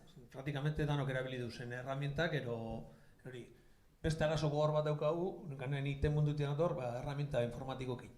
Ez eukitxi euskera, hizkuntza tronkal modura. RP bat, sistema eragilea, mobilak, hor daukagu beste erronka, baina itzala. Zan demura, katalanak badauke, sistema eragile katalanizatia, Microsoft kontura nabil, baina beste gauza batzutan bebai, RP-ak, SAP, Microsoft Dynamics, Oracle, hori be, ez de, kriston erronkia. Ze hori espada euskeraz, lanian euskeraz etxia, enpresa pizkat potoluetan, oso zailtasun handizak ematen dago. Bidanezuek, euskara plan bat duzu sorlau zen, zer dela eta ze emaitzak ematen ditu? Bueno, euskera plana Soraluzen ni hasi ordukotik dau. Orduen, bueno, nik beti euskera planagaz ezagutu dut Soraluze. Esan naikena da, euskera plana eukitiek, bazkenien hizkuntza erdigunien ipintzen dagoela, ez? Orduen, bueno, hori, Maiderrek zen da moduen hori praktika hon bat da. Gaurko egunegaz, esango neuke, gurien praktika bat martxan jartzen gabizena da, talentu euskeraz erakartzeko pertsonen saiekin indogun bagabizen, lantzen gabizen ekimen bat. Eta ikusi duguna da, perfil desberdinek, Soraluzera egize da, euskaldun asko etortzen dela. Euneko 85% jarrike dauen hizkuntza eskakizune lanpostu horretarako betetan dela. Baina, euneko 5 horrek, betetan ez dabenak, horrekin ze lanketa egin. Horrekin da, burua uste apur bat emondozkuna. Euskara eskakizun moduen jarrike dau, baina, zerrein biogu, betetzeko, betetan ez den kasuen. Formakuntza plan bat bideratzen da, baina ikusi dabe bai, hori ez dala mundu guztizentzako. Batzueri erreza da hori adieraztie, baina beste batzuetan zaila da. Orduan indoguna da, perfil desberdinek zailkatu, eta horren arabera, bide horri bat zehaztu. Eta horre gabiz lehen pausuek emoten, hori momentuen badekogu hasi barri bat ez dakien euskeraz, baina jarrera ona erakusti dauena, eta euskara ikasteko prestagartu dana, eta eskoletan hasi dana. Horrekin batera, berritasun bat izin dabe bai, lantaldie bebai hor implikatzie. Orduen, bere lantaldiegaz bebai bilera batzuk egin die, arduradunegaz, justo formakuntzaren urte erdi pasau da, eta eskatu dugu eskolak zelan doiesan, eta horrekin berai aitorpen bat edo ingoiako, aitortza bat, eta jarraituko dugu bere lankidiekin lanien, eta erronka bat beba izan, esaten zen, euskera ikesi bidau, baina segun eta ze lan ekipora datorren, euskera entzungo dau, bai ero bai, edo igual ez dau pentzungo. Orduen zelan eskatuko zau pertsona bati, ez dakien bati, zetako biosuzuk euskera, hemen inguru nien egin, ez da espadau egiten, ez? Orduen ordeko beste erronka bat dela, euskaldunak euskaldunon artien, euskera egiteko bide hori bebai landun biogu, ez? Eta horretarako bebai, motivazio tailer bat, igezen gendun eredutasun tailer bat bebai, arduradunek, erdi mailako arduradunek pizka kontzientzia hartzeko euren postutik ze mezu moten dabien, eta, da lanketa orokor bat, eta gauza batek besti eruten dau, eta gauza asko eskatzen di hor. Hau hiruantzako galdera bada, ze hiruak izango duzue, adibide batzuk bota dituzu, baina ez da orokorrean. Hona denak, daramazuen bideak, zuk esaten, zu sartu zinenan bazegola, baina batzuk aspaldianik, batzuk berriagoak, ze onura ekarri dizkio honek bakoitzaren lantokiari, bakoitzaren enpresari, ez da? Ze garrantzitsua da ere hori jartzea mai gainean. Orduan bakoitzari eta adibide batekin edo batematekin balitz, errexagoa ulertzeko, baina zailagoa jartzea izuet. Onurak, gaur egun dana badakigu talentu erakartzie ez dela erraza. Talentu hau erakartzeko ustet oso ondo tortzeala. Ze azken finen enpresa baten kultura da pertsona bakoitza sartzeanen sentituko duna, ez? Orduan, klaro, gaur egungo gazterile, adibidez, Urola Bailaran baldin bada estilo batekue eta bile enpresako bat izango balitz danak gazteleraz izite deu, korbatakin gaude eta trajikin gaude, agian langileek gaztik inok ez luken nahiko tortzia. Eta aldi berien, gu baldin bagea, estilo batekuek itzen itean badeu euskeraz, jutuan bagea galtza bakerukin, eta ez da zer gertatzen, adibidez gazte batek, sartu eta ez litzeke sentituko arrotz bezala. Orduan nik ustet horrelako gauzetan parte hartzita hori barnera auta eukitzia, behantzak hori dela jun eta esatie, baitu, enpresa honetan sentitzen naiz, etxien bezala. Nik uste gaur egun talentue barneratzeko eta eukitzeko gauza importante badala. Gure kasu mele harti behin gauz, gehienok enpresan gauzenok gara ondarrutarrak, markinarrak, lekitxarrak, gehienak, Eibar, josaten genduan jentiaren izan lasikeran inkestatu zen, txian euskeraz, kalian euskeraz, eta horretan euskeraz, ez da egiz euskeraz, da erjun lanea eta erderaz, horrek ze zentzu dauko ez?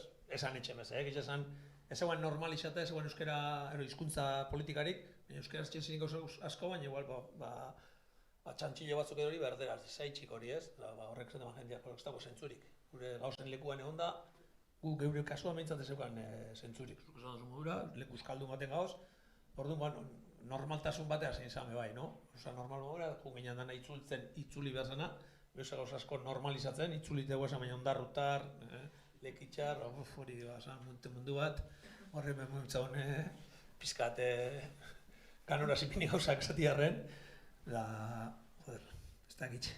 Gero irudisa, gupai daukaguna gaur egun argi zikautxo nahi dugula euskeriaz lotute gotia. Hori, da, beste gauza batzu modura, baina hori, gure karakteristika bat izatea, ez? Zikautxo entzuten danean, zatia euskeria. Hori argi eta garbi dago, horrega itxiki, honako akto edo honako montaten dizen, da inpitxaten gaitxun guztizetara behin bestu guzan ezetzik. Danetara guten gara, da gustora, da aldo una emoten, da hartu me bai. Nik esango nuke asko garela, euskeraz lan eikiek posten gaituna eta arrotasun bat sentitzen duguna, hori alde batetik. Eta gero, baina... Baina pixkat, galdera hortik, zein da zure enpresai edo zu lanen zaudenai ze onura ekarri dizuen hola zehazki?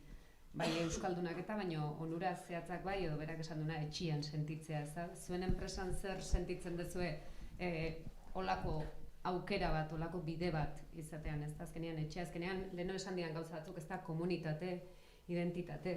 Bai, argi dau, atxikimendu gehiago deko zuen enpresiekiko.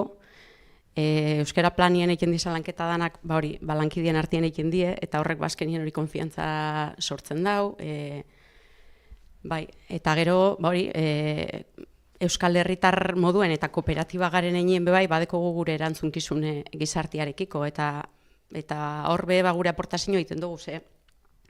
Hemen justo Maider eta Ramonen inguruni emoten dau oso euskaldune dela, kalien euskaraz egiten dabe, aizien euskaraz egiten dabe, lanien euskaraz egiten dabe, baina igual gure inguruni ez da horren euskaldune. Orduen, jente asko etortzen da, kalien ez dauena apenas euskaraz egiten eta lanien bai egiten dabena. Orduen, lortu dugu bebai arnazgune bat izetie gure enpresak.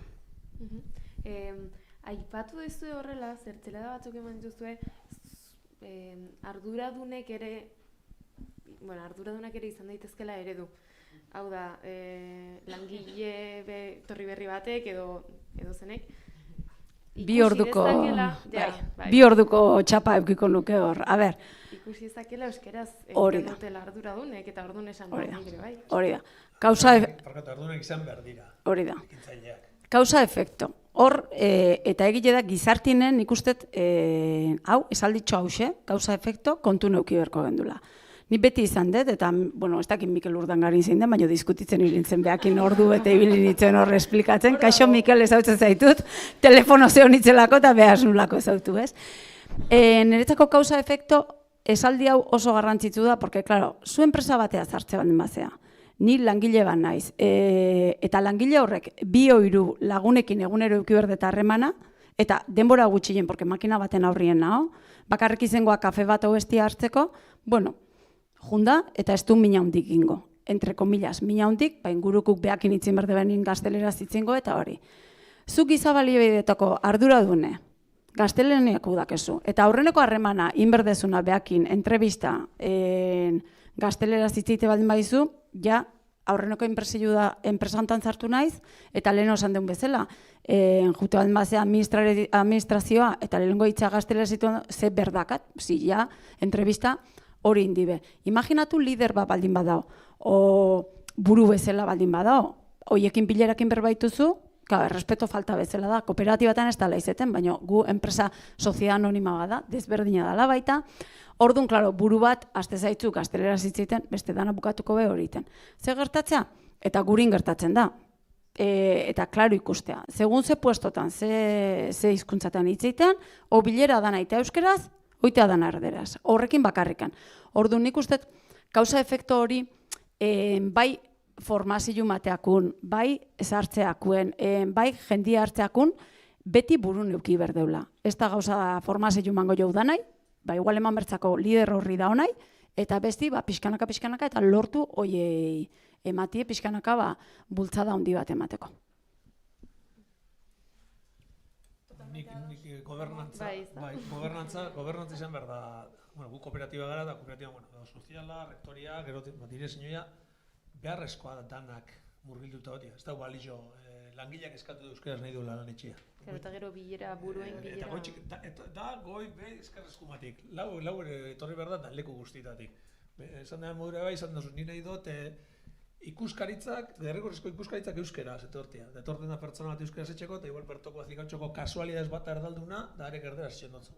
Zentzu dugu ez, banik deitzi ez dakitxe asentzoren hori datornari, da gero danok hori dago, goitxi bera eskatzen da benak, erosketakuak, finantzazioak, mantenimentokuak danak, eske dano gauz implikata.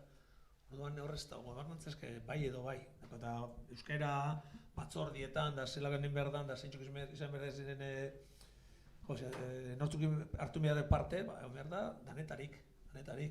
Bidanez, ze kontatu zen egun hau pixka bat prestatzean Joxean Arriaga informatikako arduradunaren kasua etorri zitzaizula gogora, konta eguzu? Bai, bueno, elkarrezketa bat eukin genuen honen arire, eta oso interesgarri iruditu jaten. Bueno, Josean euskaldun, maizkuntza euskera eukitetik, baserri baten jaiotzetik, 18 urtekin, ermura bajatzen zan, bizitza itera, eta 18 urtekin euskera galduta eukan.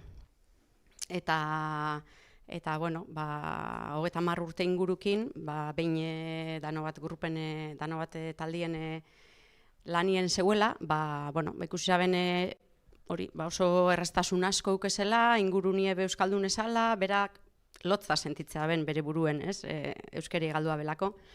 Eta, bueno, hola, hasi zan euskara ikasten, eskoletara joeten, eta, bueno, apurkan ohiturak aldatzen, lankidiekin. Eta, gaur egune oso aktibo da. Bai, eta, bueno, gozada bat da, berantzuti,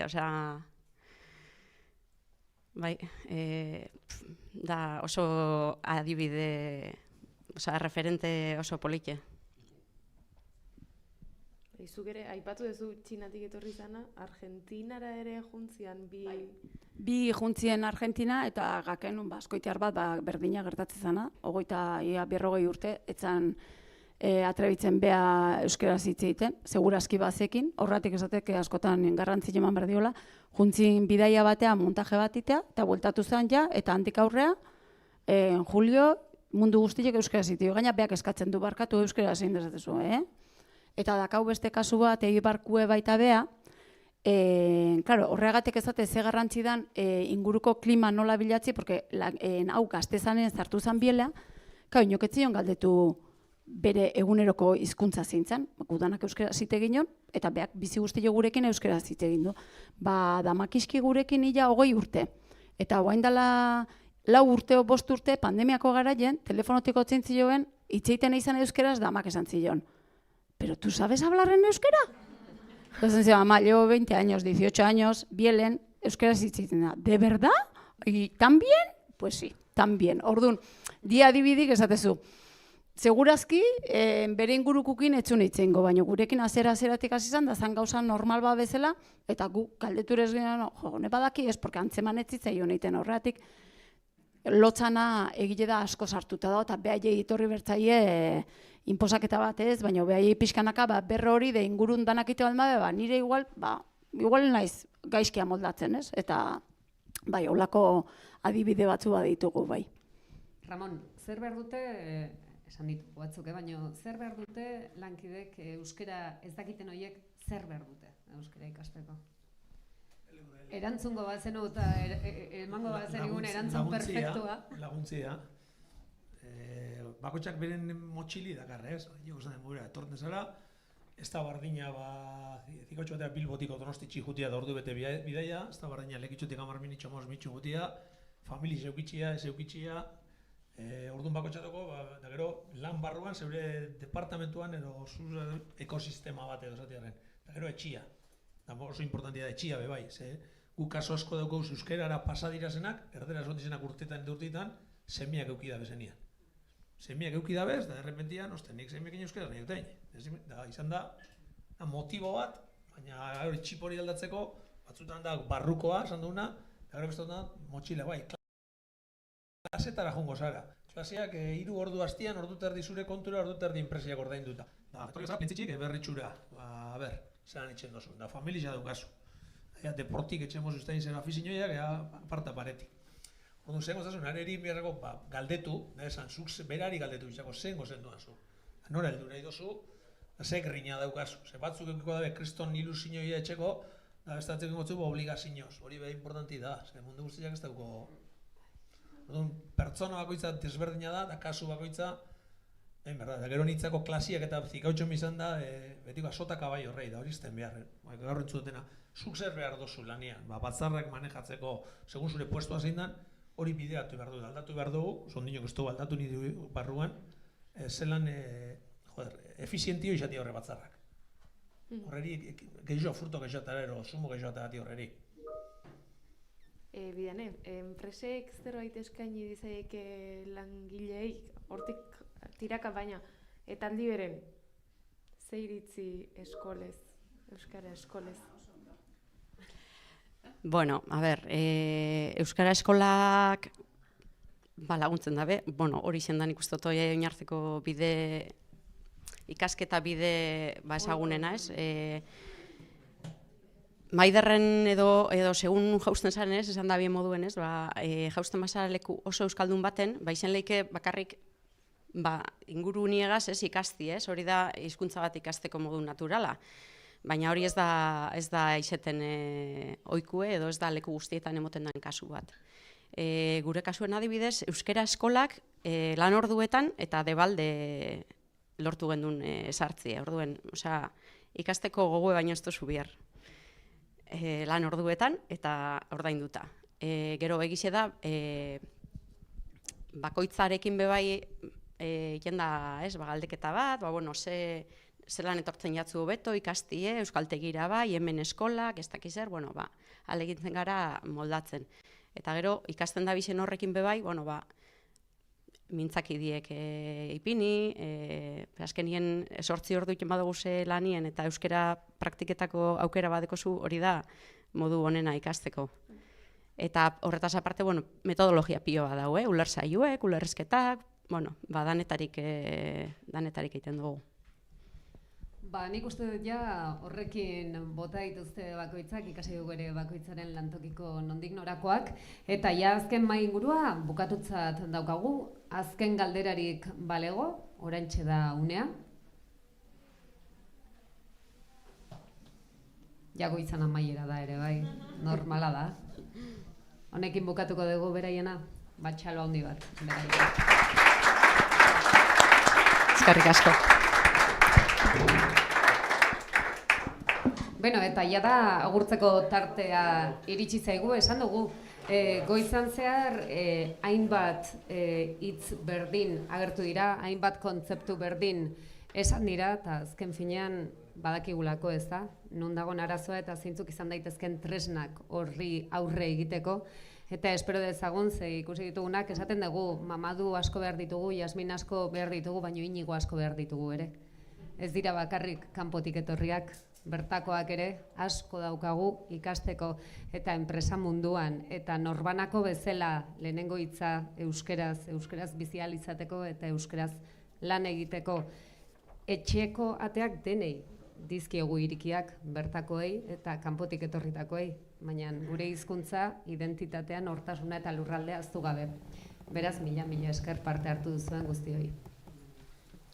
Eta berri ere esango dut, QR bat pasaitu dizuegu lehen hasieran.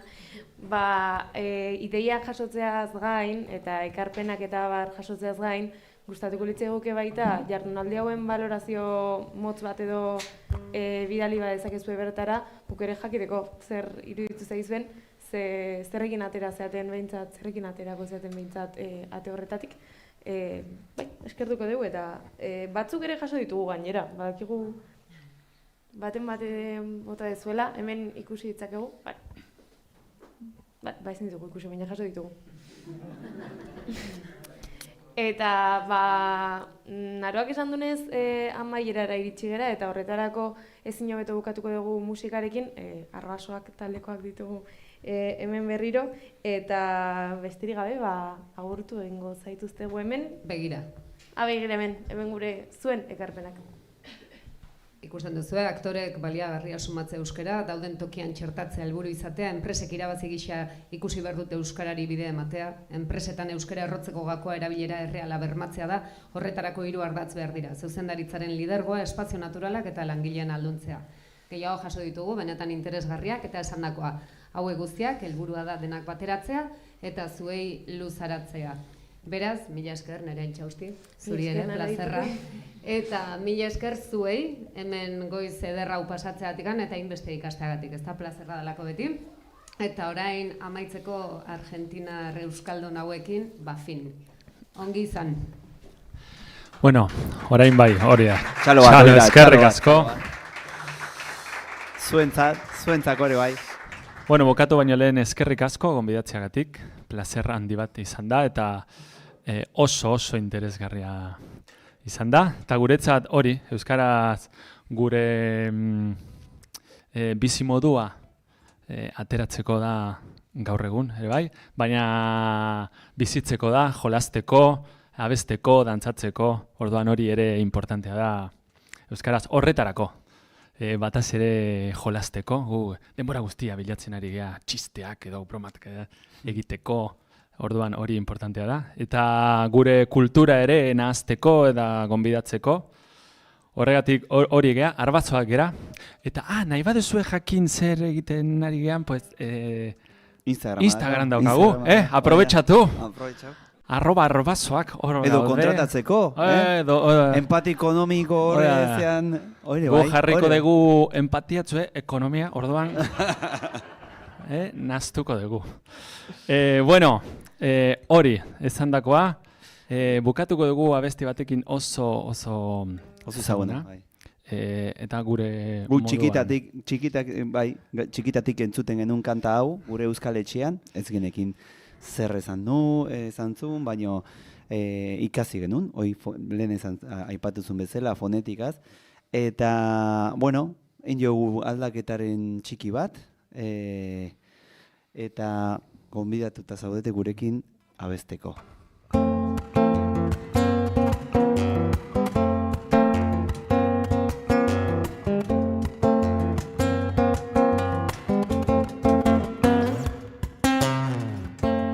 Adizkide bat bazen, orotan bihotz bera, poesiaren egoek, sentimentuzko bertsoek, antzaldatzen zutena. Plazetako kantari,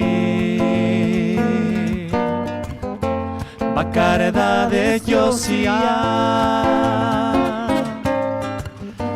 itzelioa iruten, bere barnean irauten, oinaz ez ikasia,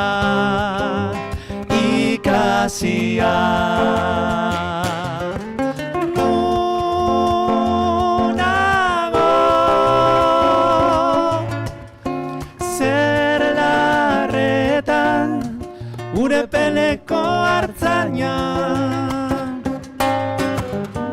mendie galetan gora, oroitzapen den gerora, iezetan joan nintzana. Nunago,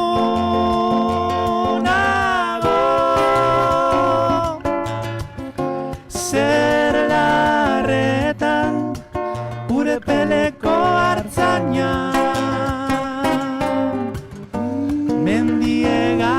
Igaletan gora oroitzapen den gerora, iezetan joan intzana. Daritadun darure, dariraririra papa dude, dundaririra panda, durarerora inda ere, durarira barundarire. Ezia urraturik, libratu uen kanta, lotura guztietatik, gorputzaren mugetatik, azkezen ditu naire. Azken atxa uela, bertsorik sakonena, inoiz ezan ezin diren, ez talitako egien, oiurik bortitzena, bortitzena. Haupa denok! Nunago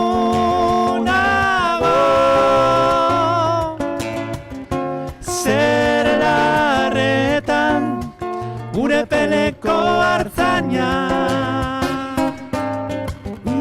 mendie galetan gora, oroitzapen den gerora, ietzetan joan intzana. Nunago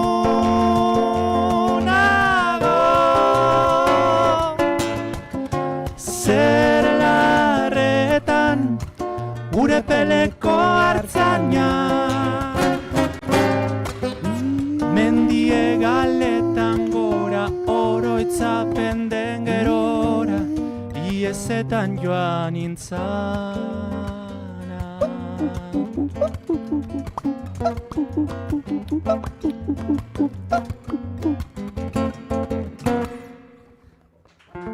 Eskerrik asko danori.